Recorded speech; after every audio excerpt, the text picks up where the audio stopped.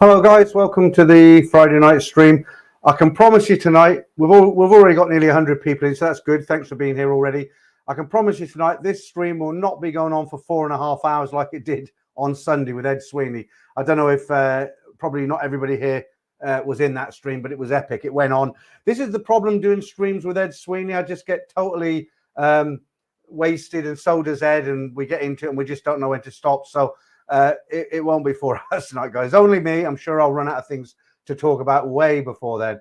Okay, right. Let me start saying hello to everybody as always. If you can hear a noise in here, I've got my, I'm in a little room in the end of the garden. I've got it all organized now. I've got a fan going because it's quite warm tonight. And that cable I had plugged into the LAN cable plugged into the computer, run up the garden. I've got it all organized now. I've got it all running around the house and pinned along the fence. So it's a permanent feature. So we should be okay. Right. Look, somebody starts off with a joke here. I've heard this a lot of times, different versions of it. Train and bus fan. Peter, a quick joke for you. A tramp was walking down the street with one shoe on, and his mate said, "Have you lost a shoe, John?" The reply was, "No, Fred, I found one." The version of that joke I heard was two Aborigines in Australia, and one had a flip-flop on, but it's an old one. Thank you for that. Right, Mazza, I never remember jokes. Martin Ryder, evening shaggers. You speak for yourself. Omar, right, I'll put that out. Look, so first we got Martin saying evening shaggers, and straight after that, Omar's put a question up there. I think we'll never get the answer to that one tonight, guys. Do you guys reckon Peter's been shagging all these years? He's been going out to Thailand while he's been married. Well, we'll never know. We'll never know. Okay, Geezers. Hi. Big shout out to Geezers in Haringey, my old stomping ground. Good to see you in. I've seen your message quite early in, and I am aware there are a lot of messages after this. I'm quite far behind already, so I'm going to whiz through them. Right, here we go. Aiden, like the jokes. Yeah, good. Pride 9. Evening mongers. Another 4 hours. Nope, definitely not. James Casey. Hi, how you doing? Shinrana, good to see you, mate, as usual. Darcy Dyer. Hi, Peter. I'm just back. Let me put that one up. I'm just back from Bangkok. I stayed in the Soy 11 area. Wow, what a cracking soy. Great bars and restaurants. Highly recommended. Funny you should say that. I watched a video the other day, another YouTuber, and he was talking about hotels in Soy 4. Then he went to Soy 11 because you've got the Ambassador Hotel down there. That's quite a good hotel, quite good value. But yeah, Soy 11 is a good soy. Quite a bit of walking there, though. Gemini Star, get ready, guys, for a special evening. Right, thank you. Yeah. Okay, Mark, good evening, Peter and team. Peter, how was the head last Saturday morning? You're joking, but it was when did we do this stream? It was Friday, wasn't it? Not Sunday. It was terrible. I was hungover until about 2 o'clock in the afternoon. Terrible. I enjoyed it on the Friday night with Ed, but oh my God, the next day took me a day to get over it. Matthew Alcorn, hi Peter. Pattaya, no good to see the guy hitting the gym. We'll talk about that. I'm sure everybody's seen that video, but I've got it here. If you haven't seen that video, I'll show you that tonight. That's the guy who got attacked in the Pattaya gym. I won't talk about it too long. We'll just touch on it. I'll give you my thoughts on it. Will catch me in the Benidorm of Thailand and many dodgy characters. Yeah, there are. Dutch Frank, hi, how you doing? Clive McLaren, F1 race, how you doing? Peter Indahat, yeah. Tom Young Guy, he's in the green room getting a massage. Yeah, more than that. Who else we've got? Let's have a look. Gemini Star, have I mentioned you? Yeah, poor guy that got hit by the dumbbell. Yeah. Let me just whiz through these. See how else. Guideline 7, how are you doing?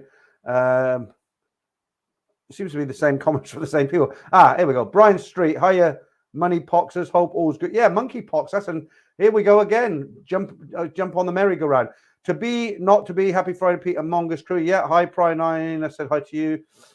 Carl Weird, is it? Hey, I'm all here. Welcome. Yeah. Dutch Frank, I said hello to you. Right, Paul Shackleton. Hello, Peter and all. It's sorted. Time off work, booked and cleared. I will be in Bangkok 7 a.m. 31st of October until 18th of November. Just going to fly in and see where I go from there. Yeah, good one. Nice one. It's not too far off, but then it is, isn't it? What we know, May, June, July, August, September. Yeah, I mean, you've got another 4 or 5 months. I'm hoping to get out there myself towards the end of July. It's the hottest part of the year, but I just want to get out there. They've got a little bit of flash flooding going on at the moment in Bangkok. That's not good. Barang, good evening to everyone. Who else we got in? Passamo. Right, someone's done a super chat there. Mitch's World Travel.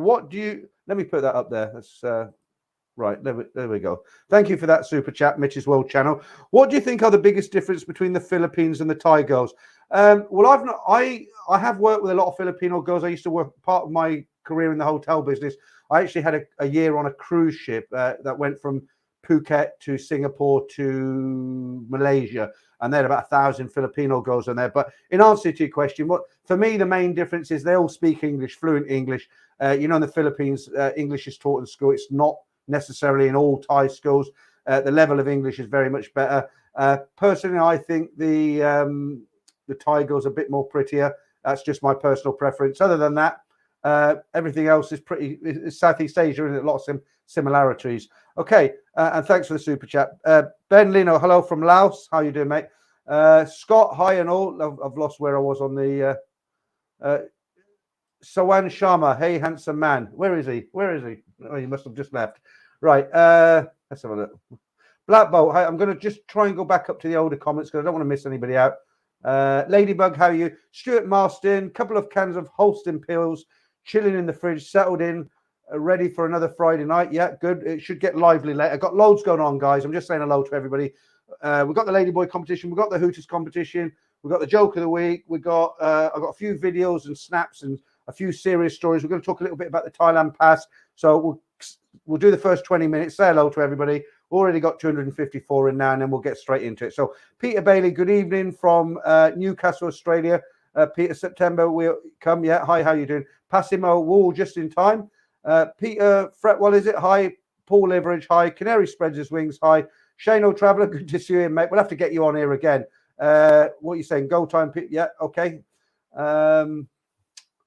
I'm always on the lookout for guests for this stream because, I'm in the UK. I'm not in Thailand. But you know what's really weird to me? I get guys write to me from Pattaya. There's guys who are actually in Pattaya now. They live in Pattaya and they watch his stream and they watch the videos and stuff. And that's kind of a bit weird to get my head around. But I'm glad they do. Gary, yeah, what I was going to say, I lost track there. So if you know of anybody interested, I might be able to get on for not an interview, just a chat like I did with Shane the other week. Or if you want to come on, let me know and I'll, we can talk about it. Paul Hoskin, the dumbbell man, I've heard you can pay money to avoid going to jail. We'll talk about it in a bit, Paul, but I just want to say I did see your comment on Brian Flowers. I was watching Brian Flowers do the story on this, and I was actually having a cup of coffee in my kitchen, and I seen your name come up. I thought, oh my good God, what's he going to come out with now? And I nearly fell off my chair because you actually came out with a sensible comment, Paul. You asked if the guy had been arrested. So it's not all bad jokes. Sean Doherty, hi Peter, good to see. Ed is off to Romania. Okay, I didn't know that because we've arranged to do, because Ed and I had such a good stream last Sunday. Maybe it's cancelled now because I do message Ed and he does get back to me, but it's always just a thumbs up or a yes or a no. It's a bit frustrating, really. But we had agreed to do a stream together the last Sunday. Just hi to Mitch World's Travel. He's just become a bronze member. Thank you, Mitch World's Travel. Hopefully we'll see you in every Friday, give you lots of mentions, but good to have you as a member. Okay, so with Ed, I talked to him and I said, look, Ed, we should do this once a week. It went down really well. People liked it. Let's do a Sunday, the last Sunday of the month. Ed was, yep, okay, we'll do it. I was going to ask him if we could start 8 o'clock instead of 9 because I've got to get for work Monday. And I haven't heard from him since. I did a thumbnail, which I sent him. I said, what do you think of this? It's like Edward Sweeney in Thailand-bound. But if he's off to Romania, I don't know when he's going. I must have missed that stream. Then I don't know. Maybe we won't be doing it. Right. Let's not try to spoil it. Right. Only in Thailand. Paul Hoskin, you need to go to Thailand. Yeah. BG. Okay. BG says, Asif Shaikh, is it? How are things in Bangladesh? All right. Canary spreads his wings, going to Budapest mid-June. Just on that subject, before I do the rest of the comments there, I'm sure I might have missed one or two along the way there. Just on, guys who have a go at me on here. I've got, if you watch the stories, I'm not going to get into it in a big way here because I explain that there's a 4-minute intro explaining this. Now, that story I did last week where I told it from memory and I said, oh, he'd watched all his videos on YouTube. And I've actually done an explanation because some guys wrote to me and said, oh, YouTube wasn't around there. You made the story up, or Skype wasn't around. And they just have they just have a go at me. Well, I've explained all that in tomorrow's story. So if you were kind of wondering about that yourself, I've got an explanation. Just watch the stories tomorrow morning, and the intro explains how I came about with that story, okay? But I get this all the time, and you know, guys like that Omar, who we'll never see again in here, just a joke of a. I mean, you know, he obviously got a chip on his shoulder, hasn't he? Right. Only in Thailand. Paul Hoskin, there is a drain plug at the back of your. All right. Right, Franco. Let's have a look. What you say? World Traveller, welcome to the members area. Yeah, absolutely. Okay, Mitch as well says, I thought I joined. Oh, well, you have now, so thank you.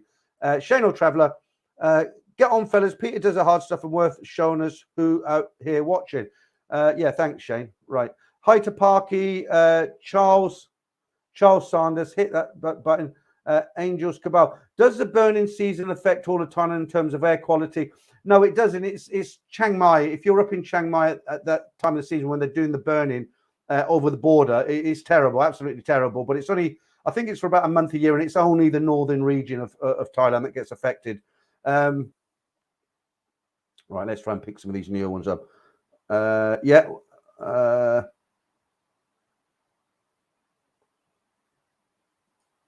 Right, tell you what, boy. Okay, won't put that one up. Right, Jason Boyle, my architecture mentor. Right, yeah. Right, only in Thailand. Paul Hoskin, you need to go to Thailand. Right, okay, so let's get rid of this and let's talk about really quickly. I'm sure you've all seen it. Let me get rid of that for a second.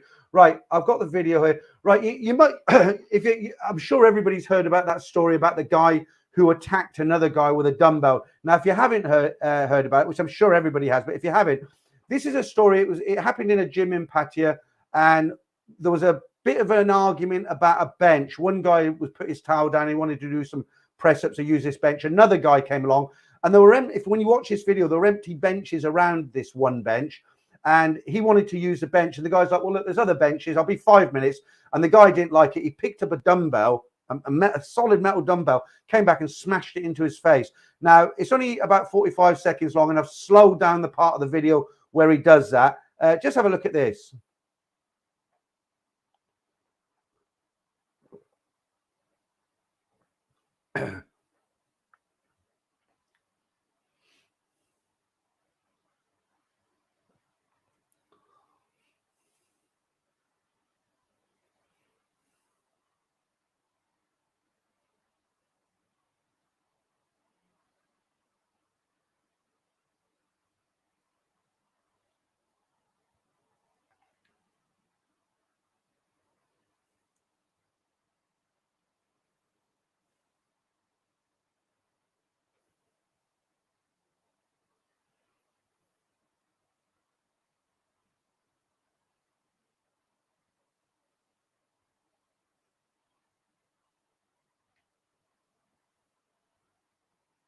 So, I mean, that's quite shocking, is it? So, I mean, personally, honestly, I'm not exaggerating here. If it was me, if it was up to me, I would have that guy, in my opinion, should be prosecuted for attempted murder. And I'm not exaggerating, because the guy picked up a solid piece of metal. Everybody's felt a dumbbell. You know, they put on the end for weightlifting. You know how heavy they are. Now, he didn't just drop it on the guy. He smashed it full force into the guy's face. He could have killed him. And I think he should be prosecuted for attempted murder.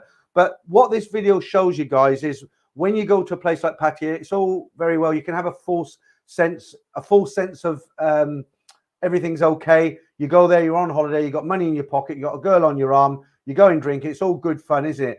But there are some strange people in Pattaya. You know, it attracts all sorts, good, the bad, and the ugly. So when you're there, just be really careful. Not only Thais, try not to get into any conflicts with foreigners as well. It's better just to walk away. You know, put your hand up and walk away and live to, breathe another day, because there are literally nutters all over the world, and Pattaya attracts its fair share. So, you know, that's awful. And like I said, I think the guy should be prosecuted for attempted murder, but he'll probably get away with it. You know, he'll probably pay his way out of it. But that's all we'll do on that story. And we'll move on now, and we'll say hello to a few more people. Damon, have I said hello to you? Damon, you're saying hi to Shane. Clarence 007, yeah, hi to you. Alan O'Connor, no, it's not the bad air travels down to Bangkok. Also, just check the news, yeah. Okay, somebody was asking me about air travel today, because the prices of air tickets are really expensive at the moment. And that kind of makes sense. A guy called Nick wrote to me about it earlier, and I said, I'm not going to read out any stories about fuel prices because everybody's aware of it. But it's not surprising, is it? When you go to buy an air ticket, it's not going to cost what it did because fuel for aircraft as well as vehicles is now double. So it comes as no surprise as air tickets are going to double. There are still deals out there, but generally it's going the wrong way, isn't it?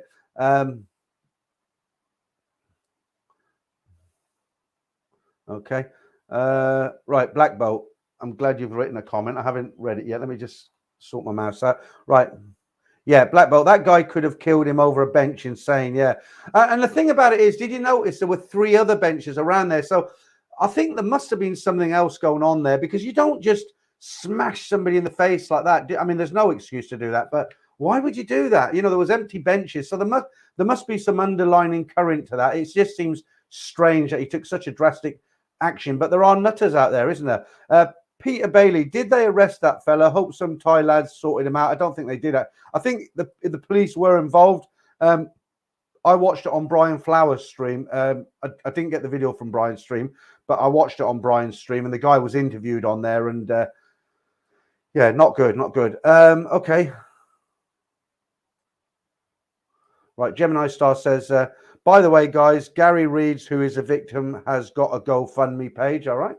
Okay. I don't know anything about that. Stephen Forex, totally premeditated. What an animal and sucker punch to boot.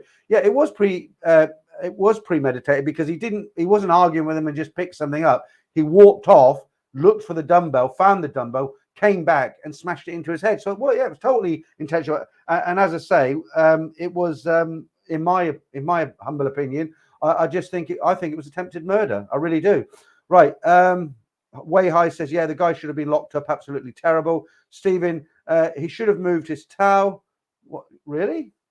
I don't know about that. Well, even if he should have, he shouldn't have done. You don't go around smashing people in the face with dumbbells, do you?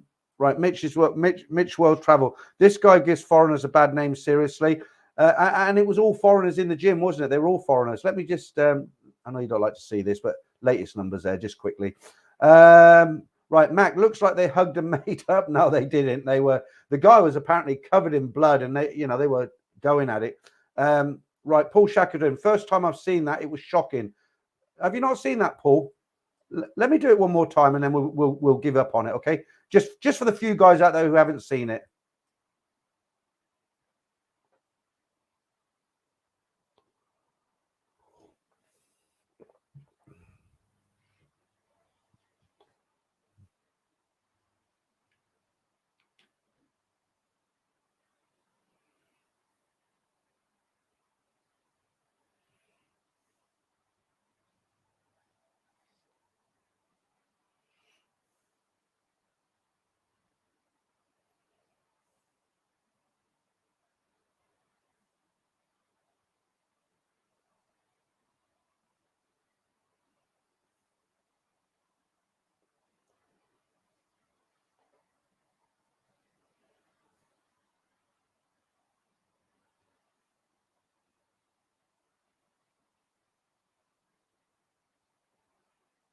Okay, guys, should we leave it at that? Should we drop it now? Because I want the stream to be fun. I've had one idiot in tonight who I've had to get rid of, and now that clip, you all know what it's all about. And I think most of us agree that the guy's just a total maniac, and he should have, he should be locked up. But let's move on now. Let's do something a bit. Prior9 says, Peter, what have you got for the mongers tonight? What have I got for the mongers tonight? Well, here's a monger ape.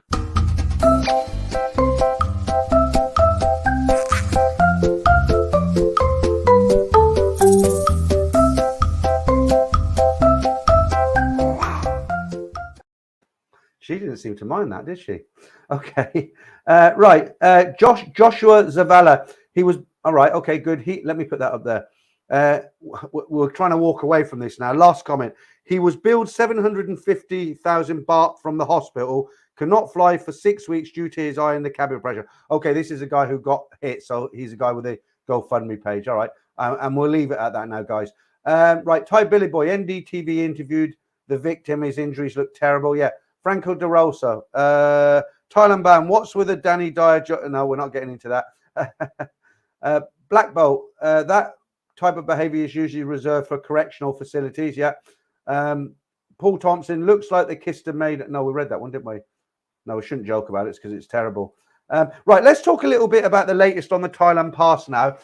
So it's a very short piece. I'll just tell you what's going on now. So they've made the decision now for the 1st of June. And unfortunately, it's only the Thais for the moment. I'll just read it out, and then it's so self-explanatory, I won't have to go on about it, okay? So the CCSA has cancelled the Thailand Pass for Thai nationals who may freely enter Thailand with just their passports from June the 1st.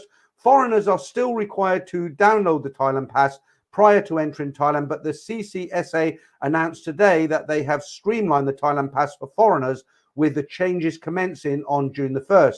And this is what the new rules are from the 1st of June. So Thailand Pass requirements, this is for vaccinated travelers. So all you'll need is your vaccine certificate, COVID-19 vaccine certificates. That's proof, basically, isn't it? Insurance covering at least $10,000 in your passport. And for those who want to go to Thailand, but they haven't got the vaccine, they don't want to be vaccinated for whatever reason, when you go, you need a negative PCR or a pro-ATK test result taken 72 hours prior to entering Thailand. COVID-19 insurance covering at least 10,000 US baht. So that's the first of that's on the 1st of June. And the Deputy Thai Health Minister has said that he expects everything to be over by the end of the year. He's just said that Thailand Deputy Health Minister says he hopes to see an end to COVID-19 by the end of the year, despite the risk of new variants. But some good news here. Bars reopening in Thailand. So this is the 1st of June, because okay, everyone will say the bars are open, but officially they're restaurants. They've got the restaurant license. But what they're saying now, not only bars just about everywhere, but only in certain zones. So it says bars reopening in Thailand, green and blue zones, only in the green and blue zones, but that practically covers everywhere you'll want to go to. So it says today the CCSA announced the official reopening of nightlife venues in both green and blue zones across the kingdom. Pubs, bars, nightclubs, massage parlors and karaoke bars are permitted to serve alcohol and open until midnight beginning June 1st. Nightlife venues in the yellow zones are not permitted to open. So basically Bangkok, Chonburi, which includes Pattaya, Chiang Mai and Phuket, they're all in the blue zone, so that they will be allowed to open until midnight. So we're starting to see a little bit of normality now, guys. This is in 1st of June. I'm thinking, by October, when a lot of guys are going out there, when the high season comes in again, I think we're pretty much going to be back to normal. Let's hope so anyway. At least we're seeing some light at the end of the tunnel now. It's not all doom and gloom like it was 6 months ago. Okay, right. I'm going to try and get away from these comments about the gym now. We all know what happened. We all agree it's terrible. We all know what should happen to the guy. We'll leave it at that. Okay, right. Franco, no, we're not going to do that. I've done that already. Black Bolt. Okay, we did yours. Let me just cool down the comments a little bit. Okay, Stephen says Spanky's is opening back up. It's going to be strange, isn't it? Because I guess in Nana Plaza, if their go-go bars are allowed to open, I'm guessing what will happen is they'll open early, 6 p.m. and midnight. That'll be it, and perhaps there'll be some fun and games. Like, oh, we're closed. Let's lock the door. Do you want another drink? That sort of thing. We'll see. Right, Kevin Sunderland. Australian Kevin, I've been to Thailand 13 times. That I haven't been there for 7 years. I don't think whatever go back that watching your video has made me realize how much I've missed Thailand. No, I mean, there's good and bad everywhere, isn't there? You've always got to look at the positive, not the negative. A lot worse things go on in the UK. Right, only in Thailand. I hope to go back to Thailand in the next few weeks if airfares are reasonable. Question, when in Thailand can I get a 30, is that where? When in Thailand can I get a 30-day visa exception at the airport instead of... no, you've got to go to immigration. The easiest way is to get an agent to do it for you. If you're going to Pattaya, there's a lot of agents in Pattaya. Just give them your passport. I think it's about 5,000 baht. They'll get you another month on there. Or you can do it yourself, but you'll have to go to an immigration office. They've got one in Pattaya. They're in Bangkok. They're hellish. You're better off just paying the money.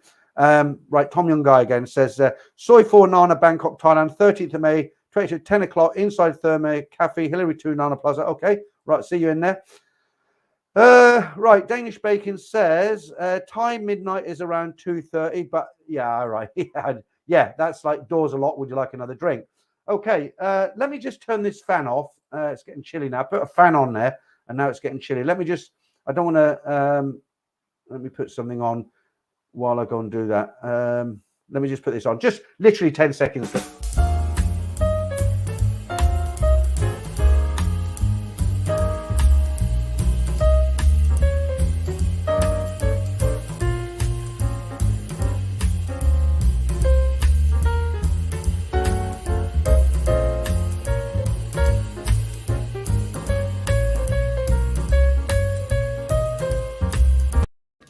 I think it was actually about 20 seconds, wasn't it?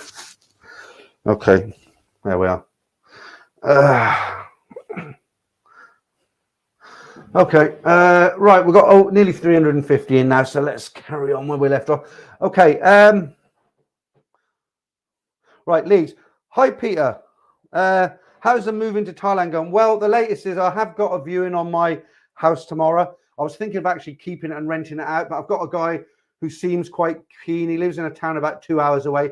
He's been made an offer. He's got an offer on his house, so he's in a, you know, he's not just put it up on the market. He's got an offer, and all of the similar houses around here, like mine, he's actually picked mine out as the one that he really wants to see over the others. So I've got him booked in tomorrow afternoon. So let's see. The problem is you never know when they come to do the viewing. You don't know, because they all say the same thing. Oh yeah, it's really nice, quiet street. I love the decoration, but you don't know until the agent calls you a few days later. But I'm thinking positive on this one. Sounds good. Yeah, Matthew, I agree with you, but I'm not going to get into this anymore. The gym story, right? Tomium guy, Peter, that's a new vid on YouTube that shows the state of things now. Okay.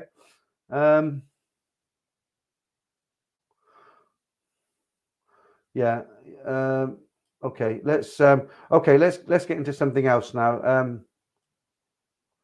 Right. Okay. Let me just read something out to you. Something that came in, and I've got a little bit of proof on this one as well. Right. So somebody wrote in and they said, right. Hi, Peter. I've never been to Thailand, but plan to visit soon. Quick question, if I may. I keep hearing about bar girls telling guys that they need money to buy medicine for their sick buffaloes. My question is this: do these sick buffaloes actually exist, or is that just another scam? Thanks very much. No, they do actually exist. I've actually got a little clip here of a Mama Sam visiting her sick buffalo. Look.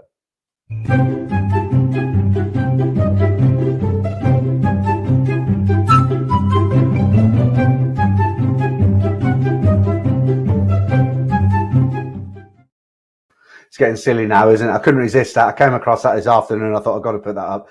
Right, D-Rock. Shane or Traveller, hello. Dutch Frank, shit, right, you're saying hi to everybody. Stephen, should I get an agent to bring my Thai wife to the US? Well, they can't. I don't think they can really do a lot to help you in Thailand. Maybe with the paperwork. Should I get an agent to bring my Thai wife to the US? Yes. Do you know what? I've never brought a Thai wife to this country, so I think I'm the wrong person to ask for that. So I'll move on if you don't mind. Carlito, I remember when you had less than 1,000 subscribers, and you were your thing about not doing this anymore. Now you have 37,500 subscribers. Congratulations, dude. Yeah, that was in the dark days, because what happened, you know, you always kind of double think things. And what happened is I was in Thailand when everything was normal when I started this, and it was going to be a travel vlog kind of YouTube channel. Then it all went tits up, didn't it? And I was running out of content, and I thought, what's the point? I can't get back to Thailand. I'll just leave it and maybe do one in the future. And then I started getting all the stories in. So that's why I carried on. Right, James, hi. Peter, have you been into Crazy House of Go Off Soy Cowboy, or anyone else? His thoughts are yes, definitely. That's the one. So you got the petrol station, haven't you? You go past the petrol station on your left. You walk around the corner, and Crazy House it's just on the left there before you actually get into Soy 4. What are my thoughts on it? Very difficult to get a seat, very crowded, probably the prettiest girls in any go-go bar you've ever seen. But yeah, I have been inside there. Black Bolt says, that buffalo looks healthy to me. Yeah, but we only seen it from the front, Black Bolt, not from the back. We don't know what's going on at the back. Paul Hoskin, can you trust a bar girl? Oh, you'll have to make the call on that, Paul, I'm afraid. I know nothing. Sick buffaloes exist. I got the girl I have a direct debit set up for to swear on my life, and she did. Really? Right, Mac. Does the insurance need to cover the entire duration of your visa? Good question. It has to definitely cover the duration of your time in Thailand. I don't think it has to. I might be wrong. I'm just guessing now. I don't think it has to cover your visa. I think it just covers the time you're in Thailand. So the dates. Let me look into that, and I'll try and answer that next week. I should know that, really, shouldn't I? Passimo, Carlito, here. I remember the quiet days of the channel, and it's an amazing journey to see it grow as it has. Pete is evolving the channel, improving the quality over time. Yeah, but the thing is, guys, I tell you what gets me down a little bit doing this. I love doing it, and I love talking with you guys. But what kind of gets me down a little bit is it's just, you'll get 1,000 guys who love it, and then you'll get 2 guys who come in and leave stupid comments, and they leave stupid comments, and it does get to you after a while. It's like a constant grind, and you're not thinking of the nice comments. You're looking at these guys constantly having a go at you, and you think, God's sake. Right, okay, let's not go that way now. Right, Andrew, I think Thailand will experience the biggest influx of foreign visitors this winter for a decade. It will be a boom time for the Thais. I don't know if I necessarily agree with that, Andrew, because a lot of people might not, they might not be in a position to be able to afford it with everything that's going on. I don't want to burst your bubble, as it were, but you'd like to think so. But the problem is right now, we're probably going into a recession. In the UK, for instance, 9%, what do they call it? We're going into bad times, aren't we? Mortgage rates are going up. It's just not a good time. And I'm sure there are a lot of guys who are retired on pensions who go out to Thailand on a limited budget. And if prices are too high, they just can't go. But certainly there'll probably be more than there normally is, that's for sure, if that makes sense. Right, James Case again. Yeah, I've been into just checking to see if we're on the same page. Yeah, okay.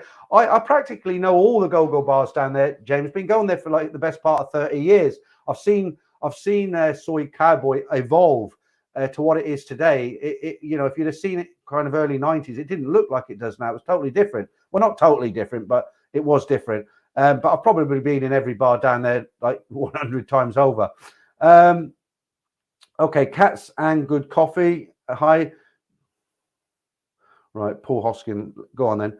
I miss my cleaning lady in Soy Cowboy. Yeah, all right. I don't know what that means. Right, Cats and Good Coffee again. Thailand-bound, a drop of coffee can ruin a nice and clean shirt. Same with trolls. A couple of them want to ruin your stream, so just ban and ignore them. Yeah, I think it was that guy who was in earlier. He's obviously got a complex about his. Well, I'm not even going to say it, but you know what it is, guys. I'm not going to give him any more airtime. Okay, Matthew, you must have just come in. No, you haven't, because I've seen your comment earlier. Is that question here? Is that gym? Not sure what the question is there. Are you asking where the gym is? It's in Pattaya. I know that much. I don't know what the name of it is, though. Scott G. Peter, the love story you told last week compared to when you told it 2 years ago, you look such more confident now. You've come a long way. Yeah, thanks for that, Scott. I am. When I started, I was a bit nervous. What it is, though, like I said earlier in the stream, if you're here earlier, I made a few mistakes, and I'm going to go into it in depth tomorrow. But what I'd actually said, because that is a true story that it happened 27 years ago, and I was telling it from memory. And when you've got the basics of a story, sometimes you have to fill in the dots. And I'd said, before he went to Thailand, he checked all the YouTube channels. He was talking to her on Skype, but of course YouTube and Skype weren't around then. So it wasn't that I was sort of fabricating the story. You just got to fill in the dots. And he was communicating with her, whether it is Skype or not, I don't know. But you've got to say something for the story, right? But I had all sorts of guys jump down my throat and have a go at me. So I explained that in full tomorrow, and hopefully that'll, it will explain to everybody, where I'm coming from. Okay, Damien, been looking for flights today, and Thai Airways is nearly 4 bags of sand for a direct flight, business class, crazy prices. Yeah, Damien, I looked last week. I think, I looked at flights to Thailand last week, and they were coming in anywhere from £900 to £1,200 on average. Okay, you can go down to Gatwick and get a scoot flight where you pay for your own sandwiches on the way and all that sort of thing. Gatwick's a no. I can't do Gatwick. It's too far. And I'm one of those guys. I like to stick with what I know. If it's not broken, why try and mend it? I've always gone either Airways or Thai Airways. I don't want to go through the Middle East and stop off for a couple of hours. And I can only compare like with like. And I think when I go in July, I'm going to be looking at probably £1,200, £1,300 for a ticket. But if I want to go, I've got to pay it, haven't I? Okay, let's have a look. Tommy Young Guy, it's called Soy Cowboy because the first guy up. Yeah, that's he's actually he was a man of color. Actually, he was an ex American Air Force I don't know. He wasn't a pilot. He was in the Air Force. He was in the Vietnam War, and he opened the second bar on Soy Cowboy, not the first. And that was around 1973 to 6, somewhere along there. And the reason he got the reason it was called Soy Cowboy is because there used to be a guy called a guy called Bernard Trink. And before the days of the internet, there was I can't remember the name of it, but there was a periodical that went round. And if you wanted to know what was going on in Thailand back in the day, you got this newspaper and you looked through, and there was a column written by Bernard Trink. It was called The Night Owl. And, you know, when you got that and you read through it, and that told you what bars were opening, what bars were having parties, what's going on. And that Night Owl column was famous. This is before technology, the internet and everything. And Bernard Trink, he's passed away now. But if you ever get a chance when you get back to Thailand, if you go to the Pat Pong Museum just opposite Foodland, there is some photographs of Bernard Trink there. And the reason Soy Cowboy got its nickname, as it were, because it's not really called Soy Cowboy. The Thais, it's got a proper name. Soy Cowboy is a kind of nickname. The reason Soy Cowboy got its nickname is because the guy you're talking about, the American airman, he used to wear a cowboy hat because it's hot and he didn't want the sun. So he always wore this cowboy hat. And Bernard Trink nicknamed him. It was all to do with that hat. So he made this nickname up. I don't know exactly the nickname, but it was Cowboy, and then Soy Cowboy came about. And of course, he left or passed on. He's dead now, actually, that guy. And that's how the name Soy Cowboy came about. So that you know now, right? I think we'll give yours a miss for a minute, Paul. Right, 20 Rothmans. Hi, I haven't talked to you tonight. Damien, for business class lunch from an EU economy, no APD. I posted here about 3 months ago, £800 from Paris to Qatar. Yeah, but the problem with that is you've got to get to Paris, haven't you? Then I'm guessing you change flights, or you change flights at Qatar. But it's a good price if it's business, really good price. Right, okay. What else? We've done that. Okay. Right. Cats and Dog says, another expat YouTuber, I will not mention name, interviewed a Western lady living in Bangkok for years. She said it's hard to find a man, and tons of her girlfriends left the country because of that. Yeah, they do have a hard time, a lot of these guys. And do you remember the lady I interviewed on here, the American lady, Katie, I think her name was? And she was quite unfortunate because her newish husband got a job in Pattaya. And well, the company he worked for in America posted him to Thailand, and his office just happened to be on the outskirts of Pattaya. So he was living in Pattaya, and of course he ended up running off with a young Thai go-go dancer, took her back to the States. And this girl Katie was kind of left single in Pattaya, and she kind of explained to me, you know, when she got over it, she'd go out with guys, and they were friends with her, and she went out with them. But they said to her straight, they said, look, Katie, we're not interested because, well, they didn't say we're not interested. What she said is they were not interested because they knew if they went into a bar, you know, they were going to get what was said on the tin. Whatever they said on the tin, you would get. They weren't interested in all the hard work of dating and will she, won't she, and all that sort of thing. And she herself told me that. Tipsy's videos. Peter, I feel so sad seeing my favorite freelancer on Facebook having a new full-time boyfriend and traveling to Sweden. I am happy for her, but thinking that she won't be there when I go back to Pattaya. Oh, come on. Good luck to her, right? You should wish her all the best. There's plenty more fish in the sea, mate, honestly. Right, you know, well done to her. Right, to be or not to be, it's a 12-hour plus flight. Yeah, okay. Okay. Right, Prior 9. Don't worry, champ. There will be plenty just the same for you. Yeah, you're talking about the last comment. Gary Russell. Hi, Peter. Going to Thailand 1st of the 11th. Well, that's quite a way off, though. November, isn't it? Paid 810 for Thai Airways, London to Bangkok. Is that economy? I'm guessing that is economy, yeah? Because I was looking this week, and it was, you know, like I say, it was anywhere between 900 and 1,200 pounds. If you know, I want to go out kind of a week after the school holidays here in the UK starts, and that's kind of a bad time to pay for a ticket because, you know, everybody with children heading out to Thailand, families and stuff, it pushes the prices up. But you know, these fuel costs are rocketing now for everybody, including the airlines. So, you know, do you know, I'm going to have it's early, isn't it? But I'm going to have a beer, I think. I'm on these from Aldi, Pilsner. You get 4 for 325. Right, let's talk among yourselves. Yeah, but the tourism numbers are well up now. I was reading last week. I think I mentioned it on the stream. Tourism's up by about 63% since they dropped the test and go. Of course, that's attractive to a lot of people now, isn't it? Because a lot of people didn't, including myself, didn't really want to run the. Although I did do it, they didn't want to run the risk of being found positive and locked in a hotel. And now that's gone. You've only got, that getting that Thailand pass now is so simple. And if you still don't want to do it, there's companies out there who will do it for you. Very small fee. I had mine done by the lady who's got her own YouTube channel. I won't take her off again, but you know who I mean. Is it me or is it very hot in here? Very hot tonight.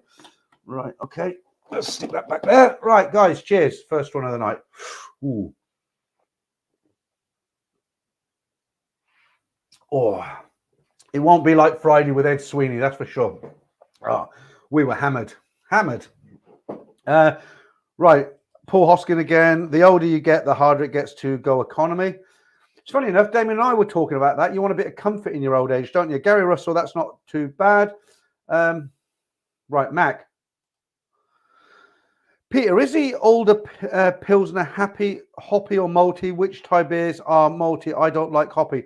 I don't really know. I mean, it's just, I just think it's quite a nice beer. I save about £11 on a case of beer. Oh, I'm going to have to give up beer. I didn't tell you about this, did I? Next week, because I put a bit of weight back on. I lost 23 kilos during last summer in preparation to go out to Thailand. Well, because we've had a gloomy winter, you need more calories here because it's cold and there's nothing to do. And you tend to snack at night. And I've been, I've put quite a bit of weight back on. I'm going to do this keto diet now. Simon, my friend in Thailand, he's on it. And you don't have to starve yourself. You just don't eat carbohydrates. I've got a cookery book on its way so I can make meals and stuff. So I'm going to give that a go. But part of the keto diet is you can't have beer. So I'm going to replace that with white wine. And we'll see how it goes. We'll give it a go. We'll see how it goes. David Craig says, business class return from London via Amsterdam or Zurich gone up to 1,900 a few months ago to 2,900 now. That's a lot of money, isn't it, just to get to Thailand? I suppose if you got it, it doesn't matter, but most people are on budgets. Yeah, absolutely. Prior 9 economy mongers. Moist Manic said, I only dated foreigners in Thailand at first since I wasn't into Thai girls, but now I met one I really like. Took 3 years, but very happy. People have said to me, because, I mean, don't forget, I'm not a young man anymore. I'm 62 and I'm separated with my wife. People said, what are you going to do when you go to Thailand? Are you going to be a monger? I don't think I'll be a monger. And I'm not going out there specifically looking for anything, but you never know, do you? I mean, there's opportunities out there that you don't get here. So we'll see. And of course, I'll keep you all up to date on it, whatever happens. You never know. She might be sitting there one day, mightn't she? And well, not here, but in Thailand. Right.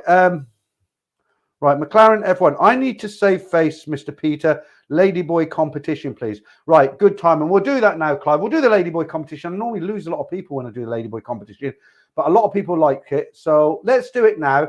I've tried to make it really easy this week. Right. Okay, let's get into it. Right. So, the competition, I'm going to put 8 pictures up. All I want to know is which one is the Ladyboy. Let's make sure I don't put the answers up first. Okay. It'll be up there for about a minute. So you've got plenty of time. Study the pictures. Let me just get the comments down to the bottom. There we go. One number. Which one is the Ladyboy?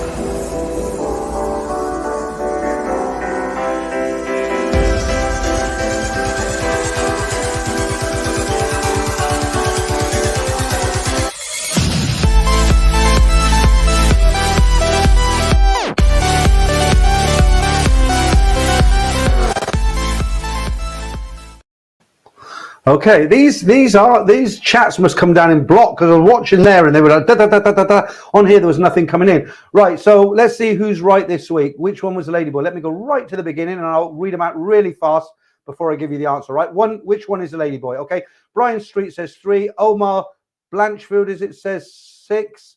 McLaren Clive says 3. Mitch World 8. Shane O'Traveller 7.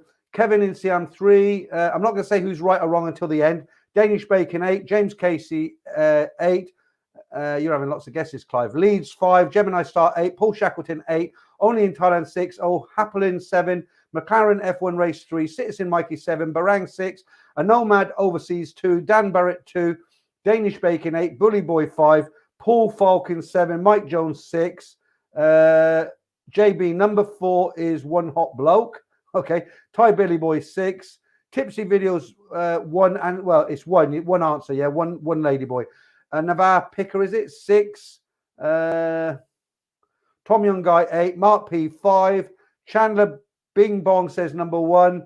I thought it'd be easy this week, guys. Gemini Star 7, Max 7, Cats and Good Coffee 7, Peter Fratwell 2, McLaren F1 Race 3, Asef says 1, Steve 777, Nino 6, Dave Lynch 6. Dagmar Singh 7, Elizabeth Barthery. Have we got a lady in tonight? Hi, Elizabeth. Good to see you in. Number 7. Mark Hanley says 8. You're going to be shocked, guys. You're going to be really surprised at this. Really surprised. We're nearly there. Okay. Elson's Balm. Is it Ellison? I always get it wrong. Elson's Balmy Armor. You know who you are. Number 6. Matthew Alcorn 8. Parky says 7. Okay, we're nearly there. Tom Charlie, show us again. I'm not going to. All right, I'll show you quickly, but I'm not going to leave it up for a minute, okay? Really, really quick. I'll leave it up for 15 seconds. Okay, which one?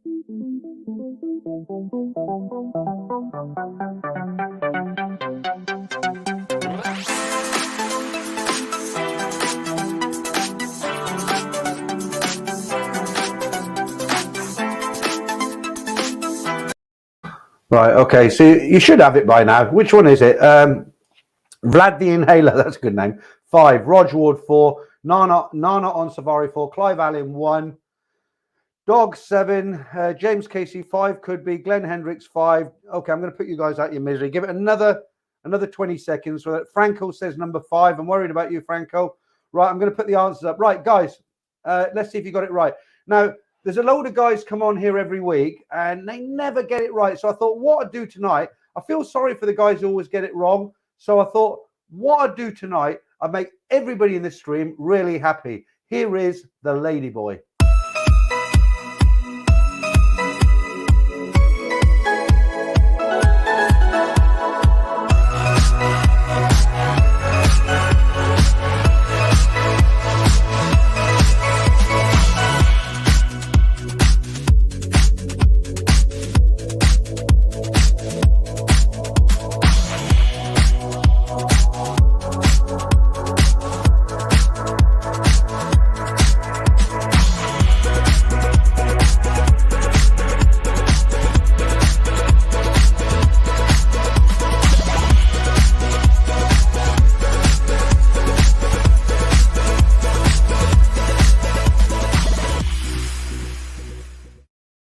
There you go. You know, you can't say I never give you anything, can you? I thought that was the one. I didn't want to waste it. I mean, I'll put my hand up. There's a few repeats tonight. I've been really busy this week, so I've had to take some old content and put it in again. And that was the one I screwed up on about 3 weeks ago, where I actually showed you the answer before I showed you the question. I thought, damn, I can't do it now. And I didn't want to waste it. And I think a lot of guys will be very happy tonight because they always get it wrong and everyone's got it right tonight. There are no losers out there tonight. All right. So I hope you enjoyed that and I hope you can forgive me for tricking you all. All right. Let's see what everyone's saying. Back to the comments here. Peter Fretwell, I'm a winner. Yeah, you certainly are. Where are we now? I've lost my place. Hang on. Right. Tilt. Okay. David Heidelberg, lookalike. Yeah. I've lost my place now. Hang on. Citizen Mikey, Prynine. Hope you got the other one for us all. Yeah.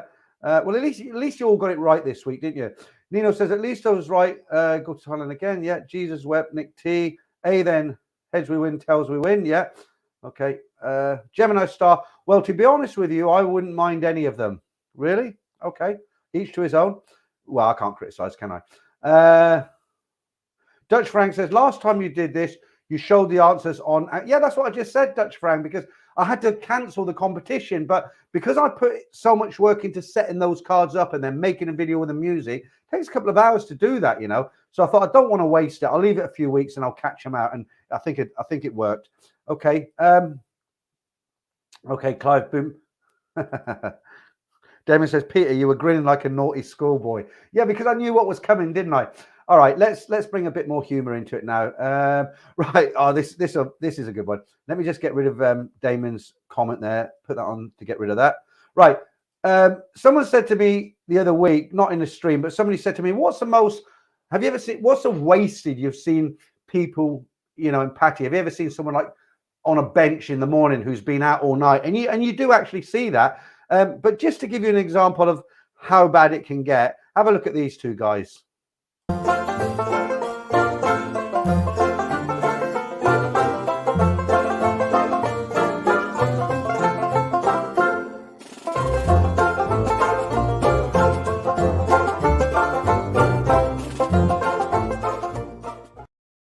I mean, that looks to me like they've been drinking all night. They've gone somewhere late and said, let's have one here. And they just can't take anymore. That's funny. Yeah, the buffalo's still sick. Right, okay. Okay, I've got to try and get past the comments here. There's conversations going on, and for some reason, the chat isn't coming out here. It's coming out on the screen that I watch it. You watch. So I'm going to have to. Let's have a look. Yeah, we're all right now. We're all right. Okay. Okay. Clive says, that's me tight about now, Peter. Laugh out loud. Yeah, well, you got it right now. You got it right, haven't you? You got it right. A nomad overseas. Maybe they'll be playing hide and seek. Okay. Right. Let's see what else has gone in the news. Here's quite an interesting story. Now, this is obviously guys in Thailand. They do have relationships with girls, serious relationships. And this is a little story where a Thai girlfriend, partner, whatever you want to call her, kind of stuck up for her foreign boyfriend. It's just a kind of quirky story I think I got this from the Examiner or somewhere like that, maybe the Tiger. It says a Thai woman is complaining about a local laundry overcharging for services on social media. Her foreign boyfriend was charged 500 baht for only 11 pieces of clothes at a laundry shop in the city. I don't know where this laundry shop is, guys. It goes on to say, on May the 15th, the woman posted in a Facebook group saying, my boyfriend bought 7 shorts, 2 short pants, and 3 pieces of underwear to a laundry shop and faced a fee of 500 baht. My boyfriend is a foreigner, but this is too expensive for a foreigner. I asked many people and they all said it was too expensive. It should be about 20 to 30 baht per piece maximum. Now, this is a Thai girl writing this, right? Here's Thai logic coming now, guys. The shop owner said, the shop owner said to me, the reason I charge him so much was because your boyfriend's got a bigger body than Thai people. So that justifies the extra charges. Many Thai people commented on the post and agreed with the woman, this is the lady who wrote the article, that the fees were much too high and her boyfriend wasn't too big as he was only 75 kilos. Some say they bought a whole basket of laundry to that shop and it only cost them 200 baht. So there you go, laundry shop ripping him off because he was too big. But nice of the girl to stick up for him, I thought. Okay, right. Is it Ivan? This question may not relate, but I met a girl on Tinder from Bangkok. We have been chatting a lot. How can I tell if she's a decent girl, not a bar girl, a good girl? Any signs I should look for? It's difficult until you meet her, but there are some questions you can ask her. You can ask her outright. You can say, what is it exactly you're looking for? And some of the freelancers they'll tell you straight. They'll say, I'm looking for money. You know, just ask her. Say, you know, what are you looking for? In a way that's not too rude, just in case she isn't like that. But it's a difficult one, isn't it?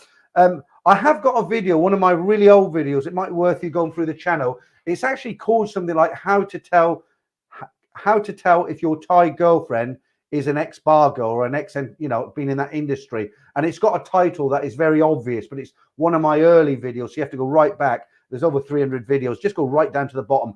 Like I say, there's 20 points in there, and it answers this question exactly what you're asking me. It answers things to look out for, like if she's got a real nice expensive mobile phone but she doesn't work. It's coming back to me now because I'm thinking about that video.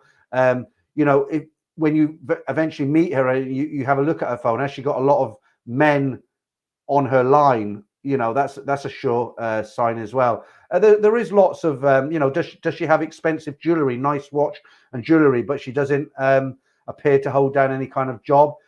Does she speak very, very good English and she's had no formal education?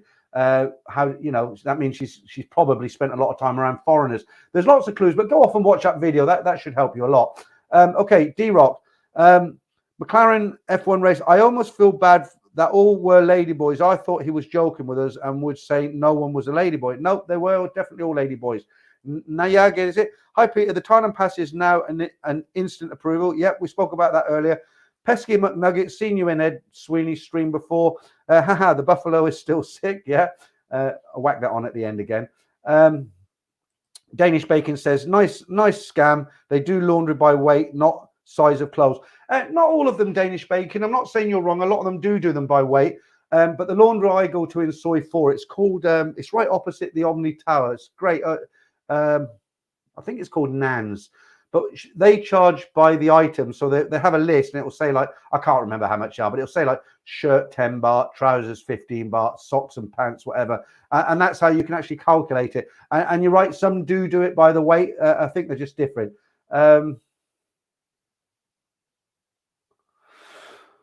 Right, yeah. Tom Young Guy says, talking about that question, how can you tell if she was a bar girl if her English is too good? Well, her English could be good if she's formally educated, couldn't it? But not if she's never been to school before. There's lots of signs, actually. Go off and watch that video, 20 points. How will I know if my Thai girlfriend was a bar girl? Taxi Talal says, if she's still chatting you at 2 a.m. Thai time online, she's likely a bar girl. Yeah, good point. But if it's 2 o'clock in the morning in Thailand, say they do get up very early, the Thai people in general, they'll get up 4, 5, 6 in the morning. But if it's between sort of like 2 o'clock in the morning, 3 o'clock in the morning, and she's texting you, then she probably is a bar girl, because normal Thais are asleep at that time. Frankel says, Mitch as well wants to know about the 3-day rule. Can you explain to him? Everybody knows about the 3-day rule. Mainly what it means, it's kind of a half joking, half serious. And what people say, look, if you don't want to be scammed by bar girls, you don't want to be caught out, but you want to have fun, maybe you want to have a holiday girlfriend, go there.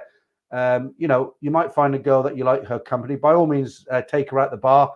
If you like her, maybe 1 or 2 days, fine. But once you get to day 3, that's it. You should walk away, because that's a 3-day rule. Because once more than 3 days goes, then feelings can come into it, and then by day 5, you just can't not see her again. And so it's called the 3-day rule. So in other words, just don't go more than 3 days if you don't want to get hooked. Clive says, Peter, I'm pretty sure my wife knew Pattaya too much. We have been married 6 years now, and I know she hasn't lived there at least 20 years. Okay, a little bit cryptic there. I might go back to that one. Smiley McGee, Spanky's Laundry on Soy 4. Yeah, it's not Spanky's Laundry. I think it's a woman's name, something like Nan, N-A-N, Nan's Laundry. Really nice old lady runs it. John Hobson, waitress maybe, but PT work elsewhere. Yeah. A lot of girls, I don't want to be sort of like derogatory to Thai girls, but there are a lot of girls, especially in a place like Pattaya, who moonlight. They do extra activities, if that makes sense. If you ever go to Therme Cafe on Sukhumvit, it used to be an all-night place. I think it closed at 2 now. You get a lot of girls in there who hold down regular jobs, even university students. They just don't have enough to, they haven't budgeted enough, or their parents haven't given them enough, for all their school and accommodation, everything. Of course, it's more expensive than what they probably thought it would be. And they want to make extra money. So they'll go to unit, just not everybody, a few, I don't want to give a bad name to Thai ladies, but, you'll get shop workers who want to boost their income. They want their latest phone, and they'll do maybe 2 or 3 nights a month, but they're not really in that game, if that makes sense. Okay. Right. Cats and good coffee. Right. Thailand-bound, now that you are going to be single again, remember that women always put men in one of 3 buckets: lower, provider, friend. Choose wisely which one of their... Yeah, I'm not going out there to actually look for women. It's not, I just need to... I haven't got mice in here. I just heard something.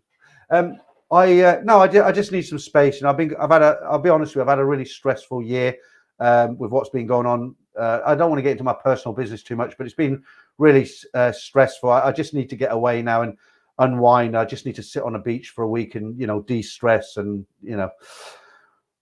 right. John Hobson, just take time, see how it goes. Try to be calm. Yeah, good advice.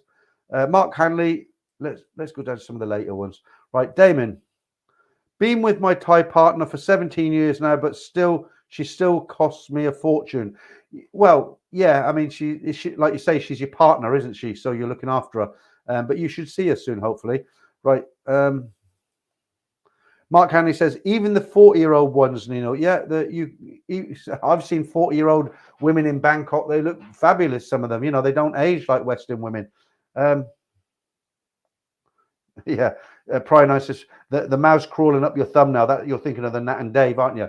Right, okay, let's, how long have we been going now? An hour and 4 minutes. Let's do something else. Done that.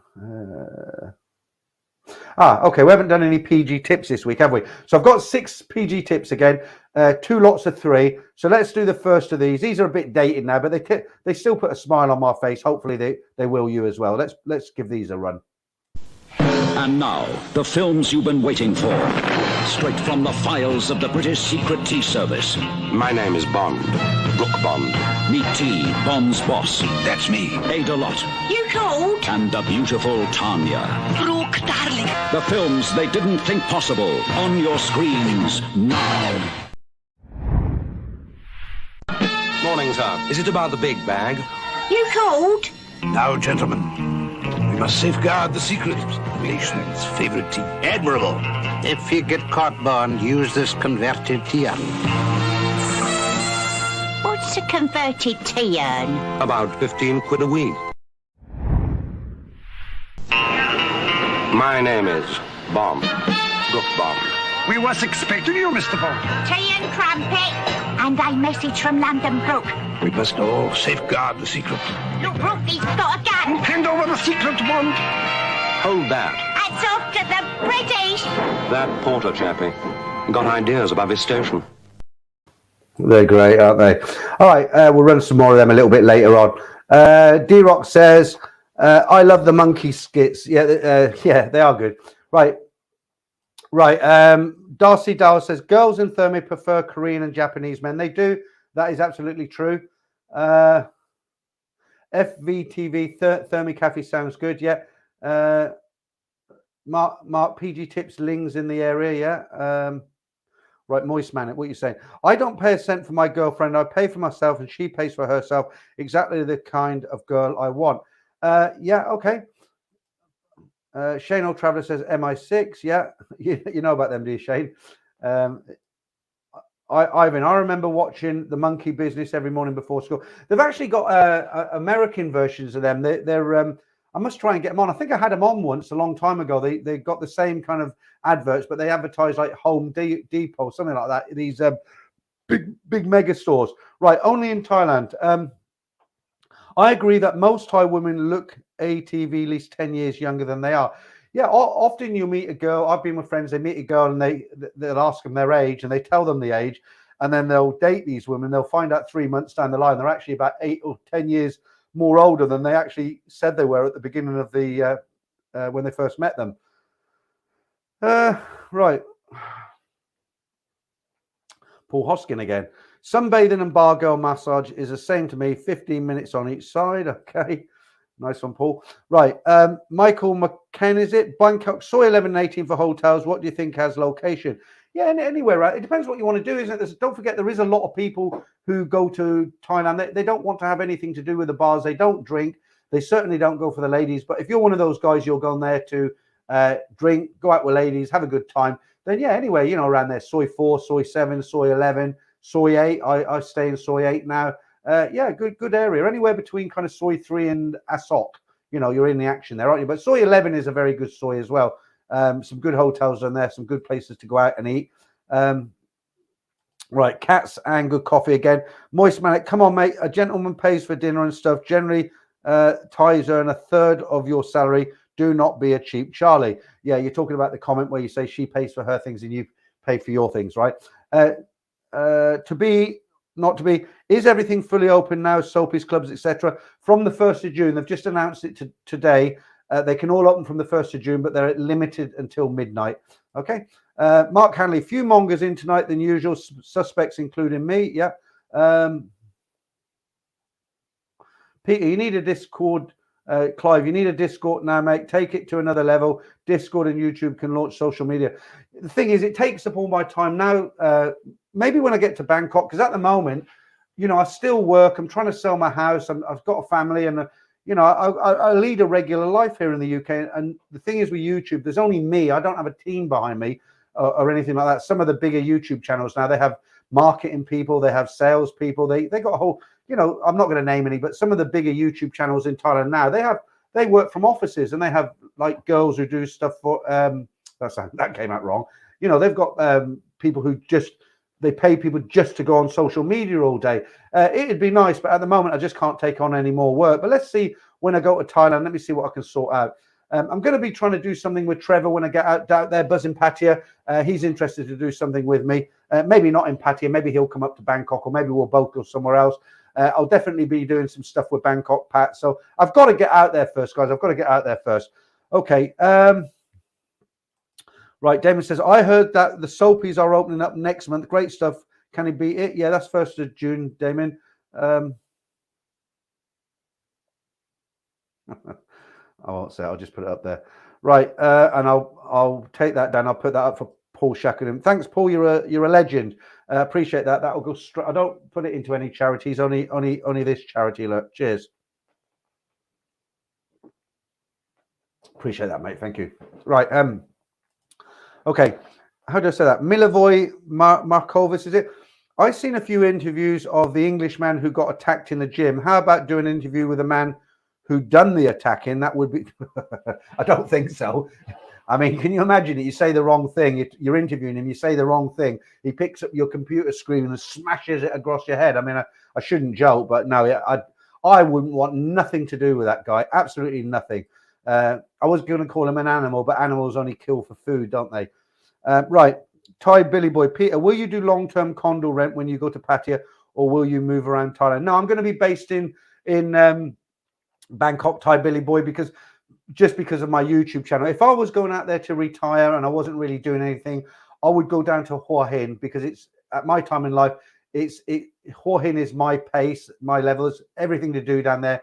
But it's not like Pattaya. Pattaya gets on my nerves a little bit because of things like what we read today. And but I've got to base myself in Bangkok, because I'll be doing a lot of work on YouTube, and you know, Bangkok is the capital, isn't it? I'm not looking forward to the bad air, because it's very bad air in Bangkok. But okay, Shane Old Traveller says buzzing sound. Oh, buzzing bound. Okay, you got me worried there, Shane. I thought, here we go again. Technical problems. I thought you can hear buzzing coming through, but I've got it. I got it. Okay. Paul Shackleton says, time for a Highland Earl, Peter. A Highland Earl. What's that, a whiskey? I might have one later on. Right. Stephen Forex says, Discord is simple enough. Just don't have 1,000, 10,000 room.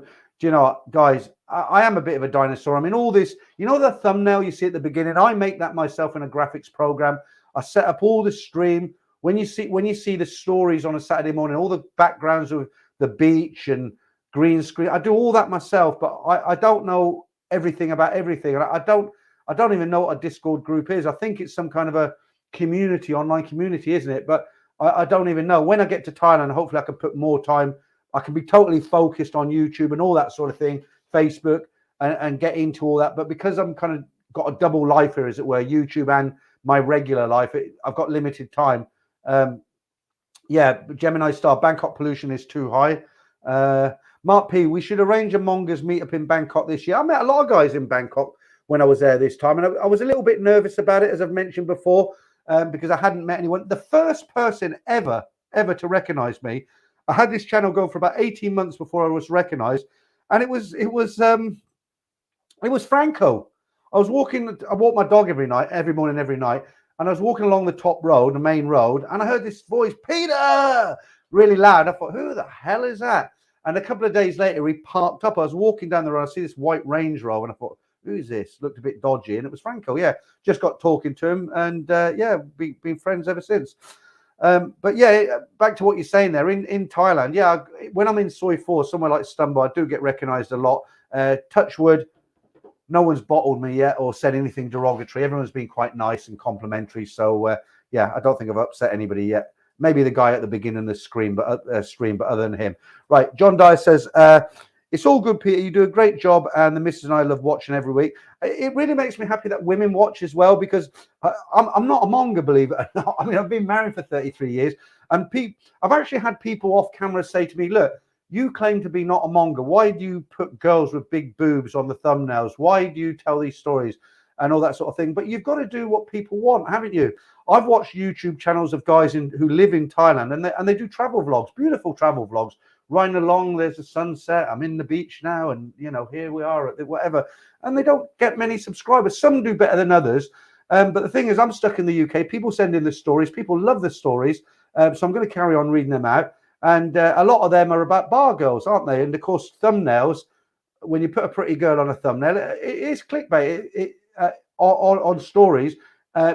Not particularly on the live streams, but you've got to do what people want. And I just by accident, I seem to have funneled myself into the kind of monger corridor where every door opens to a monger. So I've got to, it's not so bad. It's not so bad, is it? I try to be polite. Right, right. Cats and good coffee. Thailand-bound. Are you sad about the death of Vangelis? That's the the composer, wasn't it? I am. He made so many great soundtracks. Blade Runner, 1492, Conquest of Paradise, and good albums. Ex-China, rest in peace, Vangelis. Yeah, absolutely. Am I sad? No, I'm not sad, because I didn't know him. Did I respect him for what he could do, his talents? Yes, absolutely. Of course I did. Chariots of Fire, his biggest ones. You didn't mention that there, but that was his biggest track. A very talented man. He's died. He's left a legacy. Those songs will be around forever. So, as you say, rest in peace and total respect. Okay, Tom Young Guy. Eddie's down playing mongering lately, and a lot of the guys aren't having it. Okay, I can't. I'm kind of friends with Ed, so I can't really say too much. I think with Ed watching his stream, he's got his new channel. I'll advertise it for him here. It's called sorry, I'll advertise. I can't remember the name of it. Steady Eddie Live. He's got a totally different channel that he wants to do late night live talk like this, but just talking about everything. And I think he's kind of changing the way he's going now. But that's his business, isn't it? It's his show, as they say. He can do what he wants. We all do what we want. And if he wants to go that way, it's up to him. Right, Mark Hanley, Peter, a monger is waiting. It's not Alcoholics Anonymous. Just say I'm a monger and I hope to monger on. All right. Right, Angels Cabell. Can you switch to clickbait backgrounds, please? All right, let's get a clickbait background on. I haven't got a new one. I'll have to put an old one on. Okay. I had this one last week, so this is the best I can do for now. There we go. How's that? These girls actually work in Soi 4, in Hooters in Soi 4. How do I know that? Because I've spoken with the girl, no, that's the wrong way. This girl here, I've actually spoken with her.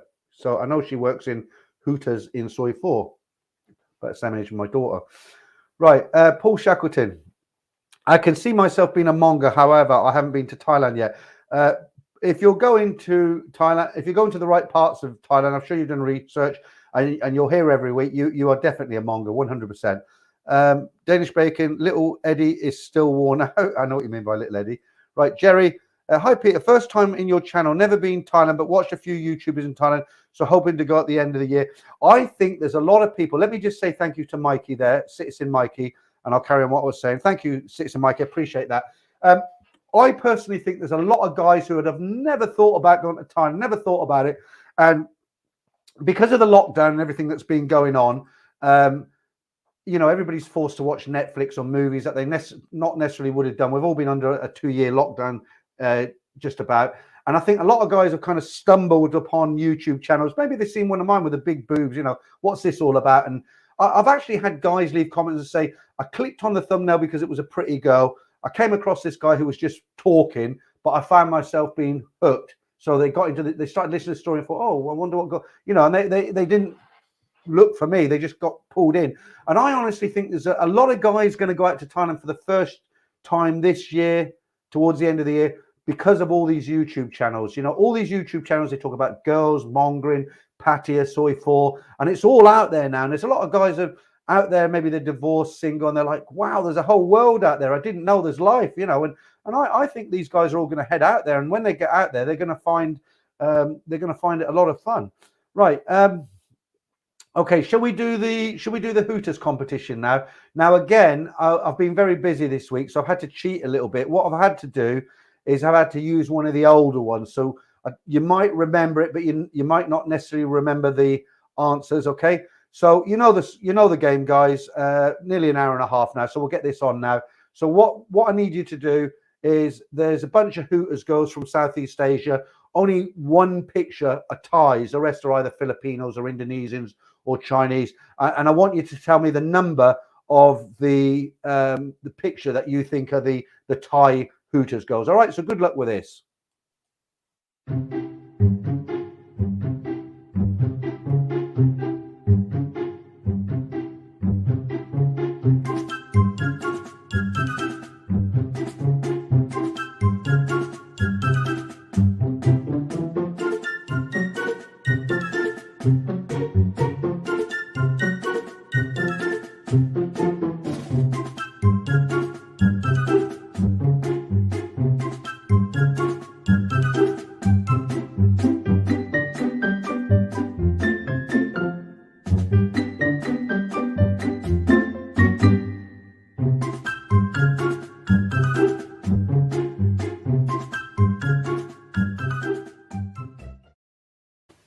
Okay, I don't actually know which one it is. I'll have to wait till the answers come up. But let's see how you got on. I won't be able to tell you if you're right or wrong.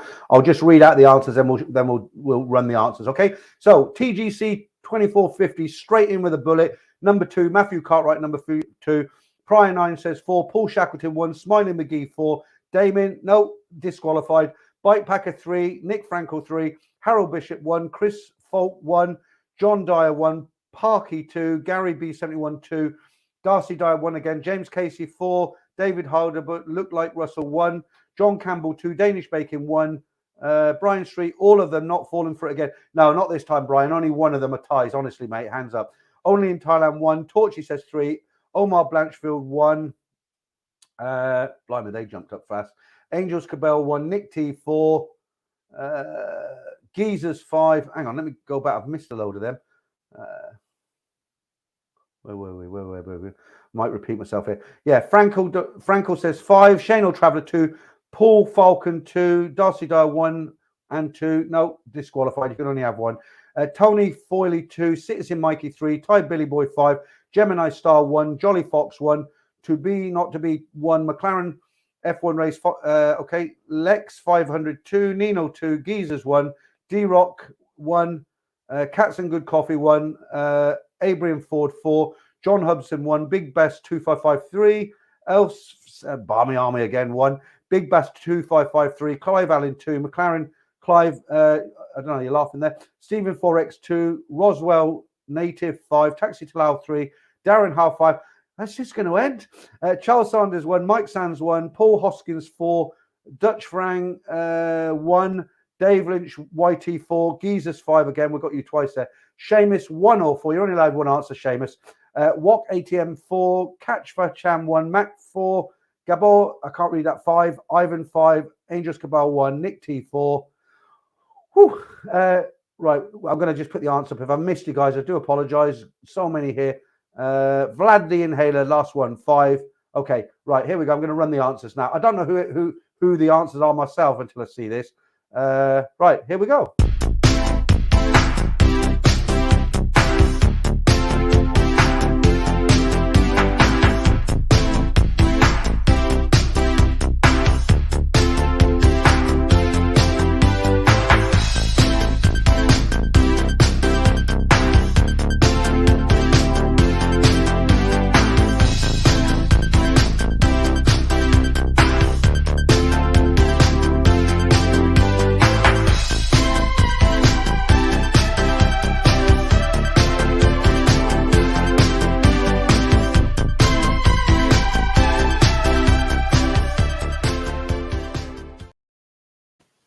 Yeah, number 4 was a bit difficult. They were actually from Mexico. I was, when I get those pictures, I do try and trip you up. I try and get the ones that look a little bit Thai, and the Thais I try and get the ones that don't look too much Thai. But if you got that right, well done to you. Okay, nearly an hour and a half now, guys. I'll do a couple more bits and pieces. Let's have a look. Where are we?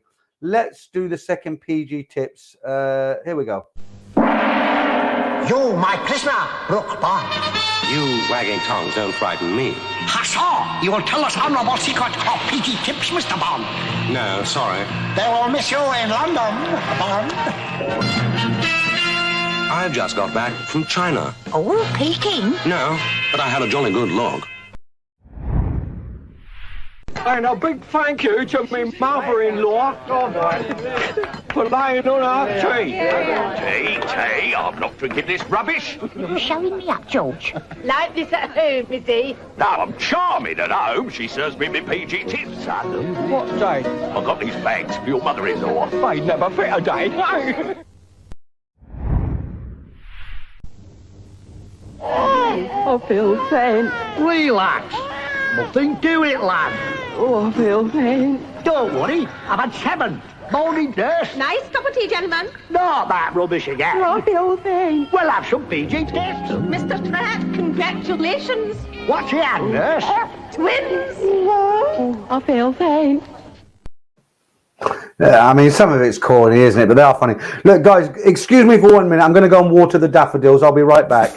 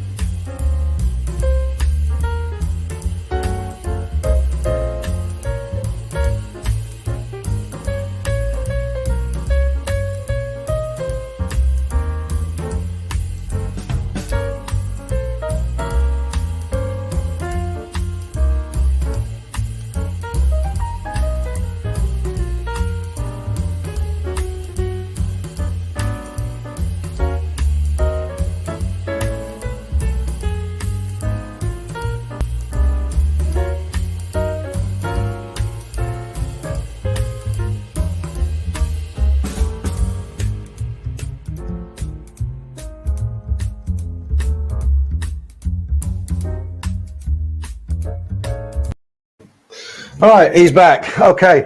It's quite warm tonight. I don't know about what in your neck of the woods where you are, but it is here. Right, just tuck all this in. Right, what have I missed? Right, Matthew Cartwright says, get on the whiskey, Peter. No, it's not going to be another four-hour one like it was last week with Ed Sweeney. God, we were wasted again. Do you know, I'm really afraid to do a live stream with Ed Sweeney now because the first one we did, it went on for 5 hours. And when I invited Ed to do the one that we did last Friday, Ed says, yeah, I'll come on, Peter, but no 4-hour streams, okay? And I says, no, 2 hours max, Ed. I've got to get up in the morning. And that's what we settled on. And another 4 hours and totally wrecked. Okay. Damien, hope his neighbours aren't watching. No, they're all asleep now. They're all old around me. Would these kind of ads nowadays being considered racist? What, the monkey adverts? Yeah, maybe. I mean, it's all political correctness now. You know, you're afraid to open your mouth these days. It's like the guy at the beginning. You know, I was explaining about how the Thais, how they express themselves with other races around the world, and of course he got all upset, didn't he? And I didn't say anything racist, but nowadays you've got to be so politically correct, and you've really got to think about what you say. You can't say anything that could offend anybody. And yeah, you're right. Those monkey adverts could be considered racist, couldn't you? You know, you've got the stereotype Tanya with a Russian accent. You know, I mean, it's ridiculous, but you know, what can you do? Right, D-Rock 7977. Peter, will you do some interviews in Thailand? I like your style on interviews, a bit different. Yeah, definitely. I don't want to be another. Who's the Irish guy out there? That's all he does. He just does interviews, doesn't he? Unless I've missed his other stuff. I don't want to just do interviews. I want to have a good mix. I've got a video coming out on Sunday that's quite interesting. You know Michael, the American guy from he went to Ukraine lately. I've had a few interviews with him on dating apps and the Thailand Pass and stuff like that. Well, I've just done another interview with Michael, and it's about setting up a business in Thailand. It's not like how do you set up a business in Thailand, but it's a kind of pitfalls, do's, don'ts, positive, negatives. So if you're going out to Thailand and you want to expand your business, or you're thinking about going out to open a bar or a restaurant, or you're just going out there to do a business, Michael gives a lot of, because he's got a large company. He manufactures motorcycle apparel, and he goes all over the Southeast Asia. The Koreans are involved. He goes to Vietnam, Cambodia, but he spends a lot of time in Thailand, and I ask him questions. It's a 40-minute interview. I'm going to release that on Sunday. It's up there for the silver and gold members now, so you can watch it if you're a silver and gold member. It's there now. Tomorrow the stories will be out. I'll be reading the stories again because I got so much flack last week, because I did the story from memory. Some people wrote in and said, yeah, I like the way you just kind of told the story, but I missed a lot of the details because I'm doing it from memory. It was 27 years ago. I tripped up. I made some mistakes. I said some things that didn't quite fit in, which I explained tomorrow in tomorrow's story in the intro. But I got so much stick that I thought, you know what? I'm just going to read them from now on, because I'm just reading what other people write, and people can't come on and attack me for something I've missed out if I'm just reading it, which is a great shame. But you get people out there, they're not happy until they're having a go at you. You'll never get rid of that. Okay, right. Mark Handley, love shirt you have on in that pic, Hoskins. Okay, Mark Hoskins. Okay, I'm not sure what you mean there. Right. Christopher Doyle says polish off the Hennessy. Do you know we've still got over 300 in 300. We had over 400 in early, but some people work on a Saturday. I'll be honest with you guys. When I was sitting here, because I turned the fan off, the door was closed, I was starting to feel quite because there's no windows in here. I was starting to feel quite what's the word I'm looking for? I was getting really hot and feeling a bit uncomfortable, and I thought I'm going to end this soon. And I went out to the toilet. I put this fan on now. I've left the door up, and I actually feel okay now, and I'm kind of revitalized. So with that, I might just have a small nip here, just to. I don't want you to think I'm a prude. So let's pour that in there. And I'm not going to be one of these guys who does a live stream and just starts talking about nothing and gets pissed every night, every weekend. But I will do this and say, cheers. Oh, that's strong. Right. Oh, let's have another one. Do you know you can't do that in Thailand? If you do that in Thailand on a public forum, it's actually illegal in Thailand to drink like that. Strange. Okay. Answer to your question. Let's get back to this question. Were you doing interviews? Yeah, I will, but I'm not going to do interviews just for the sake of it. So if somebody says, "Oh, you can interview me," I'm not going to just interview anybody and put them up. They've got to be interesting people, haven't they? If I meet a bar girl who, I'm going to say this the right way now. When I lived in Thailand, I had bar girls who were friends, right? My wife knew them, that she'd talk to them, and they open up more when you're a friend, when you're in a kind of, when they know you're not playing games with them, they've got no chance that you're ever going to bar find them, and you become kind of friends with them. How I became friends with them, I used to go into my friend had a big bar in Nana Plaza, and I used to go in and drink with him, and after a while they knew I wasn't going with them, but they can become friends with you in the bar. And if I could get a bar girl to look, let me just, I'm not going to go off subject here, but I just got to say hi to Citizen Mikey, new member. Thanks, Mikey. Welcome. Good to have you in as a member. If I, for instance, I'm getting tongue-tied here. Let me say it in a straight way. Right, if I meet a Thai bar girl who speaks pretty good English, and I think she's going to be honest with me, and she lets me interview her, even if she won't show her face, maybe she'll wear a cat mask or something, and she tells me her journey in life from when she started in her life in Isan, where she went first when she first came to Bangkok, how she progressed through everything to where she is today, if she's maybe 40. I think that would be a great interview. That would be a really good interview because it's interesting, isn't it? And you've got to interview interesting people. If you just take anybody off the street and interview them just for the sake of making a video, then it can be potentially damaging to the channel. So I will, in answer to your question, I will be doing interviews. I will carry on with the stories, and I will try and do some work with some other people. But what I will not do is I will not go down to Pattaya and walk along with a selfie stick because there's so many people doing it. No offense to them. Good luck to them. But it's the last thing Pattaya needs is another YouTuber making videos about Pattaya. There's a few guys down there have got it pretty tied up. There's probably 3 channels I could name that are doing it very, very well. And there's a bunch down there who are sort of amateurs. But I've met most of the guys down there who are doing it well.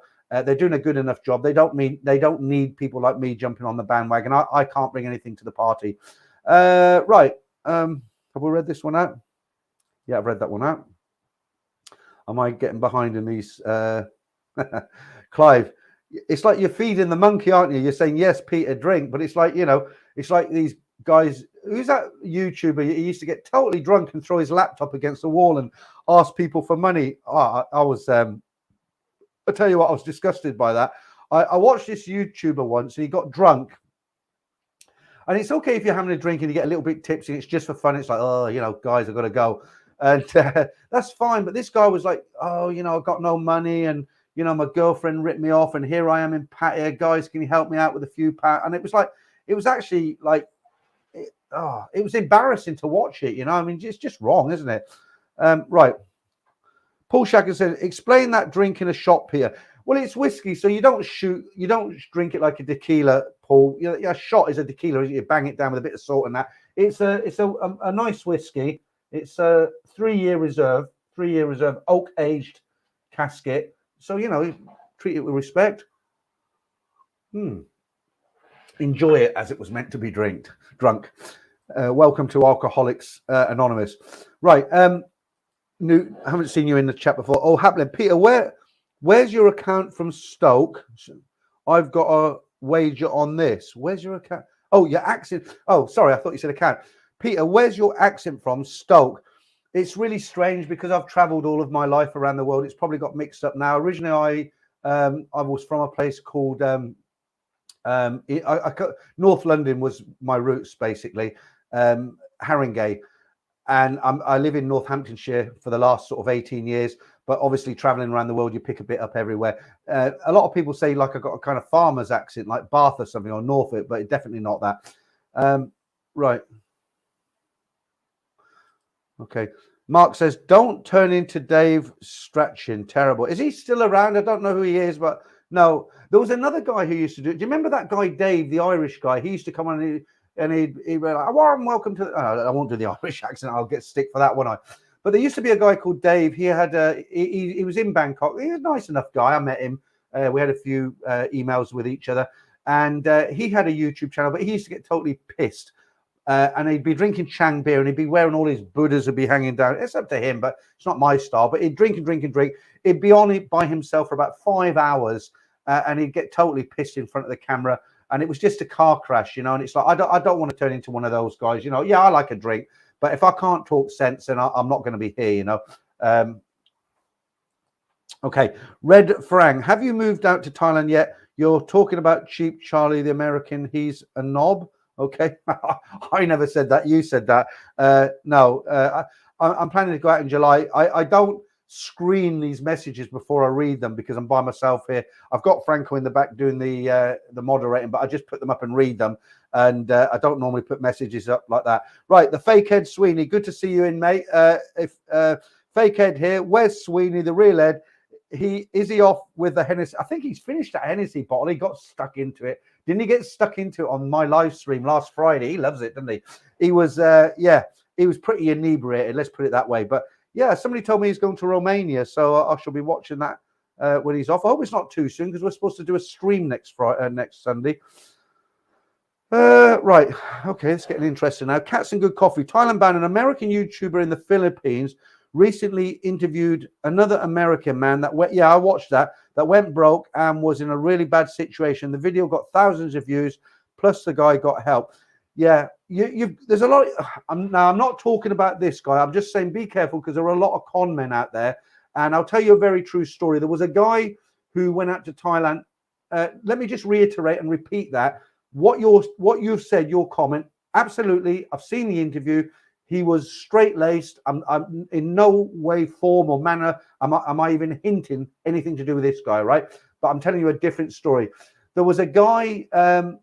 He went out to Thailand. He had a Thai girlfriend. He was working, but he got into the bar. He had a good job. He was actually employed by a Thai company. They were a Thai company, and I can't remember exactly what they did, but he didn't speak any Thai. But he was this guy had a speciality that fitted into the Thai company. They hired him because they didn't bring him out as an expat. He was just in Thailand. They were like, well, if you want to come and work for us, we'll give you 50,000 baht a month as a full-time employer. And at the time, he didn't have a lot going on. And he thought, yeah, I can get by on 50,000. I can live well. And But what happened with him, he was very good at his job. He went to work for the Thai company, but he started dating a Thai bar girl. And of course, all the regular Thai people in that factory where he was working, his regular job, they looked down on him. They lost all respect because he was a kind of a manager. So you had the Thai owners and then this foreign guy who was a kind of a manager who had a load of Thai staff under him with a Thai translator. And because he was with it, I know it's a bit kind of, people can say, well, that's very, what's the word I'm looking for?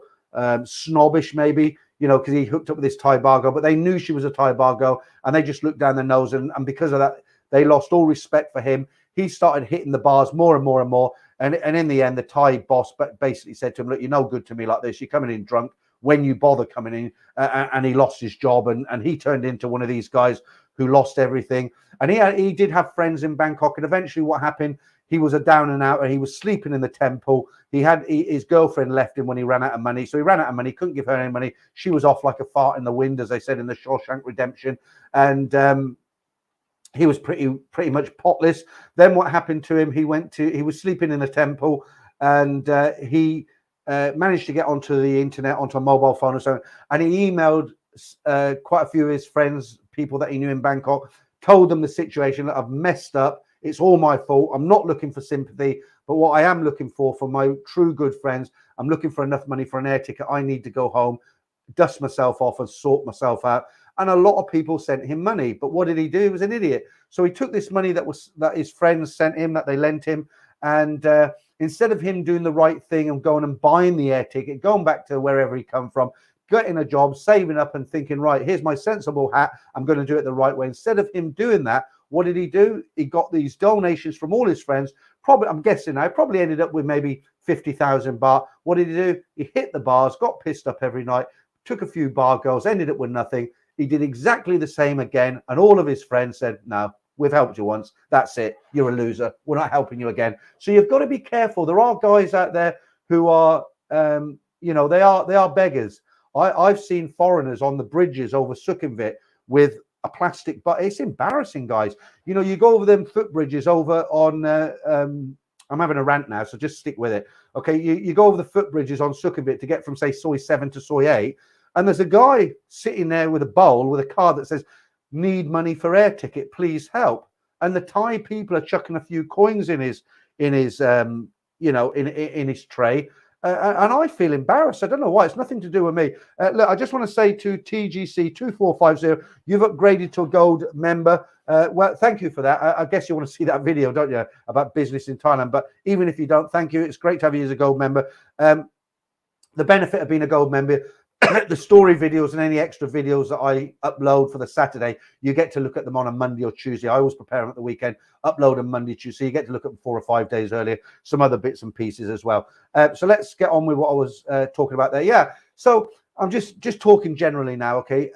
So yeah, you've got to be careful because there are these kind of people. I knew a guy in Pattaya who, he was a professional beggar. He was a German guy. I'm not being derogatory to Germans. He just happened to come from Germany, okay? And what he used to do, he used to approach tourists on Walking Street. Cheers. And what he'd do, he'd been there for years. He lived with a Thai girl, and he could spot the tourists who hadn't been there before, couples, you know, people who looked like, you know, they didn't really know the score. And what he'd do, he'd go out onto Walking Street every night, and he'd approach foreigners, couples, maybe guys who are a bit drunk, and he'd say, look, can you just give me a minute of your time? Look, I don't normally do this, and this is I'm just like ad-libbing it, but this is what I'm thinking he's saying. I don't normally do this. It's very embarrassing, but I lost my passport. A Thai girl robbed my wallet. She took it out of my pocket. I've got nothing. I've got to get to Bangkok tomorrow to go to the Thai embassy. I've got to get another passport. I've got to get emergency help from my embassy. I'm stuck here in Pattaya. I don't have a penny to my name. I'm here on holiday. I don't know anybody. I'm desperate. You know, I'm just asking your good nature, please, could you help me out with a couple of $100 baht? That's all I'm asking. I don't need big money. Okay, look, these guys are on holiday. It all sounds genuine. Here's a guy. He's lost his passport. He's desperate, okay? He needs to get to Bangkok to his embassy. What would you do if you were in that situation? You'd probably do the same, wouldn't you? What do you do? 200 baht, 300 baht, no problem, mate. All the best. Good luck to you. Hope you get home all right. And he did that for a living. And he'd make, you imagine, if he did that for 4 or 5 hours and 20 people give him 200-300 baht, he's got a nice living, hasn't he? He's got a nice living in Pattaya. But he got found out and he got deported in the end. You know, the honeymoon doesn't last forever, as they say. Okay, so let's. It's like it's like one of these story channels now, isn't it? Let's talk and see what you guys say. Right, hey then. Rant on, Peter. Let's have a bit of support there. Rant on, Peter. I've seen that guy on the bridge asking for handout. Well, unfortunately, it's not just that guy. There's several guys who have done it. It's full of You know, the thing is, let me just finish off now with this. The thing is, with a place especially like Pattaya, when you go there with money in your pocket, it is a paradise, okay? What haven't you got? You've got beautiful ladies. You've got a beach. You've got great weather. You've got every delicious food under the sun. People are, you know, they're bending over backwards to do that. Came out wrong, but you know what I mean.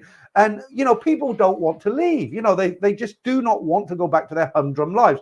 Now, the sensible people will go home, they'll run their businesses, they'll do their job, they'll save up their holiday money, they'll go out there, they'll have a great time.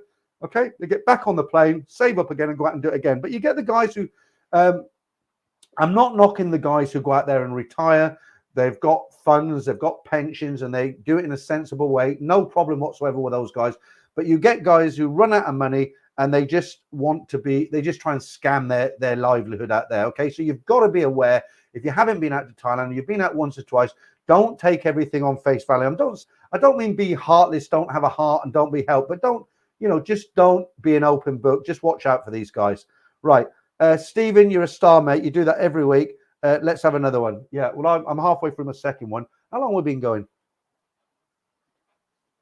Like I say, when I did the last set of whatever we done, the Hooters, I got really hot and there's no air in here. I'm good now. I'm good to go. I got really hot and I was getting really kind of like feeling like I was going to faint. And beads of sweat were coming. I got up and went to the toilet. I put this fan on. I feel good now, so I'm all right. But I was really nearly ready to knock it on the head. Right. Okay, then I haven't seen you in before. Tell you what, boy, if you're the type of person that doesn't mind helping other people, you have to accept that you will be taken advantage of you. Do you know what? Funny you should say that, because I had a conversation with a foreigner who lives in England and they haven't been here that long, and I've been kind of schooling them on. Hang on, let me just see what that says. Was the German beggar guy the bloke with the massive fat legs? I think I remember reading about. Yes, he was. He was. You're absolutely right. Yeah, I was speaking. I won't say where they're from, but I was speaking with somebody, a foreigner here, who I was kind of schooling on. I just happened to bump into this person who I met through a friend, and we were talking about. I had a coffee, and we were talking about England, and they didn't really know what English people were like and all the rest of it. And one thing I said to them, I said, look, what you've got to understand about English people, and most of them are pretty okay, but you know, the problem is not only in England. If you show weakness nowadays, people can take advantage of you. So yeah, you can be helpful, you can be kind, you can be all those things, but don't let people walk over you. I was just trying to warn her that not everybody is. You can't take everybody on face value. You know what I mean? I sound like I'm being really negative now, guy, but I just hate seeing people get scammed. You know, I really hate it. You know, we work hard for our money, don't we? And I just hate to see people get robbed. Right, Brian Street, put some ice in your drink if it's warm. No, it's like the drink's all right because I got this, Brian. I'm organised, mate. Look. Yeah. Do you know why I got that? Because what used to happen, I can normally get through a stream without using the toilet now, but I used to get up to go for a beer and I'd come back and I lost 50 people at the stream. So I had to do a bit of radical thinking outside. I thought outside the box and I came back with the box. Right. Okay, that was a bit corny, but let's plod on. Mark Hanley, probably robbed 20 seconds in Thailand, brother. Okay. The cans are a better deal than bottles. And I use pint glass anyway. Yeah, and the bottles, they're heavier, aren't they? Right. Paul Shackleton. Is that? I know you've done it twice, haven't you, Paul? Paul, super sticker. Thank you, Paul. That's very kind of you. I don't know why you guys put up with me sometimes drinking away. Let me finish this one off. Look, I'm very relaxed now. I felt like I was going to. I can't think of the word. I was. It doesn't matter. Right, what we'll do, I'm not going anywhere, but we'll have an interlude and do this again. Let's do this. Hang on, I've just got to take that. If I can't get the, what do you call it off? Let me get that chat off, put that one on to get that one off. Go back to there. Let's do this.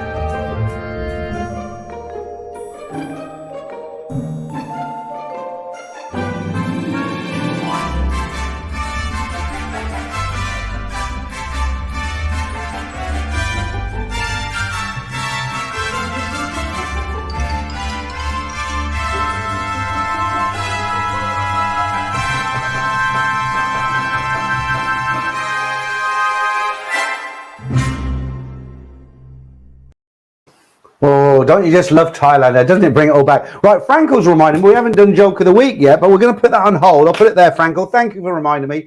Look, we've got some really generous people in tonight, so I'm going to say thank you to a whole bunch of people, and I'm going to put them up. So I'm going to say thank you to Motel. Hi, Peter. What was your best decade in Thailand? Right, I'm going to come back to that. Let me just put the other two guys up to say thank you, then I'll answer that question. So Mark Hanley, here's a £5, Pete. Thank you. That's 4 beers. No, it's 6 beers. Thank you, Mark. And another thingy, a bottle of white wine for your keto diet. Brilliant. Thank you, TGC. Very kind of you. Okay, let me go back to that story, because one thing I will say, and thanks for the super chat. That's a generous one as well. I try a lot of the time not to talk about the old days in Thailand, and I'll tell you why. Because for me, I have got a favorite decade. But when you start talking about, oh, back in the day it was this, and back in the day it was that, guys who have only just started going out to Thailand, they get a bit pissed off with it, and they're like, oh, stop talking about the old days. You know, just because you were out there then, it doesn't mean it's any less fun now. You know, we don't want to hear it, sort of thing. So if people ask me, I will answer, but I try not to be one of these guys, you know, 20 years ago, it wasn't like it was now. And, oh, you know, back then when I was a boy, you know, because people just don't want to hear it. But let me answer this question. Favorite decade. Okay, honestly, guys, I'll be honest. For me, it was before 2000. If you're talking 1990 to the year 2000, I showed you the stamp in my passport, so you know I was out there in the early 90s. It was different. It was quaint. People were more polite. Foreigners were interesting to Thais. Put it that way. They're not anymore. We're just foreigners, right? That visit Thailand, which they see all the time. But back in the early 90s, there wasn't lots and lots of middle-aged guys who went out there. You had businessmen, you had a few, well, not a few, that's ridiculous. You had a lot of people went out there on holiday.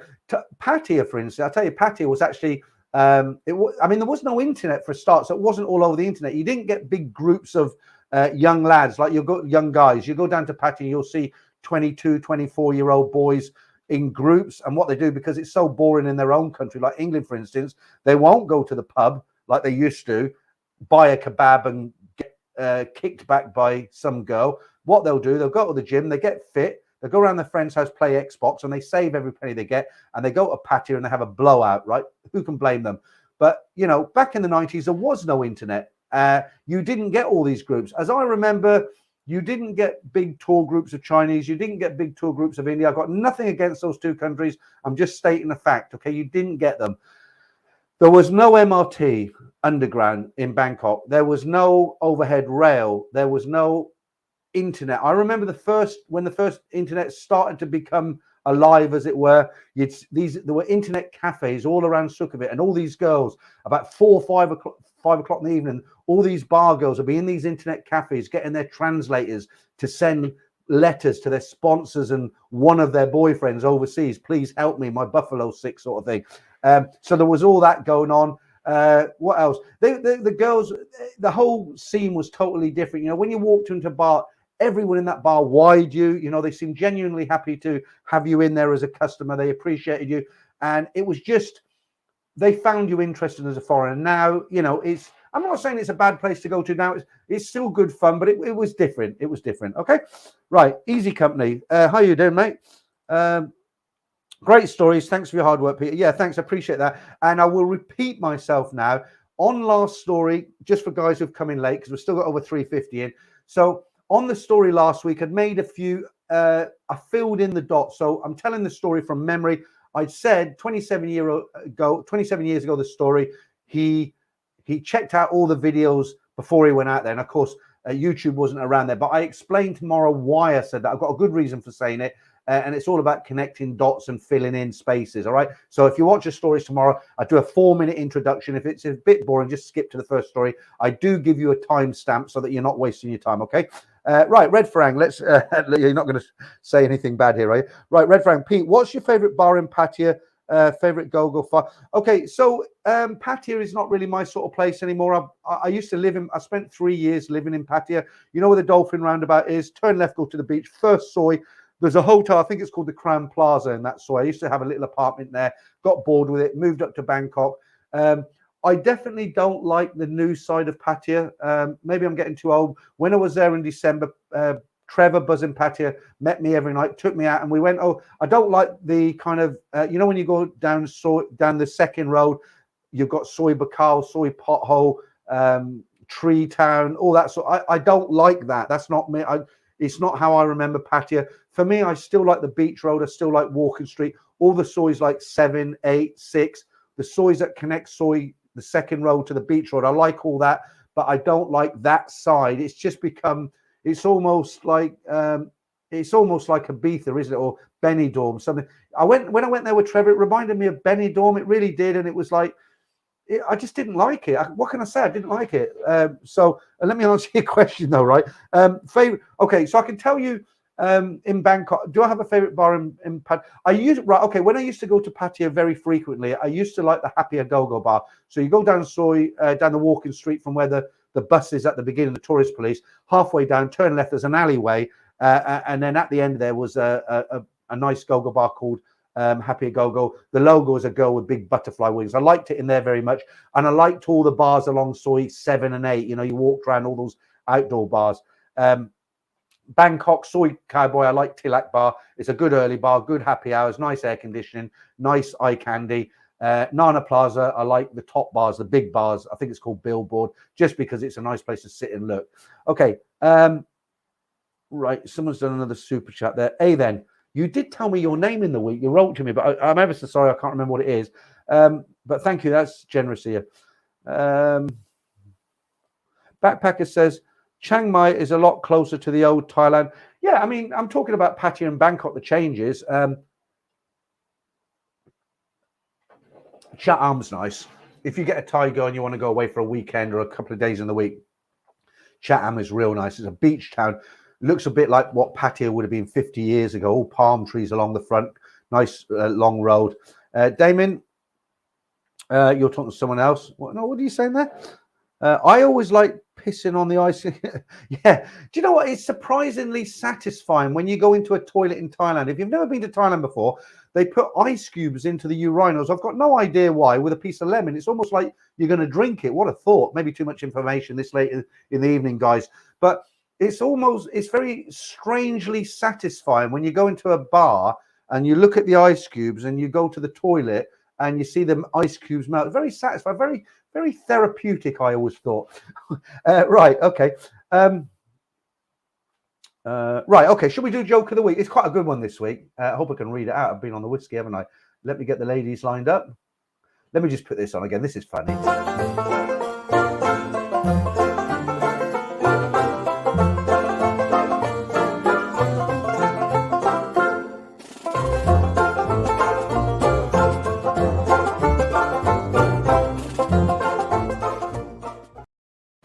That is good. That is good. Okay.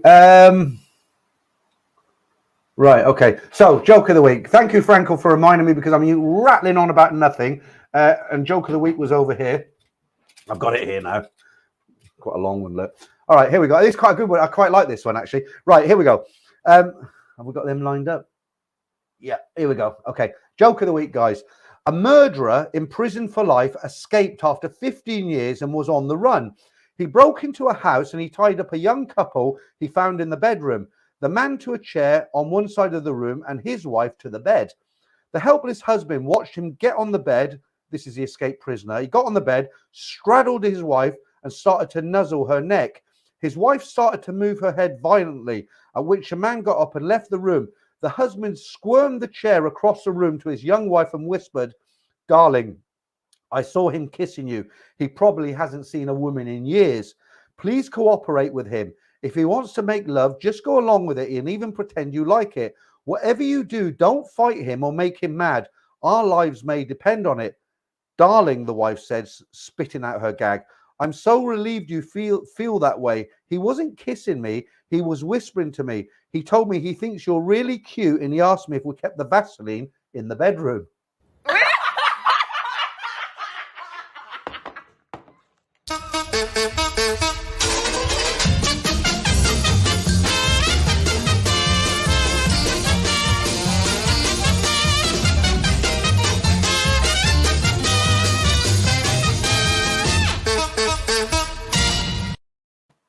I thought that was quite good this week. One of my better ones. Well, one of the better ones. It's not my joke. Some of them are pretty terrible, really. I was speaking to Andrew Hammond the other week, and I said, "What what do you think of joke of the week? Is that going down well, Andy? What do you think? He said, well, I don't want to hurt your feelings, Peter, but the music at the end is actually funnier than your jokes. But never mind.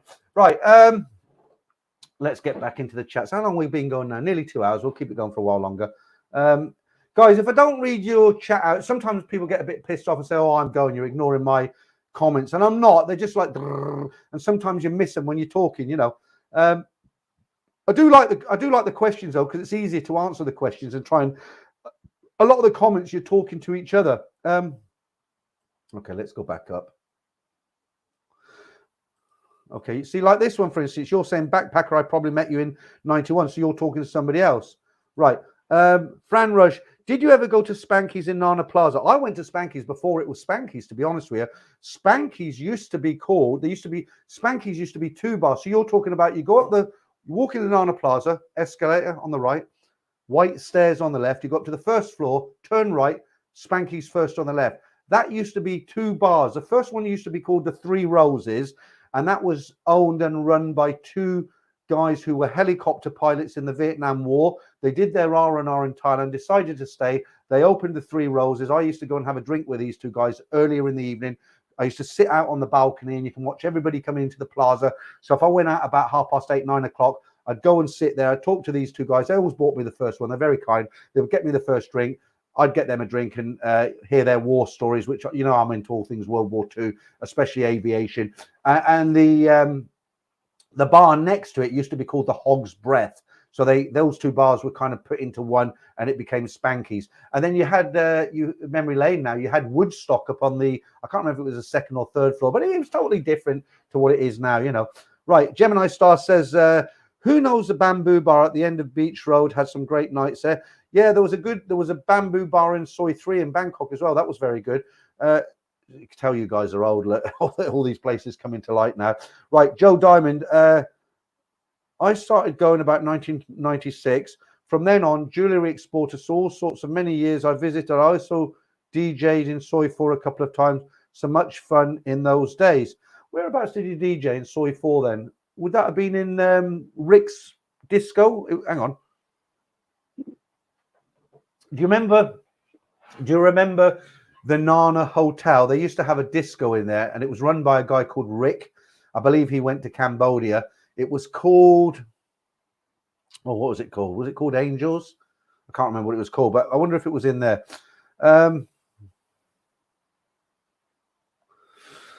Stephen 4X, everything changes and PPL don't like changes. That's why I want to leave England and will do it. Yeah, I'm sick of England as well. Clive is still in, mate. I'm joking, Peter. Tree Town didn't exist in 2018. I don't think that's up for the Beach Hotel where we stay. Yeah, I mean, it did. I'm talking about, when you're talking about Tree Town, I'm going back to like 1992. It definitely didn't exist there. It was just house. I don't even know if there were houses there. Yeah, Paul, a little bit too much information late at night there. Right, Tom Young Guy. First time I saw that was Mills Tavern, which John Lennon sometimes went to. They filled the urinals and the sink with ice. David Bowie went into a go-go bar in Pat Pong called Superstar. Do you know Superstar? So when you come in from, is it Ceylon End or the other end? So, yeah, it's Ceylon End. You're coming from Ceylon End. You go about 75% down through the market. On the left, there's a bar. It looks like all rainbow colour. Superstar. David Bowie was in there. A little bit of trivia there. Right, Easy Company again. Peter, in Bangkok, I really like Soi 8. Hey, I was saying there last time. Cheap eat. Oh, it's not cheap eating. Soi 8? Oh, maybe you're talking about the food stands, are you? The noodle carts. Cheap eating, centrally located, easy cut through to Soi 4. Your thought? Yeah, I stayed there for 5 weeks. I was recommended a hotel by Damon there called the Stable Lodge. Great hotel. It was cut price because of, they did deals because they were like hungry for business. Big balcony. I stayed there deep into the Soi. You're right. You walk down. There's a lot of places to eat. I found it quite expensive down there if you're eating in those regular restaurants. But you've got, you can cut through to Soi 4. It's quite a walk, or you can jump on the back of a bike. And of course, the cherry on the cake is you've got the Nana. You've got the Nana station at Soi 8, haven't you? Basically, yeah, so yeah, great Soi. Danish Bacon says, say hi to Noel. Yeah, Noel. I don't know. Noel is the blind man. You must have heard me talking about him many, many times. I try to mention him every week because he's blind. He can't watch this, but he sits and listens to it. And I know he enjoys it. He sends me the odd email and he always says, give me a shout out. And one week I said to him, I said, look, I can't give you a shout out every week, Noel, else people might not like it. But I guess there's no problem. And Noel, if you're out there, I know you're listening, or if you don't listen, you'll listen to it tomorrow. Here's a shout out, mate. This is for you. I hope you're enjoying this rabble that I'm coming out with. Right. And actually, that was from Danish Bacon. He asked me to say that to you. So if you want to write him a message, I'll read it out next week. Right. Cats. Right. Let me just get into that, because you're going to say, well, hang on, you just said he's blind. How can he write it? He's got software computers and they can do everything. It's wonderful these days. Just because you can't see doesn't mean you can't see, if that makes sense. Right. Mark Hanley says, Chatham, most boring gaff I've been to in Thailand. Yeah, Mark, it's boring if you go there and you're looking for action like in Pattaya. What I was trying to say there, let's just say you met a girl in Pattaya and you wanted to get her out of that environment. You really like this girl and you thought, you know what? I want to spend 3 or 4 days with this girl. I want to get away from all the shit in Pattaya. I want to go somewhere nice. You go to Chatham. It's, yeah, you could say it's not Pattaya. Of course, there's nothing going on there, but it's got a beautiful stretch of beach, some cheap hotels, lots of places to eat. And if you're with a girl in good company, it's nice. It's nice, believe me. Right, Mike, how you doing? You're late in. Evening, Peter. Just got home from a curry night. Glad to see you still in. Go cheers. Yeah, and just quickly, I think you asked me about that curry place in Bangkok, Mark. The place I'm talking about, I think it's still open. It's still there when I was there in December. You come out of Soi 4, cross the road, go down Soi 3, Grace Hotel on the right, nearly opposite Grace Hotel. There's an Indian restaurant there. It's been there for the best part of 40 years. I used to go there regular when I lived in Thailand. Really good curry, like you get in the UK. All right. And that's me answering your comment from probably 3 weeks ago. Go hopping. How you doing? We lost touch, haven't we? Hooters girl on the left is just my type. So when you say the left, is that my left or your left? Probably this one or this one. I don't know. I'm guessing my left. I don't know. How you doing anyway? We just totally lost touch, didn't we? Right, we've still got to get you on here to do an appearance. Right, you, me, and Oscar. Good evening, Peter. The idea of ice cubes is to try to stop you pissing elsewhere, i.e., on the floor. Do you know what? That's actually a very yeah. I get that. I get it. I don't know if that's true or not, but I never thought about it. But thinking about it, that makes a lot of sense, because I said to you, when you see those ice cubes in the urinal, it's very therapeutic when you pee on them and they start to melt. So you actually see them and think, oh, good, ice cubes, I want to melt them. So that makes sense. That makes perfect sense. Thank you for that. Right.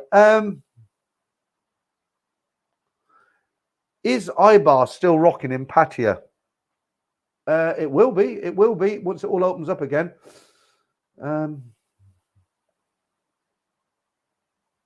Should we get should we change this and get somebody else on? Let's have a look. I don't think I've got anybody as nice as these two. No, we'll leave it there. We'll leave it there. Right. Joe Diamond. James Casey saw a few ping pong shows get invited on stage by Thai ladies. They loved the Western women in the bar supporting them. Yeah, you know what kind of struck me when I first went to Thailand? When I talking about, in answer to the question, the guy says, what was your favorite decade? And I'm not taking the mickey here. I mean this, right? When I first arrived in Thailand, something I couldn't get my head around, and this isn't a joke, I mean this. You know, people say you can't touch Thai people on the head. You can't show the soles of your feet. You can't make people lose face, all that sort of stuff. And I get it.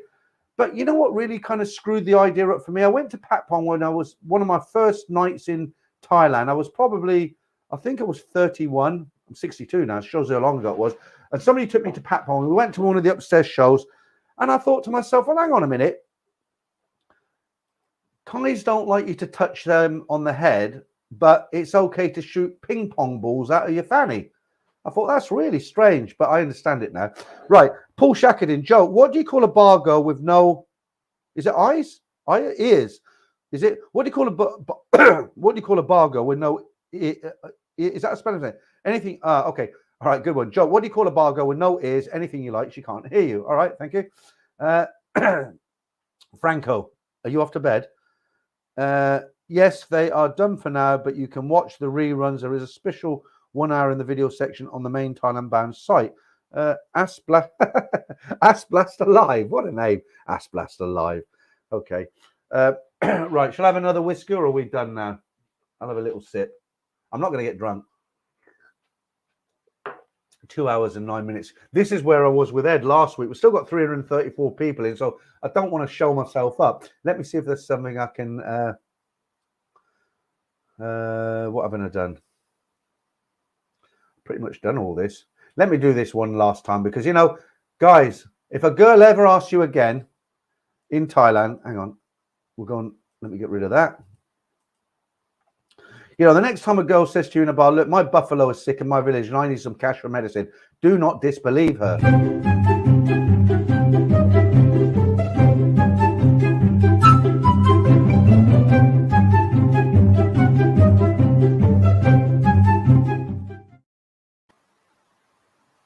I'm just looking at, there's a message withheld here. What's the difference between a woman and a fridge? Yeah, okay. Right, okay. Right, I've done everything now, so I've got to just feed off the chat. Paul Hoskin. They don't taste very nice, all right. I don't know what that is, Paul. It's really hard finding the comments. Ed Sweeney doesn't have this problem. He just reads out comments, but all my comments, you're all talking to each other. Right. Right. I puzzled over what English meant by pudding until someone told me that it just means dessert over here. I'll come back to that. Well, no, I'll explain that. Yeah, not really. That's kind of a false representation. A pudding is more like we have desserts like you do. It's a dessert, but a pudding is more like a kind of heavy, doughy, you know, like something that's been in the oven, like a sponge with currants in it that you put custard on it. That's kind of like a pudding. You know, we don't call every dessert pudding. You wouldn't call a chocolate eclair, I'm having a pudding. You know, you have a dessert. Just to clarify. Right, let me say thank you very much again to Tell You What Boy for the sick buffalo. Well done. Yeah, we'll get to the pharmacy and yeah, thank you very much. Paul Shackleton again. Okay, Peter, I'm coming November. Can I come and jump off the plane and find a hotel? Oh, absolutely, Paul. Look, what I wouldn't recommend that just in case, but you won't not find a room, but you never know. Some bloody crazy thing might be on in town where you can't get a room. Let me answer. Let me just say hi, because I don't want to miss these. Let me just say thank you once again to Motel. Hi, Pete. I'd like to know why him. I think that's Jorge. Like, I don't want to forget to answer your question. So let me look. I'll just put this here, and I'm going to go back to the other one. So I'll just put Jorge. You ask him why retirement, right? So I've written it. I'll come back to it. Now let me see. Yeah. So I was answering Paul's, right? Okay, Peter, I'm coming over. Right, what I do, Paul, I don't know whereabouts in the world you are. I'll presume you're in the UK. Get onto a site like Agoda, hotels, decide where you want to stay, this sort of area, and just have a look. And book it on Agoda. Just maybe 2 or 3 days. Look, when I go out there for a month, 2 months in July, I'll book a week in my regular hotel. Then I'm going to go and look for some deals. You know, I might look for some service apartments, but generally speaking, you won't have a problem booking a hotel. And Agoda is I'm nothing to do with Agoda, but it's a great site. It's safe. You can pay before you go, and they always have your booking and everything. But in answer to your question, you could just jump off a plane and get a hotel. Right. Okay. Let's come back to this other question. Have we got anybody in? We've still got over 300 in. Right. Stephen Forex, and a Yorkshire pudding is something very different. Yeah, that's savoury. You're absolutely right. We call it a Yorkshire pudding, but it's not actually a sweet dish. It's mainly batter, but it goes really well with roast potatoes that I won't be allowed on my keto diet, but I can have the chicken and beef. Okay, so let me answer this. I said I wasn't going to keep it going too long tonight, but let's just go with it. All regulars in now. Let me just see what the fake Ed Sweeney's saying. What was the real name of Zombie Bar and Private Dancer?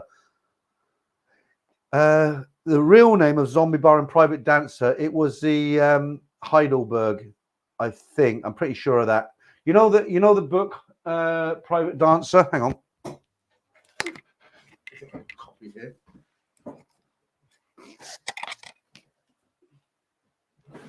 I have. I read this 20 years ago, and I read it the other day. Right. I'm going to come back to that question about Hua Hin, but let me just, I'm amazed we've still got over 300 in, so I'll keep it going. If you guys are happy to stick in if you guys are happy what's going on, I was going to end because I've got nothing left to show you, but if you want to just chat, then I'll do this. Right. Yeah. So this book is based on real characters, and it's all the names are changed, all the bars are real. I happen to know who they are and who he's talking about, which bars they are. And when you're talking about Fatso, for instance, the guy who ran the place, that's another place. But in answer to your question, the zombie bar and private dancer, I think it was a Heidelberg when you walk down Soy 4. Right. Or no, hang on, I might be wrong there. Is that the one where Joy worked, the go-go bar, you mean? I'll have to look at it tomorrow and tell you next week, because there was a go-go bar where Joy worked that had the little room at the back. And then you had the bar where Fatso kind of reigned as a king and sat at the end of the bar, didn't you? I think that was a Heidelberg. But if you're talking about the go-go bar where Joy worked in the book, that was a go-go bar. Right, okay, where are we? Right, let's answer this one. Somebody asked me, why would you retire in Hua Hin? Okay, it's not, I'll be honest with you, it's not for everybody. It could be a little bit boring for some people. If you're going there to go crazy, let your hair down and go wild, Pattaya, you can't, there's nowhere else like it, right? But Hua Hin has everything for a guy my age that I would want. So let's just assume I'm single and I want to go out looking for girls as well, right? So in Hua Hin, it's a nice town. It's not quiet. The air's good, but it's not dead. So apartments are cheap. You've got a couple of great malls. You've got some great places to eat. There's lots of bar areas in Hua Hin. Now, they don't have go-go bars, but there's lots of bar areas. There's lots of good streets of bars with lots of girls working in them. And it's just a slower pace. But if you get a lot of kind of Nordic kind of people there, if that makes sense. Like you'll get a lot of Danish baking. You'll get a lot of like Swiss, Danish, you know, that kind of start. Not so many of your sort of English, German. It's more kind of Danish and what I call Nordic, and it's just a slower pace, but it's not a boring. It's Chatham. I understand why you say it's boring. It's very picturesque, but it could be classed as boring. But it's a beautiful town. It's like Rayong actually. You're not going to light off any fireworks in Rayong. But as far as Hua Hin goes, why it's a good place to retire, because one, it's cheap. You'll get a cheap apartment. The air is clean. There's a lot of nice places to eat. There's a lot of malls where you can get Western products and you can even buy fresh bread and all this. Most people speak a decent level of English there, and there's some very good bar areas for entertainment. They've got some world-class golf. I'm not a golfer, but you've got some real world-class golf courses around Hua Hin. Hua Hin is a big pool town. Several pool leagues. All the bars are all into pool. There's some very good expat pool players in Hua Hin. What else can I say? You know, you can rent a motorbike for 150 baht a day. It's just long term. It's the sort of place I'd want to stay if I didn't have my YouTube channel. I've got to be in Bangkok, but I hope that answered your question. My, I'm going a bit red now. Right, right. I keep looking at the numbers because I don't want to rattle on if there's nobody there, but we've still got quite a few people in. Right, let's get down to some newer comments. And again, guys, if I miss your comments, apologies. Not doing it on purpose. James Casey, hit me up, mate. Oh, okay. You're talking to someone else again. I've got to get through these comments. Who's talking to me? Joe Diamond, you're talking to somebody else again. Clive, I think Real Farang needs to chat to. Yeah, okay. I'm not sure about that one.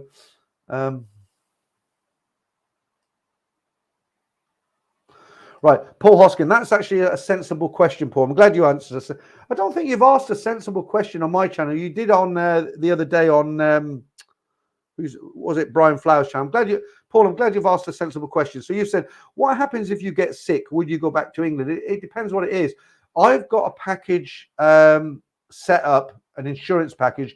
It will cost me about 4,000 baht a month, 100 pounds a month, which is quite an expensive package. But because I've always been a bit cavalier and not had insurance in the past, but because of my age, I've gone to some really good insurance where there's no kind of limit on the days, because you know it's a business in Thailand, isn't it? So if you go into hospital, some insurance companies, they'll pay up to 5,000 baht a day, up to 10,000 baht a day. But when you go to hospital, because they'll want to do every test available to known to mankind, because they make money from it. So the policy I've gone for is very, very good. It's with a great company. They don't cut you off at 65. A lot of other companies, they don't tell you they're going to cut you off. So say you're 60 and you get out to Pattaya, out to Thailand, and you take insurance, you're going to stay there till you're 80, or if you live to 80, for instance. And no problem. And what they do, when you get to 64, they'll take your payment for your 64th year of insurance, or your 64th. So they'll take your payment and 75% of the way, 3 months or something, 4 months before you get to 65, they'll write you an email or a letter saying, very sorry, thank you for your business. We've loved having you here, but piss off now because you're 65 and you might have a heart attack and we don't want to pay out money. That's what they do. A lot of them, most of them actually. So the company I'm going with is a company called Pacific Cross. Now, I've actually met a guy who lives in Vietnam who he was in the industry for 30 years. He knows all the get out clauses. He knows when he reads the contract, he knows very well all the I've said that wrong word, all the tricks at the insurance company, because a lot of insurance companies have got a policy that they automatically turn down the first request, don't they? And he has said to me, so I did a lot of research on policies because I don't want to come unstuck. And the policy I'm going for, it covers everything, you know, heart attack, cancer, the whole work. They'll even repatriate you to the UK. And I've gone for that. I'm going to pay for that because I want to be totally covered. Now, it is an option still to get on a plane and come back to the UK. People write in and say, oh, well, if you haven't been to the UK for 2 years, they won't treat you, or you have to pay or whatever. But you know what it's like in the UK. They don't let, if you go back and you had a heart attack, they're not going to say, well, you haven't got any money, so we'll see you in the graveyard, right? So in answer to your question, good insurance, and England is a second option. Yeah, that's the word I was looking for. I couldn't think of. So TG245, it says Hua Hin has a lot of Scandinavians. What did I say? Nordic people. That's a bit old fashioned, isn't it? Yeah, thank you. That's what they say, Scandinavians. Okay. I'm really sort of kicked back by that question, Paul, because I've never had a sensible question from you. You always come in with these jokes that are a bit kind of like, should I have read that out? Right, okay. Cats and good coffee. Thailand-bound. Peter, a bit of a personal question, if I may. How dare you? No, I'm only joking. Have you had lots of Asian ladies seriously interested in you while you were married? I've never been unfaithful to my wife. Never. I've been married for 33 years. I'm going to be single as of next time I get on an aeroplane. Well, no, that's not right. When I move out to Thailand, I'm going to be single again. But while I've been with her, I haven't. I've been for a few massages. My wife knows. You know, we lived in Thailand. She went for a massage. I went for a massage. I've had soapy massages. But I haven't, you know, let's leave it at that. Right. Gary B71, 2-week holiday in Thailand. Should you take all your money in cash and change it to baht? Is it safe to have all your money in cash in Thailand? I would actually recommend it, because as scammers now, what they do, they're very clever.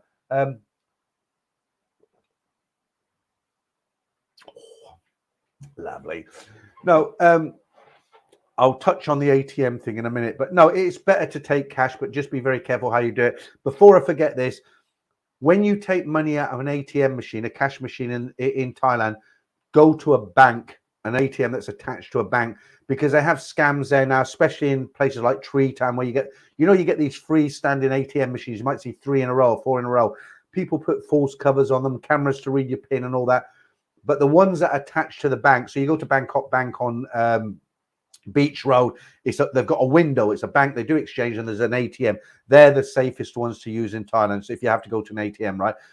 The problem with the ATMs in Thailand, you'll get charged 220 baht, whether you take 100 baht out or whether you take 20,000 baht. And at today's rate, 220 baht. So 100 baht is about £2.50. So far, you're talking about £6. So if you go to every time you go to an ATM, £6. Okay. But always use the ones that are attached to a bank, because a lot of the other ones, guys, have been scammed. Andrew Hammond, the guy who's got the book, I interviewed him. He we'll have to get him on, let him tell you the story. But he was watching his online bank statement. It was like money was going out as he was on hold to his bank. Frightening. But in answer to your question, I'll tell you what I do. Okay, I'll take 2-3 grand, whatever I want to take, in pounds. Always make sure the notes are in very good quality, because they don't accept notes that have got little tears on them or writing or anything like that. Check them in the bank before you leave. Try and get the biggest denomination of note that you can get, because you get a better exchange rate for it. And what I normally do, let me just take this off. What I normally do is, this is what I do. So say I go and I take 2,000, 3,000, whatever I'm going to do. I always take more than I think I'll need, because it's my money. And if I run out of money and I've got 3 days left to go and I've got a budget, I'm going to hate it, because it's the end of my holiday and I can't do what I want to do. And if I don't spend it, I can bring it back with me. Okay. But in answer to your question, yeah, take the cash, because one, you get charged by ATM machines. Two, your card could get scammed, so you don't really want to use it unless it's an emergency. And what I do, I'll take the cash and I'll leave them the bulk of my money in the safe, either in the hotel room. And people will tell you, they'll say, oh yeah, but the staff are in cahoots and they open your safe. You know, they can get into your safe. And I know a guy got robbed. Guys, I've never had a safe broken into in Thailand, whether it be behind a reception desk, whether it be in my room. I've never, ever had a problem with anything. The only problem I had, which personally I didn't like, I was in a hotel in Pattaya and it was safety boxes. And this was gone back 20 years plus, right? They didn't have safes in the room. They had these boxes that they have a reception. And I said to the girl, here's my key. Can I have a number 22, whatever it was? She pulled the box out, put it down, and she opened it and gave it to me. And well, they're not supposed to do that. It's private. I didn't say anything, but I didn't like it. Okay. But what I do, I'll take the majority of my money, say £2,000. I'll put it in the safe immediately. I'll take out £100. My first night I'm going out, I'll go, if I'm in Soi 4, my hotel's in Soi 4, I'll go straight to the change booth outside Nana. I'll change £100.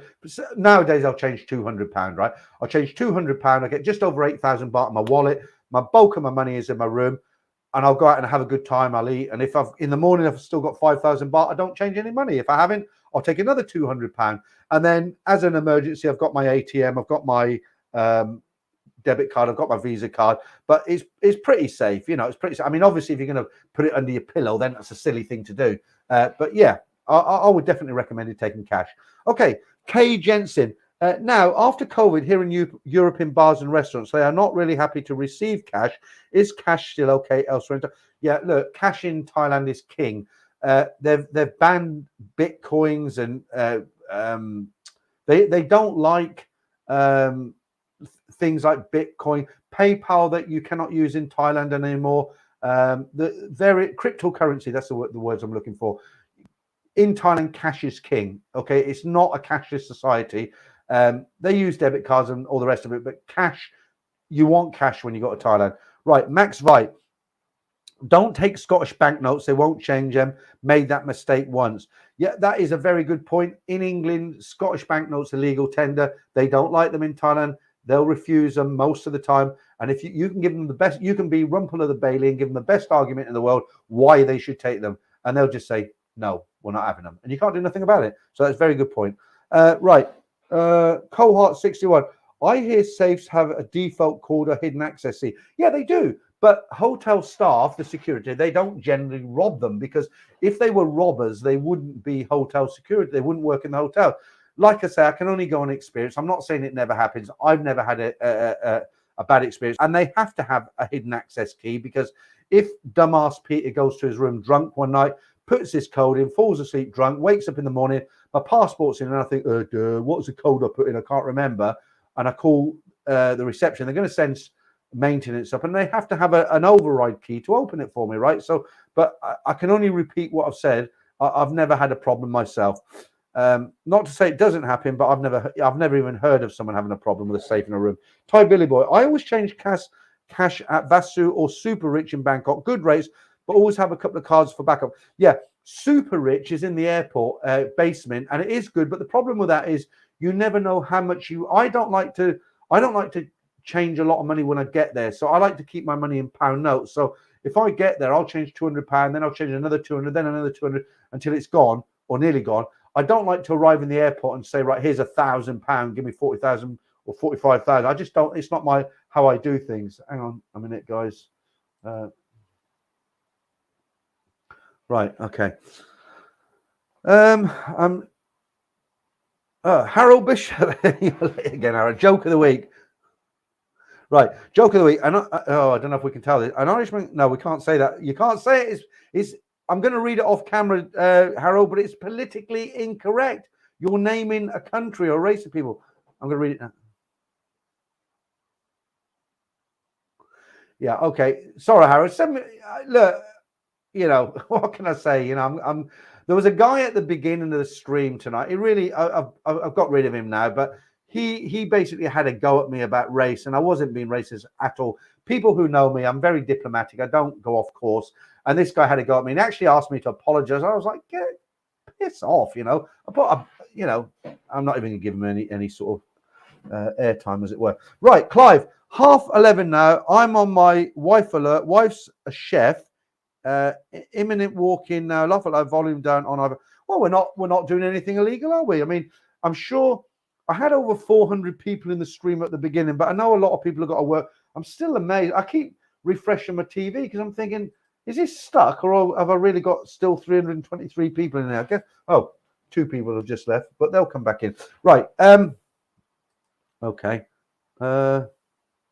I think Franco, are you still there, or have you gone to bed? Franco likes his beauty sleep. If I go on too long, I get told off by Franco. He's like, your stream was too long last night. I'm on the whiskey, Franco. There'll be no end to it now.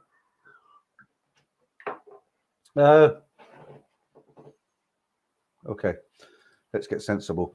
Right, Cats and Good Coffee. I did some research, and the best price to exchange money to buy is at one's airport. You don't mean your country airport, surely, because they're the worst rates going. If I get to Heathrow, I go and look at the rates just to laugh because they're so bad. I'm sure you mean Bangkok, right? Also important to negotiate. Do not accept the first price that they give you. Tell them it's too well. This is really strange because I don't think you can negotiate with them, can you? Because when you get to the window, they have the prices all there. I've never. Well, I mean, good luck to you if you can. Right. No, we've done you, Harold. JE's question: Can you walk into a bank with your passport and bank card and get a withdrawal of money for Thai baht? Not from a foreign bank. No, you can if you've got a Thai bank account. But if you walk into a bank with your passport, they don't have any that bank other than the ATM machine. They don't have any link to your bank for where you come from, do they? Right. I hope I can read this one out, Harold. I feel guilty now. Right. And says, oh no, you're still on that same joke. Right, Mark Hanley. When I broke my playing football, yeah, well, they are good, Mark. I couldn't read that word out. I'm pretending I know what it is, but I don't. Yeah, they are really good. They're good. The hospitals, there are a business, but they are good. Are you still here, Damon? You're not gone off your beauty sleep. There is another super rich next to Terminal 21, Bangkok. Okay, that's good information. I didn't know that. I know where Terminal 21 is because it's not far from the stable lodge in Soy 8. And I did go to Terminal 21 a couple of times. I went right up to the 6th floor, 8th floor.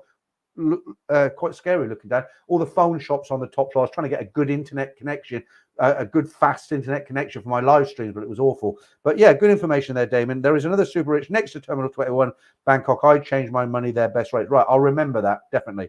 Right, and I've got to say, is that a super chat there, Stephen, again? Right, thank you, Stephen. What's that you say, Peter? Time for another beer or go on then?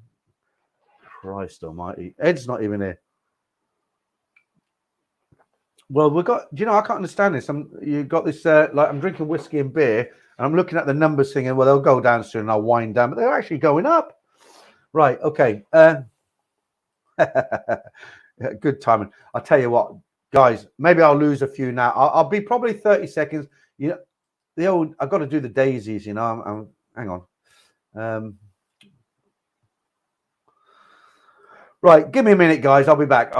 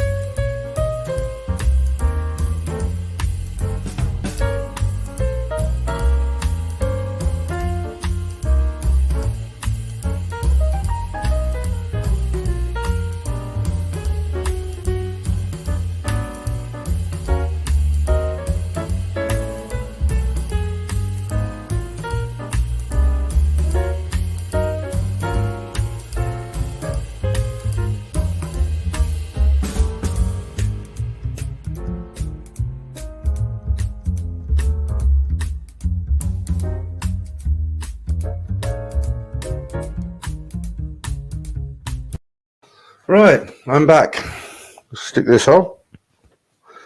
Right, let's have some sensible questions now and we'll keep it going. The old daffodils will be growing. Right, there we go. Sometimes I forget to unplug the mic or take it off here and I just get up and it rips it off. So I'm always worried whether it's working. Okay, it's gone all quiet now because I've turned the fan off. Right, 20 Rothmans. Let's see what you're saying.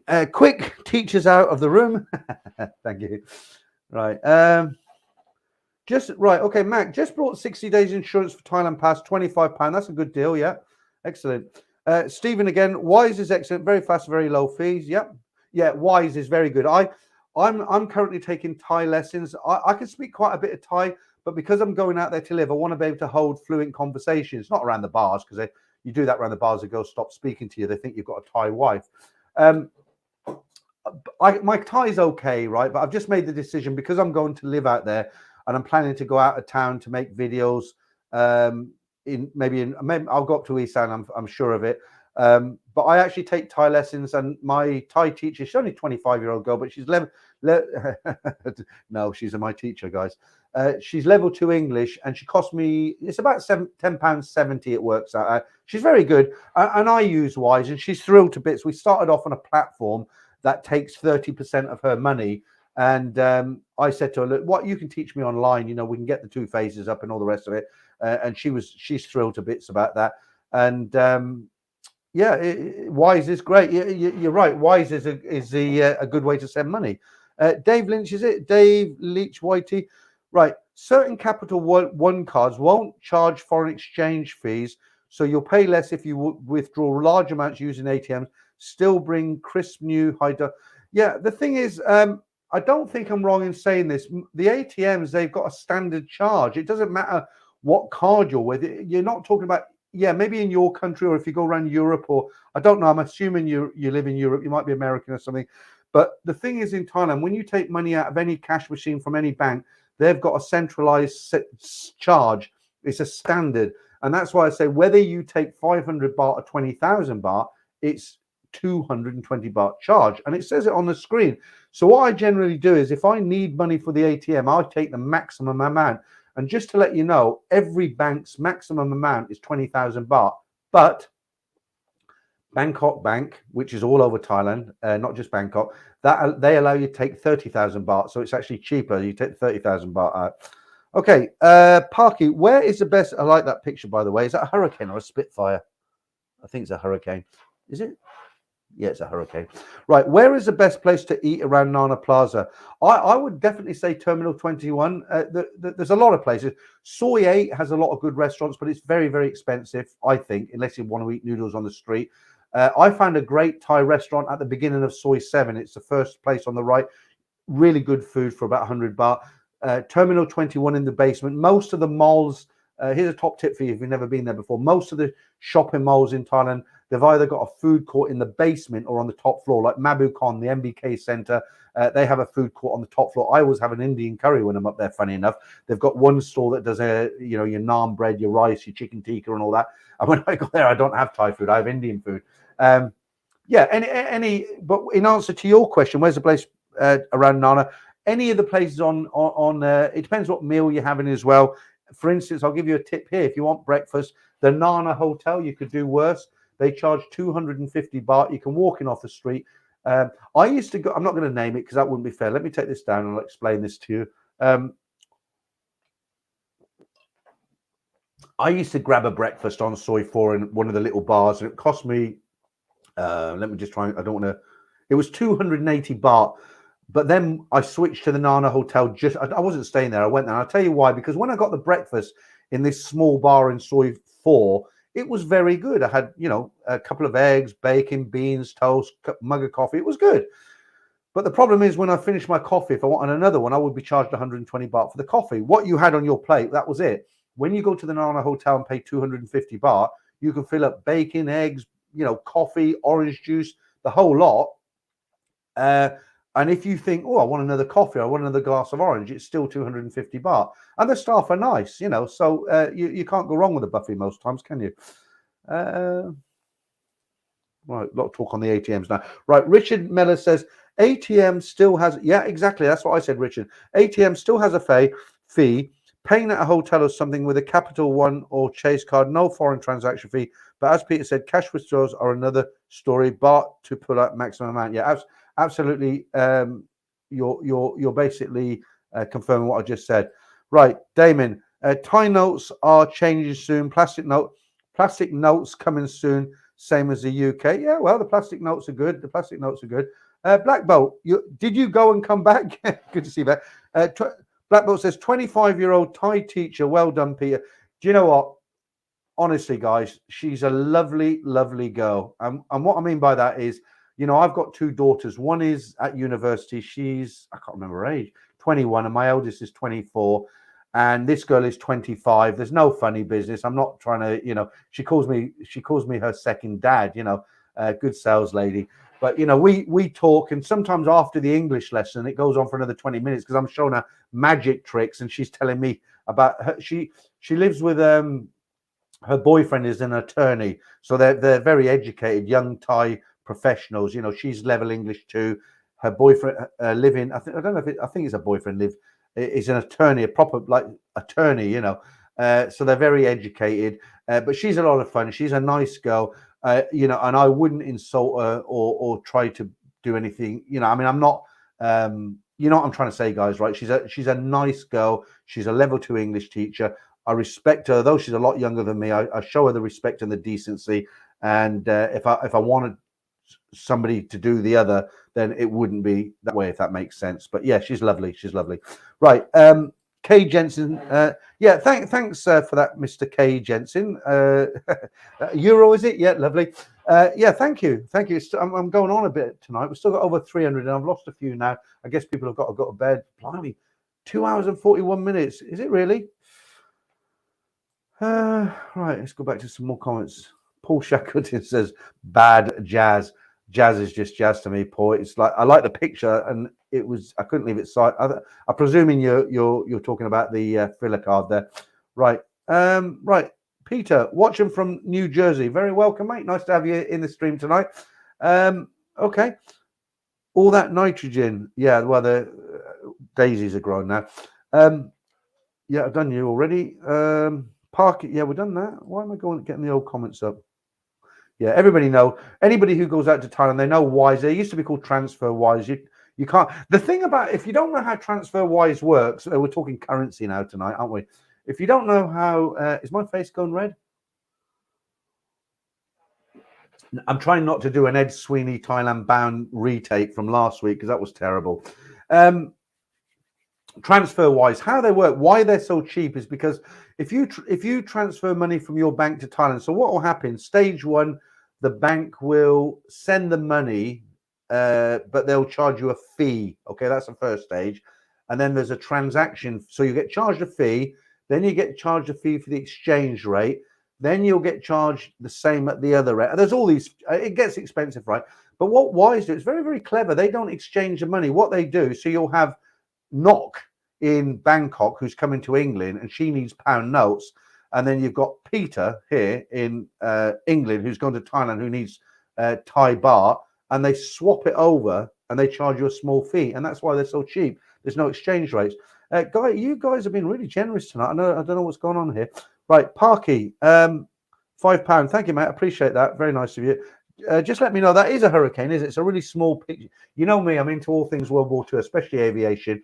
And I'm going to boast now. I actually have no, I'm not going to tell you that. Right. Hello, mate. How you doing? Antonio. Hello, Peter. I'll see you in July if you're still coming. Of course. Now, I know you're in Australia. I don't know what time it is. I appreciate the Australian dollars. I know you work hard for your money, mate. So thank you very much. You say some really nice things on the comments, you know. I'll be honest with you. When I first started reading your comments, I wasn't sure. I thought, is this guy a stealth cyberbully, a stealth troller?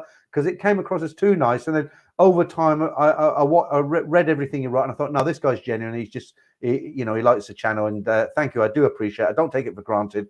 It's kind of you, and I appreciate all your comments and your super chat. Thank you. Right. Parky, you're welcome. Tommy and Guy, 20 Roth. Yeah, you're talking to someone else. You guessed. Kay Jensen says pilot's license. I'm not bullshitting, guys. I've got a pilot license. Do you want to see it? If I can find it. If you tell people this, one, they think you're a big-headed git because you're telling it people. And then second, I've got to be careful here. Yeah, I don't really want to show my details, but I'm right. It is mine. I'm not going to show you inside. Okay, look, I'll just if I do that. No, it's got all my name, address, and everything, so I can't show you that for obvious reasons. But okay, there's all my ratings to say I can fly. That's what I can fly, right? And there's the I don't do it anymore since last year, and there it is. Okay, so I have got one. I'm not boasting about it. I'm just saying because some people do know. And then I've had people leave comments say, Peter, you're the biggest bullshitter on YouTube. You know, you're going to wake up one day and say you're a millionaire. But I don't generally tell people. I've just got one. Right, okay. But good guess, Kay Jensen. You must have watched the stream before, right? Okay. Right. Under 300 now, guys. We've dropped to 298. I'm keeping an eye on it. We'll see how it goes. Right, Tom Yum Guy. I miss Soy 38 where you could sit on a plastic stool and have cars and motors pass you 2 feet away. 38, you're talking Thong Law around there? Yeah, Thong Law. You're talking around Thong Law, Soy 38. I know exactly. Yeah, no, I got it now. It's the penny stock. So you're talking about Soy 38 when the old days, when you walked in, they cleaned all that up now. When you walked into just before the junction, the crossroads, just up there, Soy 38, you walked in, same side as Soy 32, lots and lots of food carts. Hundreds of Thais used to go there to eat every evening. Good place, cheap. I know exactly where you mean because I actually, for a time, and I forgot this, I had an apartment at the bottom of Soy 38, right at the end, and all those food carts there, they cleaned up and said you're not allowed to go there anymore. You know, and someone asked earlier in the stream, what was your favorite decade? Not so much because of the food carts, but back then it was sabai. They didn't mind. You want to put a few food carts out, it wasn't a problem. Now, where's your license? Where's your health and safety? And it's but I know what you mean. Right. Stephen Forex says the internet has ruined us all, Peter. Oh, I love the internet. If someone said to me, you either have to lose your flat screen TV or your internet, what's it going to be? The flat screen TV would be out. I wouldn't even think about it. Black Bolt, congratulations on that. I got it 15 years ago, Black Bolt, but thanks anyway.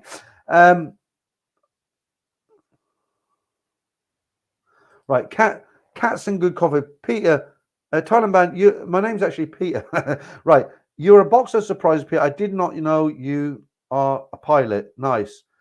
I don't generally tell people because, like I said to you, people, if you go around and you say, "Oh, I'm a pilot," people say to you, people talk behind your back and say, he's really big-headed. He goes around telling people he's a pilot, even though he is one. He's big-headed because he tells people, or they think, well, this guy's a total bullshitter. How can he be? So I don't, as a rule, I don't generally tell people. Like I said, it's just what it is. I don't like sport. I know this is really weird, right? I've never ever liked football, rugby, cricket. I don't know why. I just never liked it. So I had to find something. When other guys went out to cricket matches and football matches, I had to find something to do. And I've always worked hard in my life, and that gave me the funds to be able to do. And it isn't as expensive as you might think. But that's what I did. I don't do it now. My pilot's license is still active. You have to renew it every 2 years. I think I've got about another year left on it. But I'm kind of taking a break at the moment. Right. Get away from the old pilot license. Right. Tom Yum Guy, loads of comments from you tonight. I talked to the senior woman of the family. The young pressured her to sell condos, were offering obscene amounts. All right. Right. I'm just going to answer it one last time, okay, about the pilot's license. So JE says, Peter, what type of plane do you fly? Okay. So this is the only question I'm going to answer, and then I'm going to move on because I'm actually a bit shy about it. I get embarrassed about it. I can use the going red as an excuse, right? I'm licensed to fly any single engine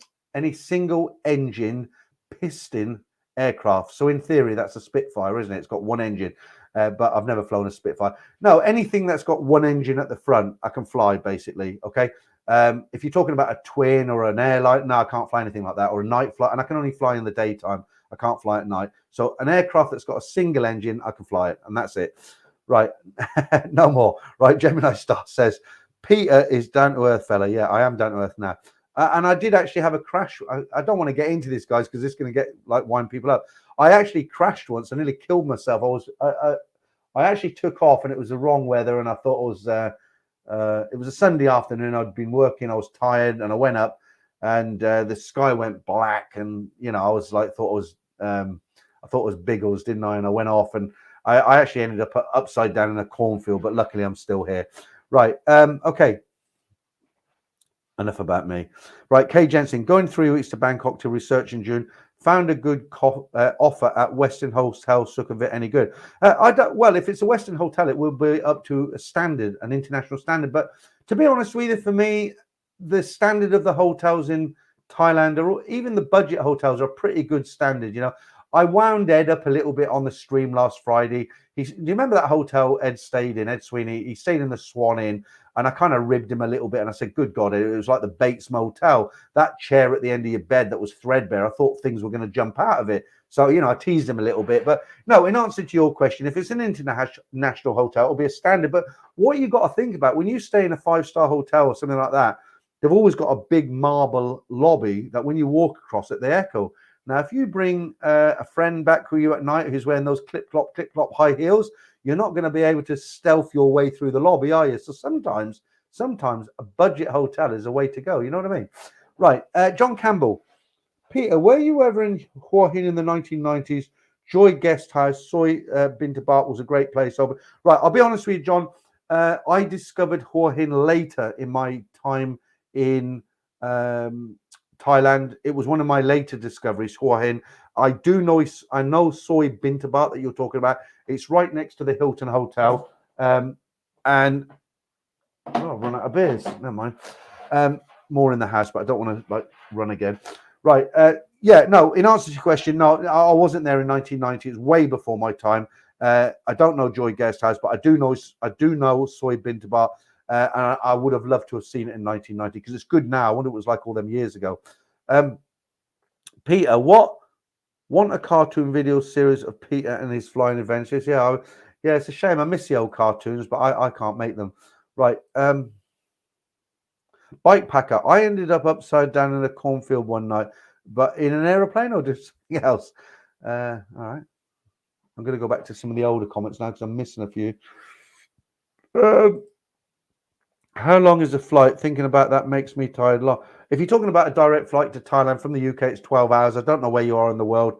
The Americans have a bit of a tough time of it, because it's really a long flight for the Americans. I don't think they do direct flights. I think the last time, no, I'm not going to say something I'm going to get wrong, but I know they have a hard time of it. Right. To be, not to be. Pete, what do you think about the girls' prices? Hikes ridiculous. 2,000 baht for short time and 5,000 baht for long time is the norm now, apparently. It's like anything else, isn't it? I don't participate, as you would imagine, being a married man. But from what I'm told from other people, from friends, yeah, I mean, if you went to buy a car and the guy said to you, it's £5,000, you wouldn't say, okay, I'll take it. What would you do? You'd negotiate, wouldn't you? It's the same sort of thing.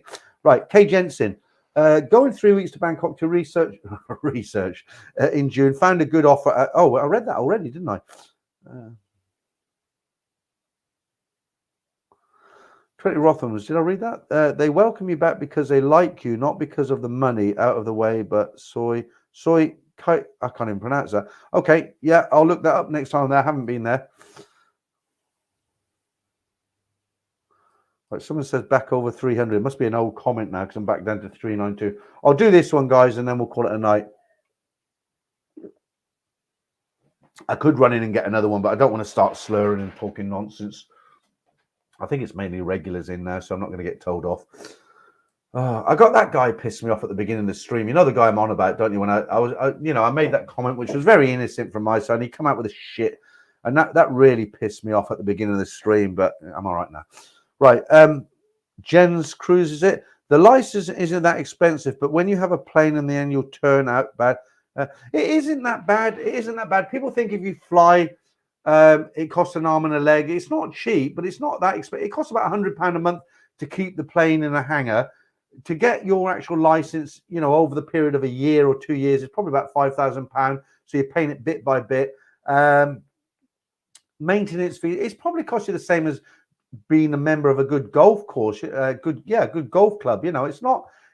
People think airplane automatically, way out of my league. It's not, guys. It's not. Right, John Campbell.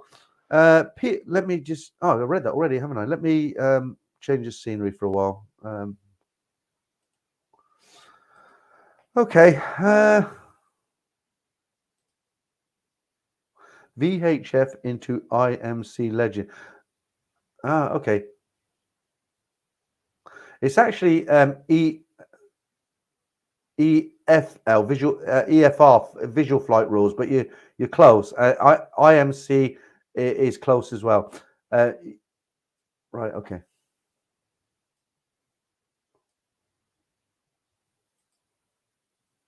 I've said the wrong thing now. I can't stop talking. I can't get away from this flying now. Right. I'm not going to answer any more comments on flying because it's not a. It's right. Someone says good evening, folks. We'll say hi to you. Tyrone's Kitchen. How you doing, mate? You're right. Good to have you in the stream. Harold Bishop. I've been on holiday to Thailand for 11 years. Yeah, good man. Have you finished decorating, Harold? Have you finished decorating your house? Ricky. Is it Ricky or Rick E? I think it's Rick E. From Western Canada, it's at least 2 stops from me. Vancouver, then Tokyo or Seoul, then to Bangkok, 21 hours. Yeah, I know. Look, I know the Canadians and the Americans have a rough time of it. We're actually sport in the UK because we can get we can get a direct flight from London, Heathrow, Gatwick, wherever, that stops in Bangkok 12 hours after the flight. And if you play your cards right, you get the night flight that leaves at 9:30. You can have a few drinks in the bar before you leave, and you can sleep most of the way. I know the Americans and Canadians have a real tough time getting to Bangkok. It's a hell of a flight. Right, Cats and I. Am I the only one who finds a little life pleasure to enjoy a nice cup of coffee at the airport while one waits for his flight to Thailand? Don't know. I know I get leathered, absolutely leathered. Right. Right, who's this now? I hope I can pronounce this. Is it Mike? Is it Michael or Michelle? Raj Paul. I'm an early riser and don't stay out past 2 a.m. usually. Can I still have a good time in the afternoon until late evening? Oh, absolutely, absolutely. Thanks for the super chat, by the way. Yeah, it depends where you are in Thailand, but I presume you're going to go to either Bangkok or Thailand, Bangkok or Pattaya if you're going to have a good time. Generally speaking, I'm going to read between the lines when you say, I'm an early riser, I don't stay out past 2. Usually, can I have a good time in the afternoon to late evening? Right, so I'm going to read between the lines, and when you say, can I have a good time, I'm going to presume you mean what I'm thinking about. I would say from 10 a.m. in the morning Thai time in Bangkok, definitely. Probably the same in Pattaya, but by lunchtime, definitely full on. You're not going to go. You'll even find the odd go-go bar that's open in the daytime, the odd one. But in answer to your question, yeah, absolutely. They want your money. Right, Jay East. Okay, you're talking to someone else. Harold Bishop should be decorated by August, Peter. Christ, you're slow, Harold. I'm glad you're not a professional. I wouldn't hire you to do my house. August, you've been at it 2 months already. Right, Harvey with some Peter. Would you recommend the Majestic Suites Hotel in Bangkok? Well, last week on the stream, somebody told me that it's closed. It's now a Hilton. But yeah, definitely. And I'll tell you why. I must stop saying that. I'll tell you why. Right, I walked past the Majestic Hotel for 30 years. I'd never been through the front door. And if you don't know where the Majestic Hotel is, you know Nana Plaza, right? So you come out of Nana Plaza, turn right, go up to, you're on Sukhumvit, there's the police box, turn right at the police box. You're not going over the zebra crossing, turn right. After the pharmacy, or is it before the pharmacy? Very close, you'll see the Majestic Tailors. And next to that is a Majestic Hotel. It's actually quite a big hotel, small entrance, but absolutely fantastic location. What's the downside? They don't really have a decent, they have a small restaurant, but it's not really, but trying to get a taxi to pick you up there or drop you off there is impossible because it's on Sukhumvit. So if you do want to stay in the Majestic Hotel, what I would say to you is get them to drop you in the Nana Hotel, which is just around the corner, and then pick you up. So if you order a taxi, grab or something, go to the entrance of Nana, put your case down, sit there and tell them to pick you up there. But would you recommend the Majestic? I would, absolutely. Great price, great rooms. And when I was there in December, because it was kind of quite busy because of where it is, but they had a lot of empty rooms as well. And because I said, look, I'll stay for 2 weeks or 3 weeks, I can't remember what it was. They said to me, right, well, in that case, we're going to, they don't have upgradable rooms. They don't have suites and all that, but they put me on a corner room, which was much bigger with a kind of funny hot tub in the bathroom, which I didn't use because I think it was designed for new friends, if you get my drift. But yeah, I would definitely recommend it. Great hotel. And I'm not affiliated with it, by the way. No backhanders or anything like that.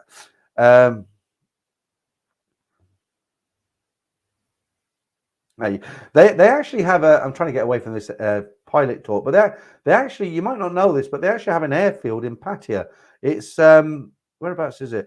I'll tell you where it is. It's, right, if you go to Jumtian's a really long stretch of beach, isn't it?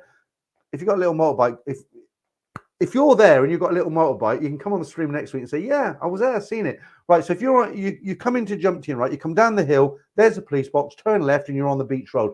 Go right to the very end, and it's a long way, right? But when you get to the end, the road bends to the left, then it bends to the right. When it bends to the right, about 100 meters, look in the right, you'll see an airstrip there. They fly microlights, ultralights, as they say in America. Christ, 3 hours. Have I got any beer left? I think I'm going to have to knock it on the head soon. Oh, we've got over 300 in again. We went down to 200 and something. I thought, well, should I get another beer or should we knock it on the head? 3 hours. Let's see. I'll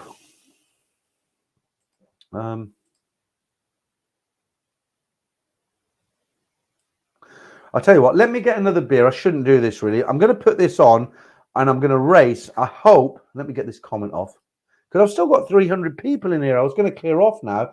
But what it is, you know, in the old days, I used to take my daughter to work in the morning. She's at Birmingham University. She comes in the morning. I can feel myself starting to go now. But I used to have to take her at 7. I woke up at 7:30 to take her to work for 8:30. But my wife's taking her now. She's not going with me. So I don't have to wake up. So I could go a tad longer, but I don't want to start slurring on here. 3 hours, or shall I knock it on the head? Let me think. No, I'll let me do this again then. I'll grab one more beer. I'm not saying I'll drink it all, but we'll see. Because I like answering the questions. When questions come in, if guys genuinely want information, because I've got a lot of information. So if guys want to get the information, then I will tell them. But when you're talking to each other, it's a bit hard to keep up with the chat. Are you still there, Franco, or are you having your beauty sleep now? Because I know you're not working tomorrow. Give us a sign, Franco. Give us a sign. Right. What I'll do, I did this earlier in the stream. I'm going to run and get another beer, and I'll put this on. And this is very short. Will I get back before this finishes? I'll try. Here we go.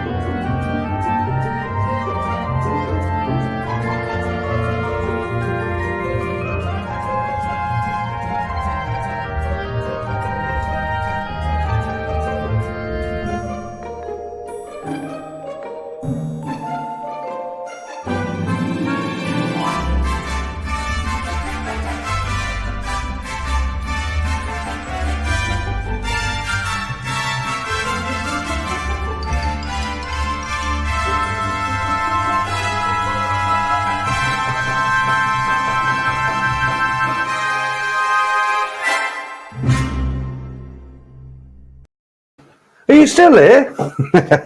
Right, I got another beer, so we're all right. Hang on. Right, we're okay. Right, okay. Let's get into some. Let's get into some of the chats. Right, Jay East says, "Loving the conversation tonight." Yeah, thank you for that. Ivan, my earlier question I should have asked: How do I know she is not a bar girl or a ladyboy? That was the one. Didn't I answer that earlier? Is that a bit of swearing going on there? Yeah, absolutely. That's the sign there. And the other one, free breakfast. I think, with that one, I can't say the word because it's YouTube, but F today, pay tomorrow, free BJ with the first drink. I think that's probably a bar that's owned by a foreigner who's did it as a joke. I don't think that's real. I've never seen that. Matthew Cartwright says, great stream, keep it going. I'll try, but look, I'm going from sort of white to yellow to red. Let's have a change on this picture here.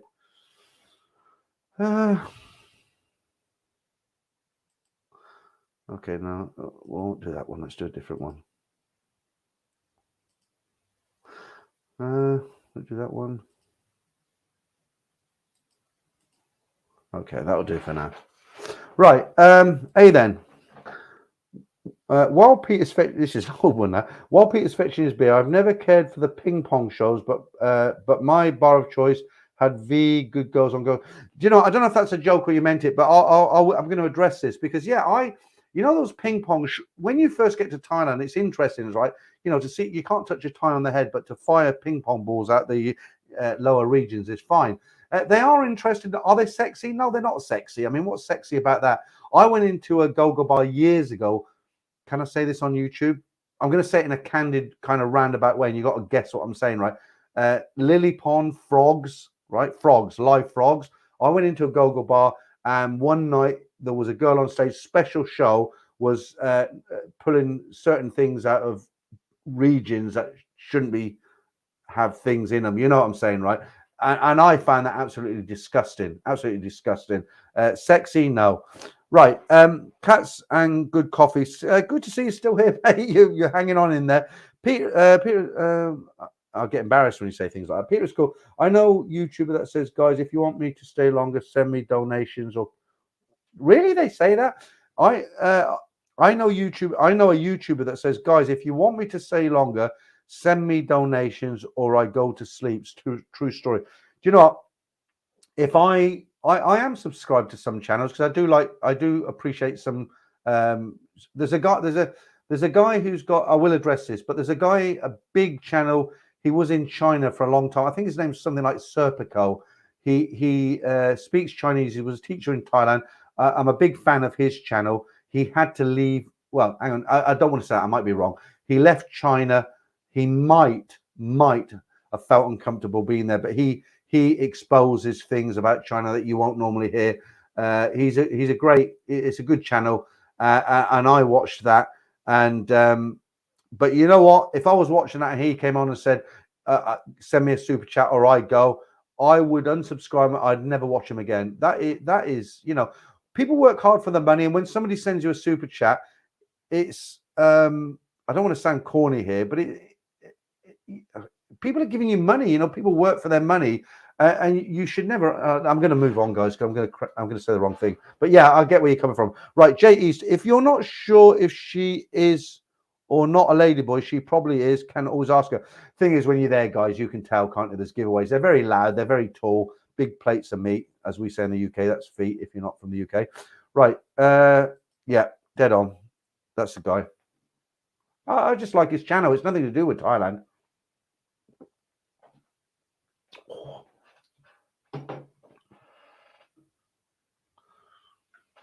All right.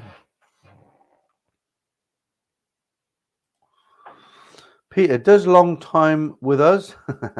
It is a long time, is it? This is getting to be a look, guys. I don't want to do these streams and be known as a kind of pisshead like this guy has a lot to drink and he just goes on and on and on, because that's not a good reputation now. Because I'm quite a sensible guy normally, but it's just what it is.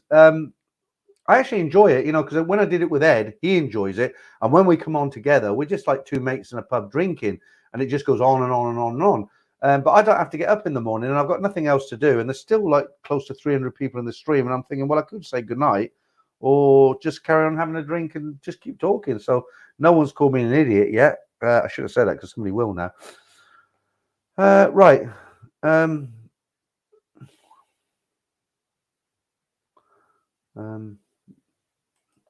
Yeah, so there's a few of you watching by the looks of it. Yeah, okay. Someone says yes, I did follow him. So you guys know who I'm talking about. There's a few decent channels out there, isn't there? Do you know? No, I'm not going to go there because I'll get shit for that. Right.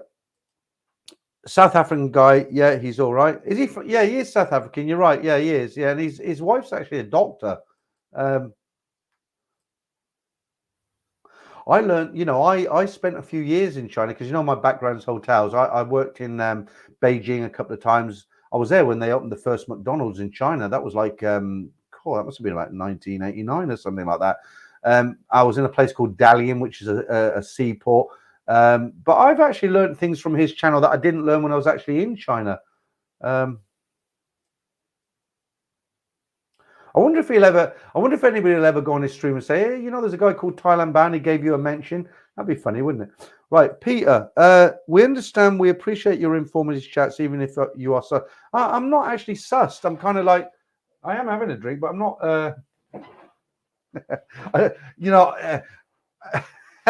I'm just laughing because when I did the stream with Ed Sweeney last week, I actually did an impersonation of Patrick Moore. Do you remember Patrick Moore, the Sky at Night? I watched it the next day. I listened to it when I was walking the dog. I thought, you idiot. Right. Are you still up, Damien? I keep saying that. Tip top stuff, Peter. Brilliant stream. Okay. Right. Hang on, Damien. You're what day is tomorrow? Saturday. You do a half day tomorrow, don't you? And then you're off next week. I might give you a phone call Sunday. Right. Broadcast Dave.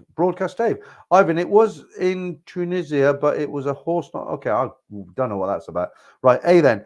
We're loving it, but when you want to go, pull the plug. Yes, I watched. I don't know how to pronounce it. Is it Sapenza? It's a really weird name, is it? By the way, my name's David. Yeah, you did say, and I will forget because I'm 62. I'm a dinosaur, and I get really forgetful. Right. All right. People are going to bed now. Just have fun, Pete. Nobody can judge on a Friday night. Yeah, but I don't want to be like the local pisshead, where people have another drink. This guy's like feeding the monkey, isn't it? Right, Harvey Woodson. Peter, you mentioned David Bowie visited Pat Pong. Am I right that he shot a song video in one of the bars? Possibly, Harvey, but I'm not. I do like David Bowie. Oh, he's dead now, obviously.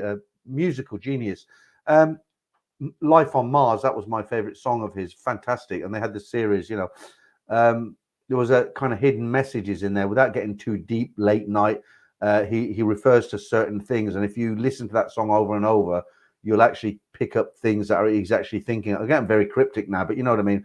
But in answer to your question, Harvey, possibly, I don't know the answer to that. Is the honest answer. Right. There's a new one. 999 Queen Street. I haven't had you in the stream tonight. Good to have you in. This is a fantastic show. Curious, are you a Cockney? No, I'm not a Cockney. The rules to be a Cockney, if you're not English, the rules. You know what a Cockney is, don't you? A Cockney, you have to be born within a mile of Bow Bells, and then you're officially a Cockney. That's how it was in the old days. But I think it's Bow Bells, and you're officially a Cockney. But I am originally from London. I'm from North London, a place called Haringey, which is kind of like downtown Baghdad at the moment. But I live in Northamptonshire right now. But good to see you in the stream. I haven't seen you here today. Harold, you're still there, mate. What are you saying? I never knew about taking £50 notes over there to get change till I watch your stream. So next time I'll go take a bunch of £50 notes there and get them changed in Thailand. Thanks. Yeah, you right. £50 notes. Firstly, let me tell you why you should take £50 notes, but I know you can take them anyway. Firstly, you get a better exchange rate. Secondly, they're plastic now, aren't they? Are the £20? Yeah, the 20s are anyway. Right, you get a better exchange rate. The higher denomination, the better exchange rate you get. Secondly, because in the UK especially, a lot of shops don't like taking £50 notes because that's what forgers would use, the higher denominations. So, when you pay with £10, they take £10, give you a change. £50, you walk into every shop, they're holding it up like they're all experts on currency, aren't they? So they're not in circulation as much. So they're better notes. So, and in Thailand, you don't face that problem. For them, money is money. You give them £50 notes, no problem at all. It's like it's all money, isn't it? Right. Right. We read that one.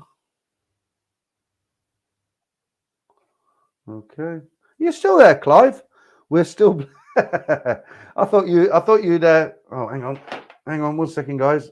Is the screen going to go off? Saved it. because it's been on for 3 hours, it goes off. I just played with the sound. See, I've got to have this screen on because when I look at this, this is what you see. Right, this is what I see in the back end of YouTube, right? But if I watch that, and I'm so happy now because I plugged them cables in, I don't lose a signal. Right. Can't believe you're still there, Damon. Peter, did you eat all that tiger bread loaf? You look very... Yeah, you're trying to say I put a bit of weight on, are you? I have ate it all, Damon. I'm doing the keto diet from next week, so you might... let's see. I've done it before. I'll do it again. Stephen. Right. Clive. Peter is deliberately dodging my dodgy comments. I know why. Love you. No, I'm not dodging any comments at all. I read them all out. Right. Matthew, you're still in as well. What are you saying? Get on the whiskey. I've only got a little bit here now. Look. You know, I know when I drink, I know how much I can drink. I know when I start to be an idiot. I'm not an idiot. I'm not one of those guys who goes out and starts punching everybody when he gets drunk. I'm not one of those sort of people who starts abusing taxi drivers or shouting my head off in the taxi, in the kebab shop or anything like that. I don't do kebabs nowadays, but you know what I mean.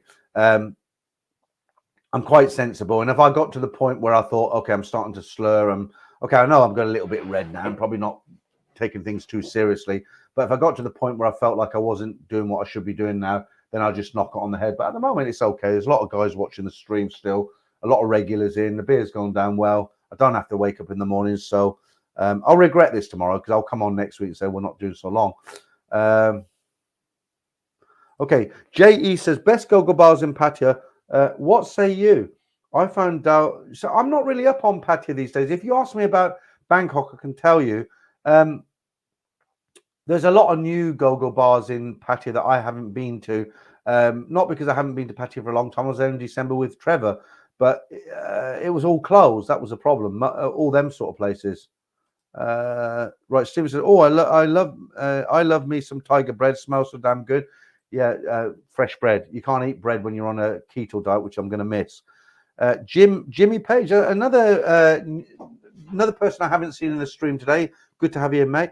Hi, Peter. Having a Guinness here in California, watching your show. I get embarrassed when people say watching your show. I mean, it's a live stream, isn't it? But I'm not.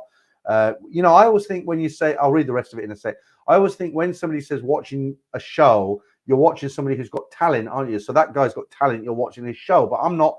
I'm just a guy sitting in Northamptonshire doing a live stream because I want to get back to Thailand. Right? I'm not doing a show. I'm kind of doing a live stream, and it kind of embarrassed me a little bit because I don't have anything. I'm not a professional. You know what I mean? So I don't know why I told you that story, but anyway. But thank you. Right, having a Guinness here in California, watching your show and the docking at the space station. All right, yeah, that's interesting. Shane, you been to bed and got up again? Tirapa, Soy Cowboy, live entertainment. Do you know what, Shane? I really, really like the Tilak bar in Soy Cowboy. It's got so much going for it, you know. It's yeah, it's just a great bar. Let me move on. Right. Dog says Sunday stream, definitely not, Dog. Not this Sunday.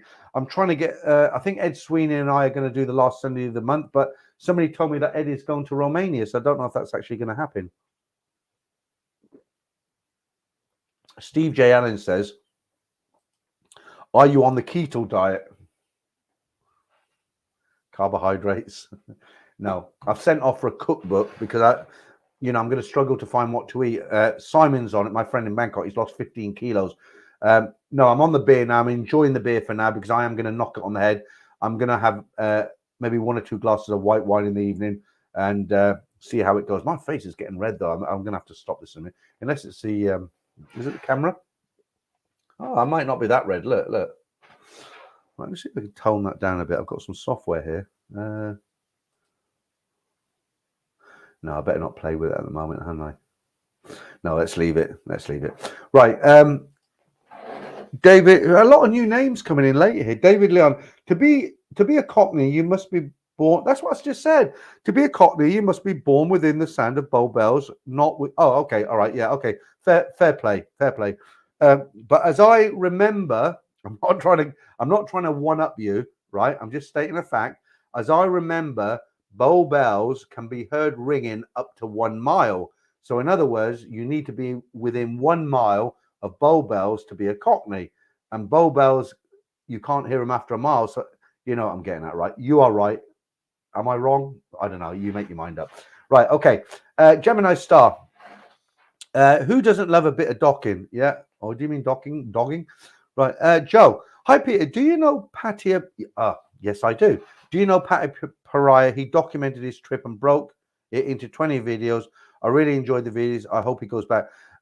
Right. Let me tell you about Pattaya. I watched his videos 3 or 4 times because they really made me feel like I was back there. Great guy, great videos. He's actually been on my stream. He disguised himself, but I recognize him. And unfortunately, I mentioned his name. I think he got embarrassed. I know he holds down a very good job because when he goes to Pattaya, he has some serious wedge and he changes, if you're not English, money. He changes a lot of money in one go and he eats in good places. But yeah, you're right. He's got great videos. Jason Finch, what about the lucky Nana Bar Pattaya live stream ladies? What you got to remember is, Jason, it's all good. But what you got to remember, a lot of those girls, most of those girls, they don't say to their families in East End, right, I'm off to Thailand, I'm off to Bangkok to be a prostitute. You know, think about it realistically. Most of the girls, what they'll say, look, I've got a job in Bangkok, I'm a waitress or I'm a cashier. You know, I work 3 shifts. That's why I can send so much money to you. It would be a dream come true to do a live stream in a bar with bar girls.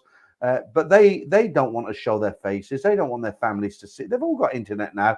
And yeah, Jason, brilliant idea. But I think it would be a challenging thing to do.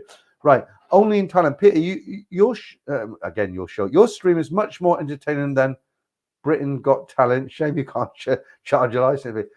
Well, you know, I'm just, what can I say? I mean, I put a lot of effort into it because all the stuff I do with the music and the competitions and stuff, because I think it's important. But you know,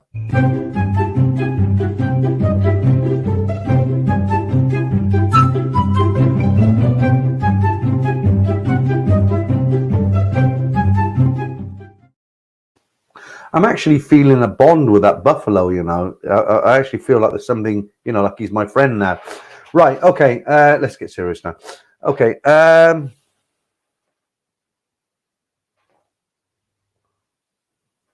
Right. Somebody says, good luck with that Joy, but I haven't seen I Am Joy in tonight. He's normally in, but he isn't in tonight. He actually sent me a picture. There's a guy called his username is I Am Joy.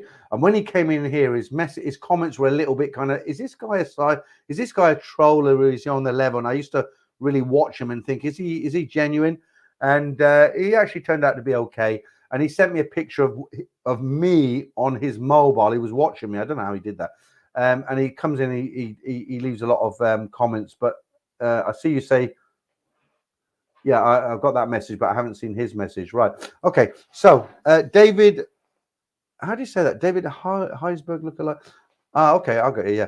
I think Ed said he's going to Romania second half of next month. So I'm going to get one streaming with him, on Sunday for a month, as the return flights from Heathrow was 30. He loves it, doesn't he, Ed? National Express bus, the Swan Inn and chicken on the street. Now Romania for £37. He loves it. He loves it. Parky says, where can I sponsor a buffalo? Just go into Nana Plaza. They've all got buffaloes. They don't own cars. The bar girls don't own cars. They own buffaloes. Right.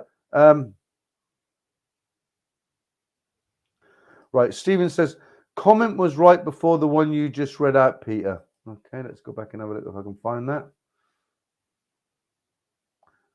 Good luck with that, Joy. Just above the one I read, but I can't. Let me see if he's there we are. Yeah, he's there. Yeah. All right. I Am Joy. Sitting in hospital room, bog. Too much information.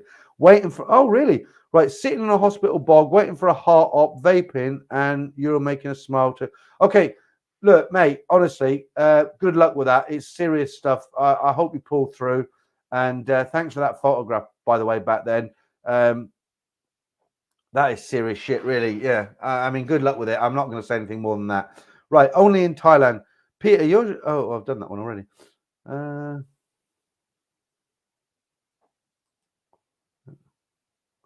Right. Right, Cats and Good Coffee. Only in Thailand at 9 p.m. I watch Who Wants to Be a Millionaire, and at 10 p.m. I watch Thailand-bound. All right, yeah.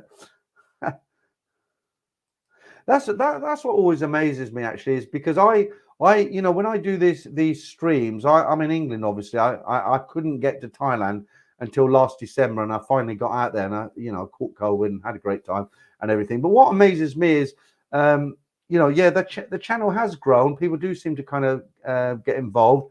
But what always amazes me is that there is quite a large audience who are in Pattaya or Bangkok, and these guys are, I'm trying to accommodate the guys who are in England and can't get out to Pattaya. So it's kind of like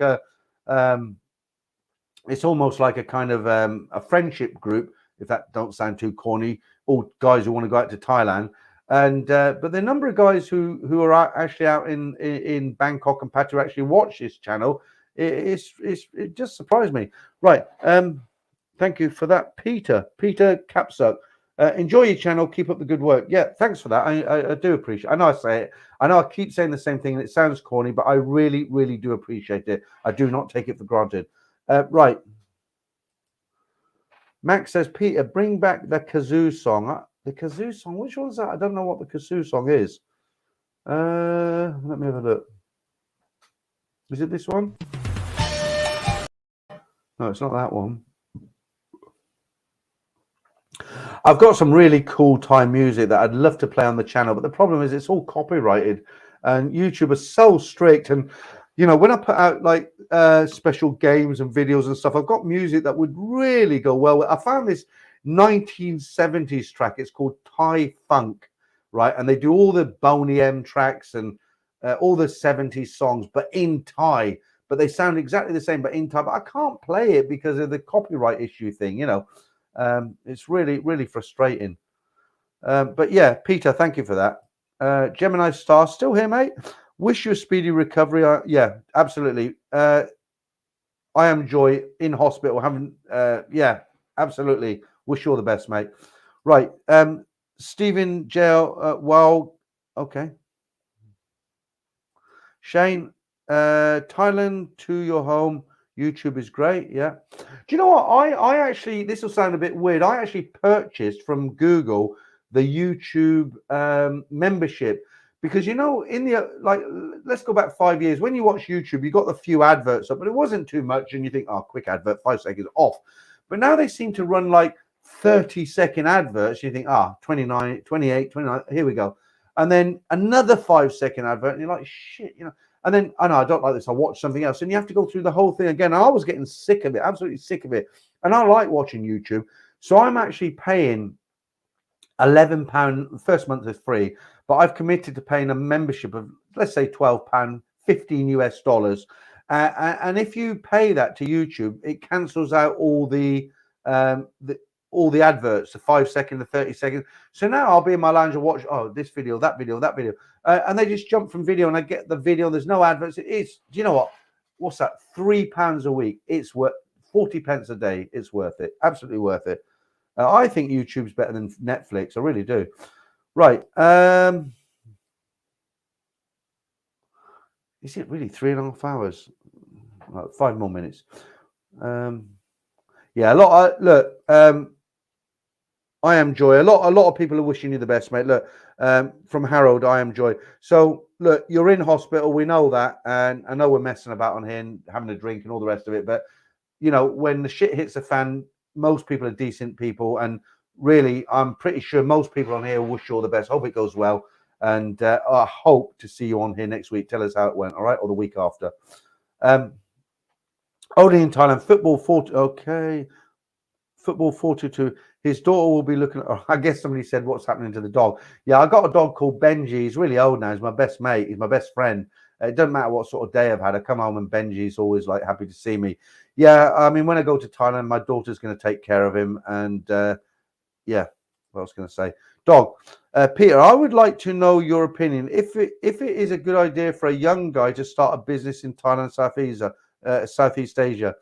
Right. Well, what I can say to that, dog, it depends what sort of business you're doing. What I would say from my experience, and it's only my personal experience, what I would say, if you're doing any business where you don't have to have any Thai staff, and I say have to have Thai staff. So in other words, if you're doing a business where it's up to you, it might benefit you if you get a little girl and do some Facebook for you. But if you rely on them, I would say no, don't do it. Simon, he had a container business. He gave up because it was difficult. Let me read it again. I would like to know your opinion. Is it a good idea to start a business in Thailand? I would say if you can go to Thailand and be, you can do a business that you can do off your laptop, for instance, whether you've got a YouTube channel or you sell things or you're a drop shipper or something like that. I would say, yeah, go for it. But I would say if you're going to go to Thailand and open a traditional business in Thailand, like open a bar, I would say, no, don't do it. It will be a nightmare because one, you have to have a work permit. To get a work permit, you have to have 4 Thai staff on your payroll, okay? I'm going to have a work permit when I go out to Thailand because I'm doing YouTube. I don't take chances. I will pay 4 Thai staff. It's not very much, but on paper, they will be paid. And in my pocket, there will be some money going out, okay? So you got the work permit issues, okay? If you have a successful business, what happens if you put a cake on a table near an ant's nest, all those ants want to have a little nibble. You know what I mean? Right. So what I'd say in answer to your question, I'd say if you can do it off your own back, you're not reliant on Thais to run your business, then yes.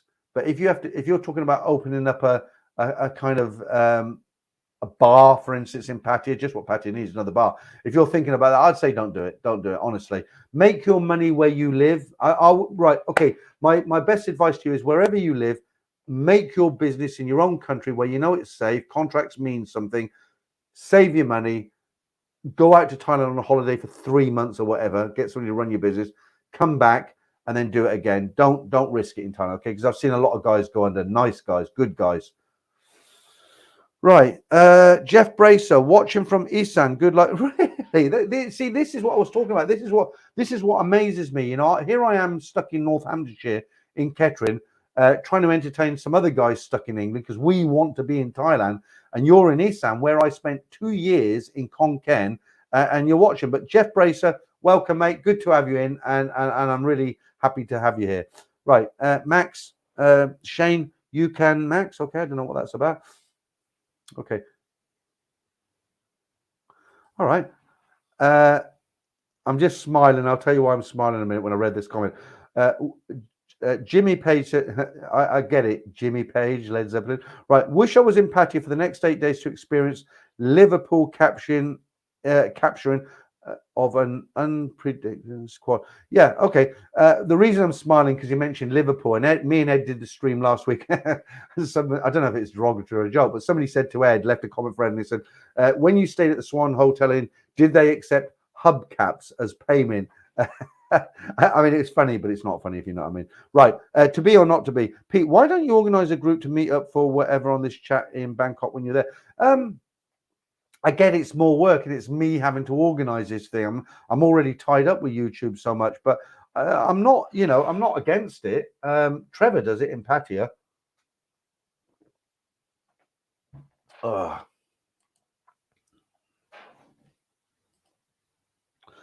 Millionaire, yeah. Clive, are you still in, mate? Peter, all right, thank you. Checks in the post. Right, there's another name I don't recognise. Greenhorn Mine Exploring. Always miss the live and watch later. Yeah, that's fine. That's fine. But good to be able to read out your comment. Right, still authentic. Always great info, Peter. Yeah, thanks for that, mate. Appreciate that. Damien, you got to go to bed. Yeah, Peter, the 2 girls behind you, hairy, shaved, or trim. No, I'm not getting into it. Do you know, last week, Ed and I, when we did the stream, when we got to like 4 hours, we were talking forests. You know what I mean? That's what I'm going to say. And Damien is trying to, because he thinks I've had too much to drink. He thinks I'm got the girls in the background, and he's going to try and lead me into that. And I'm not going to fall for it, Damien. No. Right. Red Farang again.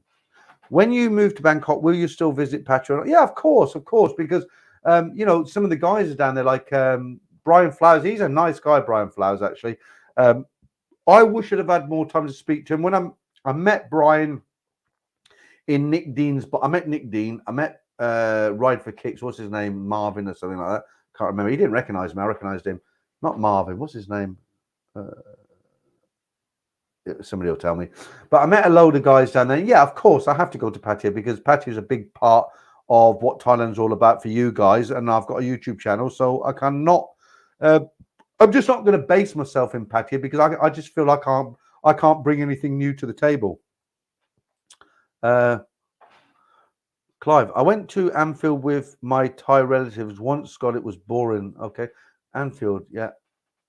Right, Gemini Star. I'm sure Peter will be horrified to meet the subscribers in person. No, absolutely not. No, really. I know you don't you mean that kind of tongue in cheek, but I got such a thrill meeting subscribers when I was in Bangkok because I was actually quite nervous about it because I'd never met subscribers because I started this channel, did it for about 2 years in the UK, and people used to send me messages say you need to be careful when you get to Thailand because you're giving out all this information about the bar girls.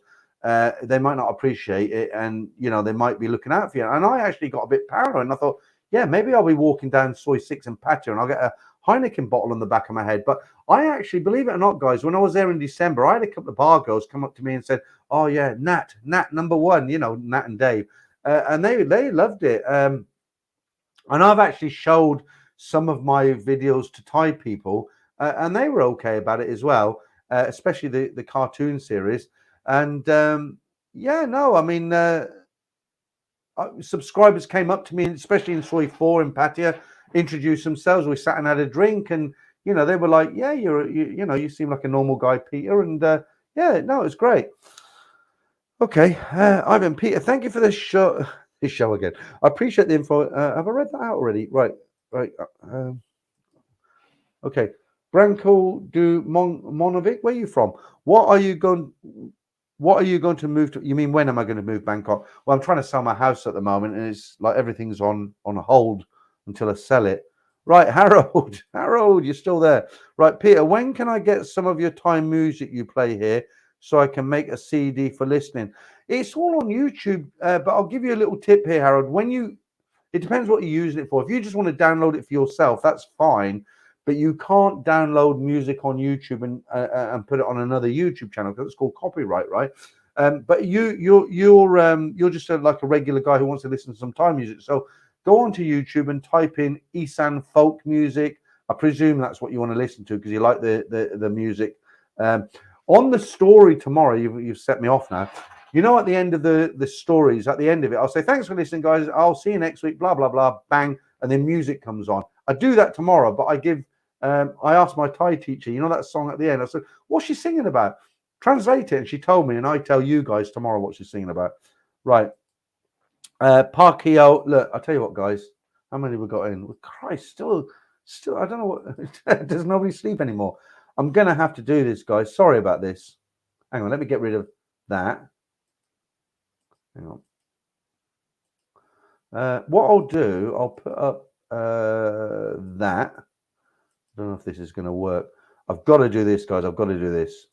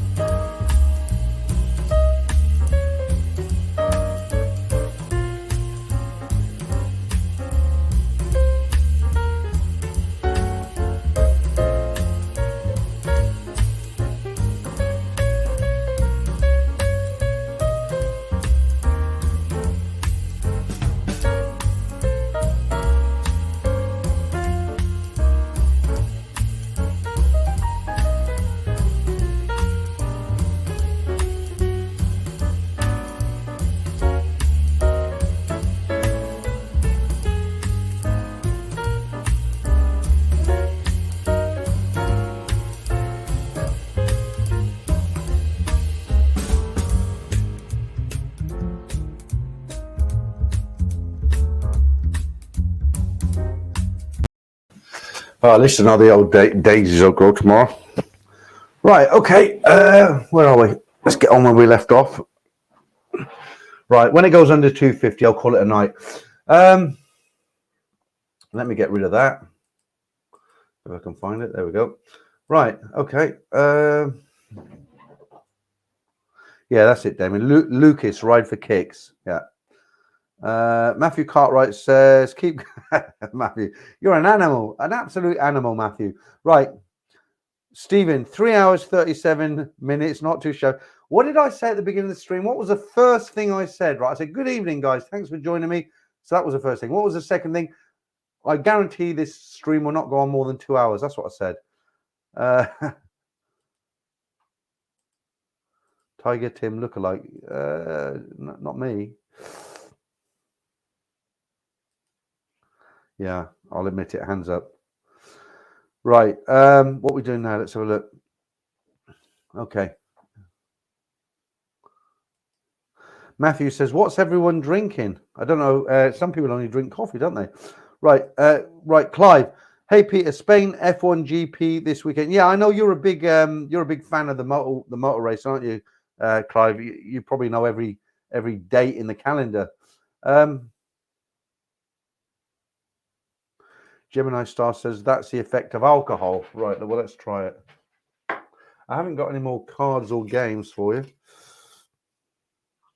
Right, last one. You know, my wife, she says to me when I go, she said, what were you doing in that garage? Well, in the, not the garage, the outhouse at the bottom of the garden. Right, cheers, guys. I had a guy write to me once, and he actually wrote me an email, and he said, I'm a doctor. And true story, this about a year ago, he wrote to me, and he said, I'm a doctor, and I happened upon you. He was in Canada. He said, I happened to come across your live stream, but obviously it wasn't live. And he said to me, he said, I'm actually quite concerned about your health because you were saying that you drink beer and you drink whiskey and you're 61 back then. And he offered me a lot of advice. Very nice guy. But what he didn't realize was I never drink in the daytime, and I don't drink every single night, and I don't drink till the point where I can't get up the stairs, sort of thing. You know, when I've had enough, I've had enough. Right. Okay. So let's not talk about me. Let's talk about what you want to know.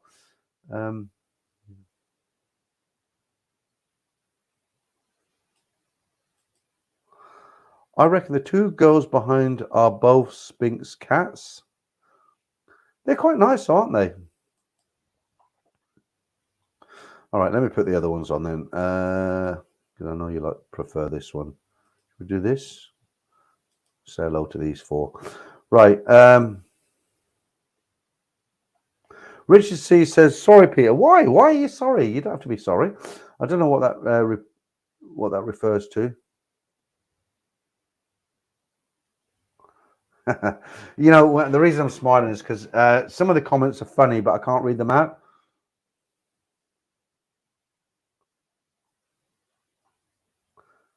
And I'm trying to find comments where you're not talking to each other. Okay, right. Happy. I always find it hard walking down. I've read it and I didn't get it until later. I always find it hard walking down Soy 6. I was going to just give you a big explanation how you can get down Soy 6 without getting hassled, but I've just got the joke. Right. Scrumpy Jack, Jesus Christ, cats and googles. Really? I was in the co-op yesterday. Some guy bought like 3 or 4 of these 2 liters. Is it 2 liters of some cider or something? Light. I think it was called White Lightning or something. Take the gold out your teeth. Right. Mac, the kazoo song sounds like the Benny Hill theme tune played through a comb and a piece of paper. All right. Yeah. Good information. I didn't know that. Right, to be, not to be. There must be a way of bar fining the Hooter goes. I know it's written into their contract that they're not allowed to do that, but it's a human factor, isn't it? If you meet somebody who you are attracted to and they're attracted to you, then all rules are out the window, aren't they?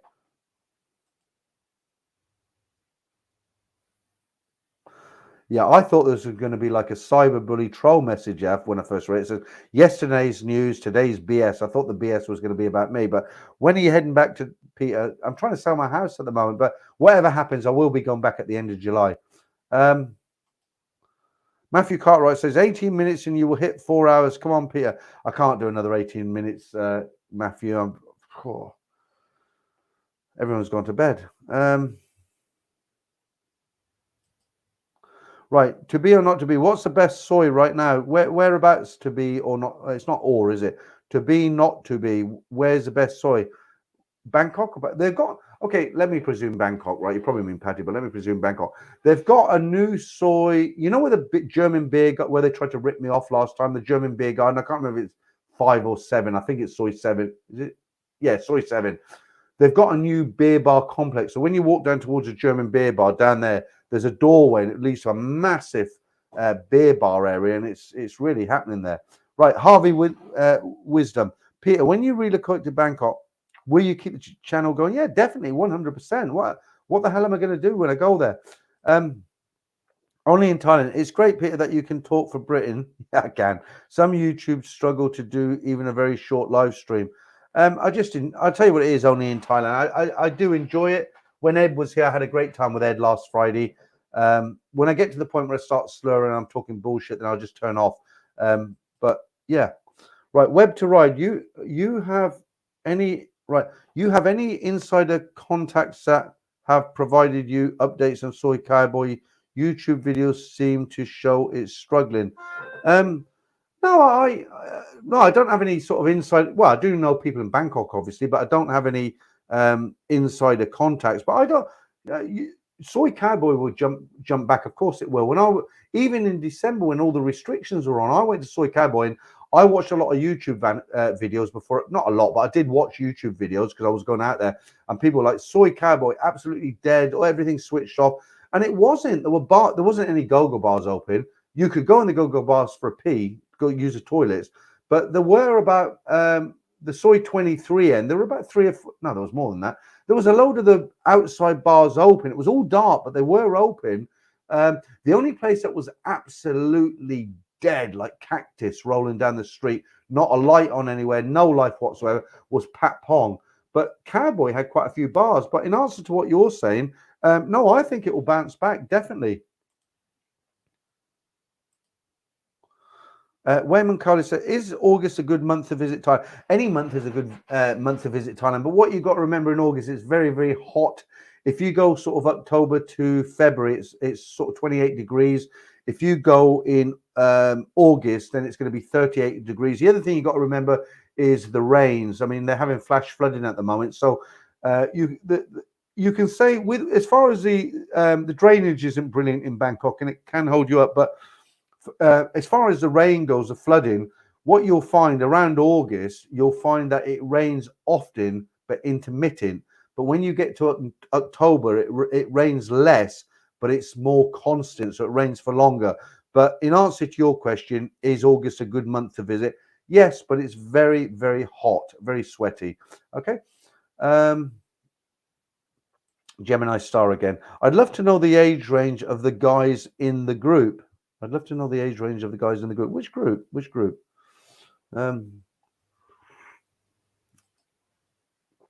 JE says LK Metro best at the moment in Pattaya. I'm not a fan of LK Metro. I'm an old school dinosaur, right? I'm 62. I love the beach road, walking street, Soy 7, Soy 8, Soy 6.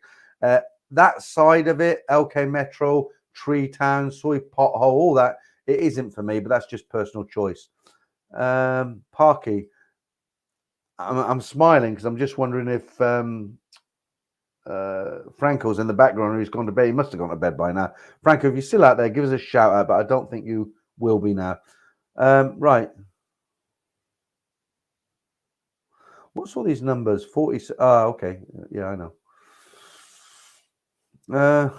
Somebody called Peter here. I always go late August, early September, and it's just fine. A little rain in the afternoon, hot and humid otherwise. Yeah, you generally find around 6 p.m. in the evening, you get a bit of rain for half an hour, and you sit in your hotel and you think, oh, damn, I wanted to go out, but it doesn't last long. But it is very, very hot in August. Kev Closter. Closter beer used to be popular in the 90s. Somebody asked me earlier about the 90s. They don't sell it anymore. Bangkok is built on wet clay. Yeah, that's true.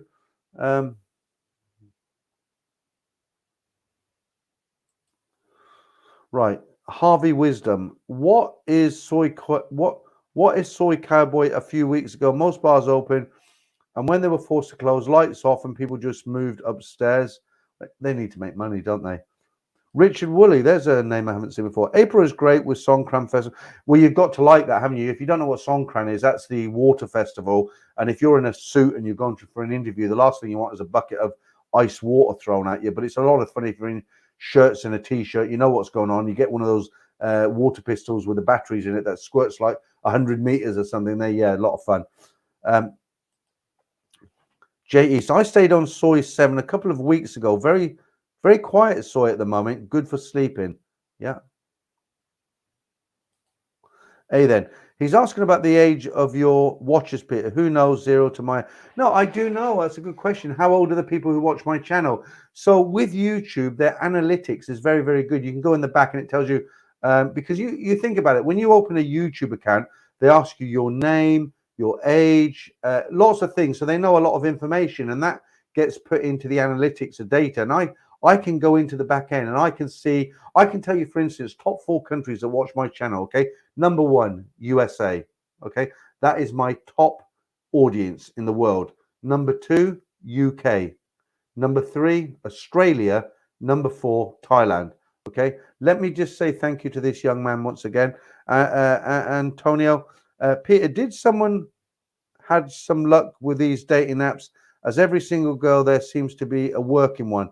Okay, let me leave that up and I'll talk about that in a second. Yo, Franco, wake up, Damon says. Christ, I forgot what I was talking about. What was I talking about? Oh, age of the watchers, yeah. So the back end of YouTube, they've got very, very good analytics. So I can tell you, I know I've got 5% of my subscribers are women, right? Ladies. So with 37,000 subscribers, you can work out the numbers. So I've got over 1,000 women or something like that. But in answer to your question, the biggest audience range for this channel is age between 55 and 65. Okay, I get 45 to 55, 35, but it's in a kind of a graph, and it kind of goes like a pyramid. And the biggest age, and it's no surprises because I'm 62, right? So the biggest age range in who watches this channel is between 65 and 55 and 65. That's the biggest range, right? Antonio, Peter, yeah, right. There's a lot. There's certain questions you can ask. I can't get into it in a big way here, Antonio, but there are a lot of decent girls on these apps. But you've got to also realize that the apps are a vehicle for hookers to make money as well, right? So you do get those sort of people on there. But there's certain questions that you can ask, like and they'll be honest with you. When you meet a nice girl, you can say to a nice girl, right? Well, you can say to her on the app, what are you looking for? You know, and a lot of the freelancers say, I'm looking for money. I need money. You know, it's a difficult one. I know it's a difficult one. Right. Yeah. Dogs. Thanks for that. Drop some likes. I tell you what, Antonio, the best way is, I mean, I don't know, maybe we'll meet up in Bangkok one day. You said you might be there. There's some dates. We'll have a beer together. I'll run you through it. Okay. I'll tell you everything about it, what you want to know. There are a lot of clues when you use the dating apps. It's really hard to put it in a nutshell here, but there are certain questions you can ask these girls on those dating apps. And what I'd say to you is, if you want to meet a nice girl that you want to have a relationship, don't wait till you get to Bangkok and then start doing all this.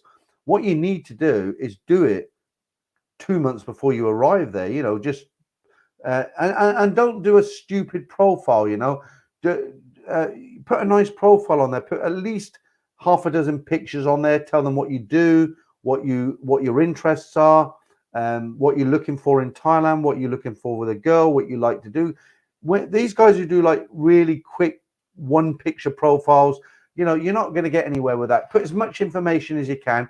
Ask the questions, and there's a lot. When you've been on them for a while, there's a lot of clues. The one thing that you need to learn is always go down on the text and read it properly, because a lot of them are honest and they'll say, I am a ladyboy. They'll tell you outright.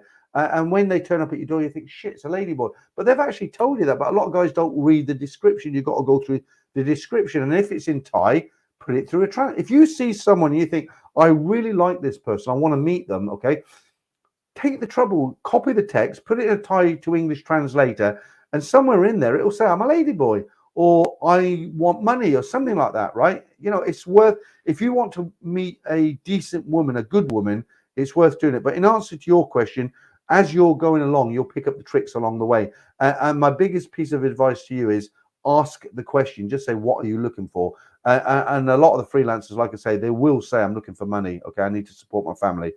Right. Yeah, Wayman, I'm eager to go. You should, mate. You should. You only live once. There's an old saying in the UK, there's no point in being the richest man in the graveyard, is there? And life is not a dress rehearsal. That's one of my favorite ones, okay? If you're in a position, you get a few weeks off, you've got a bit of cash in your pocket, it's not expensive, you can go on a budget and still have a good time, mate, go for it. I think Matthew Olcon, I think you're right. It was 18 minutes. Now it's how many minutes now? We'll do a few more and then we'll call it a night. The problem is the other YouTubers take the piss because they say to me, Jesus Christ, Peter, I went to bed and I watched the beginning of your channel. I woke up and you were still going strong. You know, some of the YouTubers in Pattaya. Right. I haven't drank that much. That is funny. Look, Mazza, what, do you honestly think I'm going to sit here and sing a song for you? How drunk do you think I am? I'm not actually drunk. I've had a good drink tonight, but I'm not drunk. Sing as a song. Jeez. And then what's next? Do a striptease. Right. Okay. But fair play, mate. Fair play. Right. Jason Finch. I wanted to help this girl out. Well, Jason, send me the story. Tell me all about it. I'll change your name. And we'll get it out there, right? Let me leave that there for a minute for you. Hi, Dee. Are you up early or are you out late? Nice Thai girls won't say I love you or sleep with you so far. Okay, Dee's actually Thai. She comes into and she is a she comes in. I did say I've got some Thai ladies who watch this, and she comes in from time to time. What are you saying now, Dee? I hope that I'm not going to be shocked. Nice Thai girls won't say I love you or sleep with you so fast. Okay. My email address was up there. You never know. Right, Mazza. Big up Northants. Yeah. I can't believe this stream. I'm going to have a cut-off point. Oh, no. Still got over 200 people in, though. Couldn't agree with you. We're always in our 20s in Thailand. Yeah, it's a great place to be. Harvey Wilson again. Peter, I stayed on Soy 8 Adelphi Suites. Can recommend their restaurant Monsoon. Great. Yeah, good advice. Tommy and Guy again. There's like 50 girls in Thermi, and you can negotiate the sidewalk on Soy 4. I'm not going to say anything.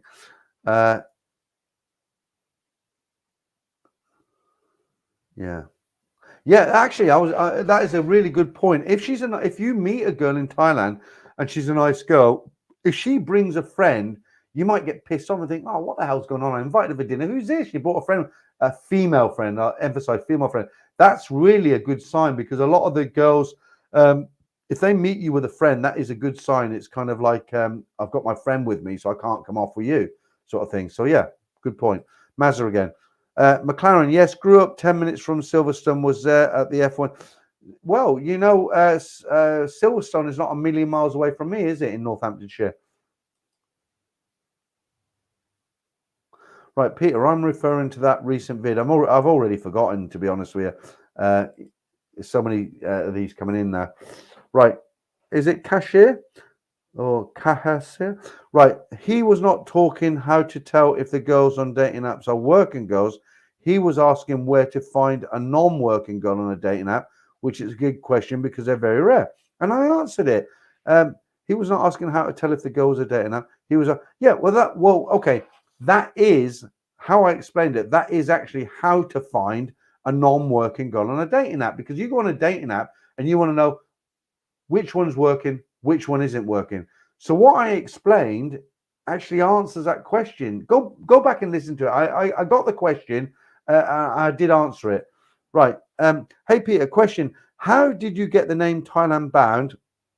I get the Thailand part, but the bound part, how did you get that? So it's kind of old-fashioned because in the old days, they used to say, this steamer is bound for Cairo, right? Or this aircraft is bound for Egypt. You know, it's an old word. I mean, I wish I could change the channel name now, but you can't. You know, I'm stuck with it. And I promised Franco I wouldn't say this, but I'm going to say it. It's kind of what it means. Translated, it means like Thailand bound. Basically, it means he's off to Thailand. He's going to Thailand. He's Thailand bound, so he's going to Thailand. That's what it means. And at the time, I thought it was a good idea. But some, you know, I get a lot of trolls who have a go at me because of the content. But there's one guy I actually take my hat off to him because he was a troll. but what he said was very clever. He actually said to me, he says, Jesus Christ, mate, you speak for England. You should be called Thailand-bound and gagged, right? And I thought that was very funny, actually. And he was a sober. I still blocked him, though. Right. Cats and good coffee. I've never been in Therme Cafe yet. I saw videos, and there are so many ladies in line. It feels intimidating. Yeah, but, you know, somebody left a comment earlier saying they go there for the Koreans and the Japanese, and they do. They do. Matthew, in the spas, they always have a friend. Yeah. Tommy and Guy, great question. As most girls on TF will say they are looking for true love, then post an ideal phone number. Look, guys, let me say this. I've got a video, a really old video on this channel. It's called something like How to Tell If Your Thai Girlfriend is Genuine or a Bar Girl or something like that. It's very obvious when you see it. I can't remember the exact name, but I've got 20 points in there that are really helpful, and it will answer all these questions. Right. Shane, you're still up, mate? Or no, when I say you're still up, it's still early morning where you are, isn't it? If the price is right, most will work. Yeah, absolutely. Clive, he was bound and gagged in Bangkok by mafia. Okay. Tommy and Guy, there's an old song where the guy sings, I'm Albany bound. Yeah, I mean, I think most people know what it means. If you're an older guy like I am, you'll know what it means. Right, DB Cooper, you just come in. Have you bound by LB from Nana Plaza? Yeah, all right. Mac, sure you can change your channel name. Why not? Well, I to be honest with you, I just assumed you couldn't change it. Can you just go in and change it? I don't know. I tried to change my, you know, the pictures. My pictures, like the Ram pictures, like palm trees, and it says Thailand-bound. And you know, 2 years ago it was all right, but now I'm thinking, well, I could do better than that. And I did change it, and all the comments went off the channel, and I thought, Jesus, it was like there's no comments, not one. I put it back, and they all came back again. Right, someone says he had good luck on Wayman Cowley said, I hope I'm pronouncing your name correctly. Apologize if I'm not. I had good luck on Thai Cupid. Okay, yeah. I think it is luck, isn't it? It's luck. Right, Pierre, is it? Pierre, what is your top bar in Soy Cowboy? You've come in late because everyone knows this. You go talk a lot about Nana, but not Cowboy. Tilak Bar is my favorite bar in Soy Cowboy. It's about halfway down. It's brilliant. It's good aircon, lots of eye candy. They don't rip you off. They've got a nice happy hour. And yeah, great bar. Alex, your voice is really... You're embarrassing me now. Your voice is really nice. Did you ever think about doing BBC documentary or something like that? No, they wouldn't want me. Right, thanks for that, though. Cashier again. Girls on Thai dating apps will tell you they're working for money without much effort or hassle. Yeah, yeah. There is lots of clues, guys. If you go into... a lot of guys go on... What you've got to realise, you're asking them questions, but a lot of guys go on to Thai dating apps, and they're looking for naughty girls, if that makes sense. So a lot of them are on there. Okay. Right, guys, that's me. I'm done. I was going to make it 2 hours tonight. It's been great. Thanks to everyone. I've really enjoyed the stream. I've just hit 4 hours. So, Matthew, all right. I can't even get your name out right now. Right, Matthew, I've done the 4 hours as not promised. So I hope you're happy. To everyone else, thanks. You've been great. Guys, to everybody who's done a super chat or a sticker, whatever it is, really generous. I appreciate it. I'll be on the beers for the next 10. No, I won't be because I'm doing my keto. I'll be able to get the nicer wine. Guys, have a great weekend. Thanks for joining me tonight. I don't know why you've put up with me for 4 hours, but I've loved it. Let me get rid of my email address. There we go. And do my usual here. Right. Yeah, that's it, guys. Thanks a lot. And tomorrow, I can't remember if it's 3 or 4 stories now because it's 4 in the morning, but I've got some stories tomorrow. And that's it. What else can I say? Good night. Thanks for joining me.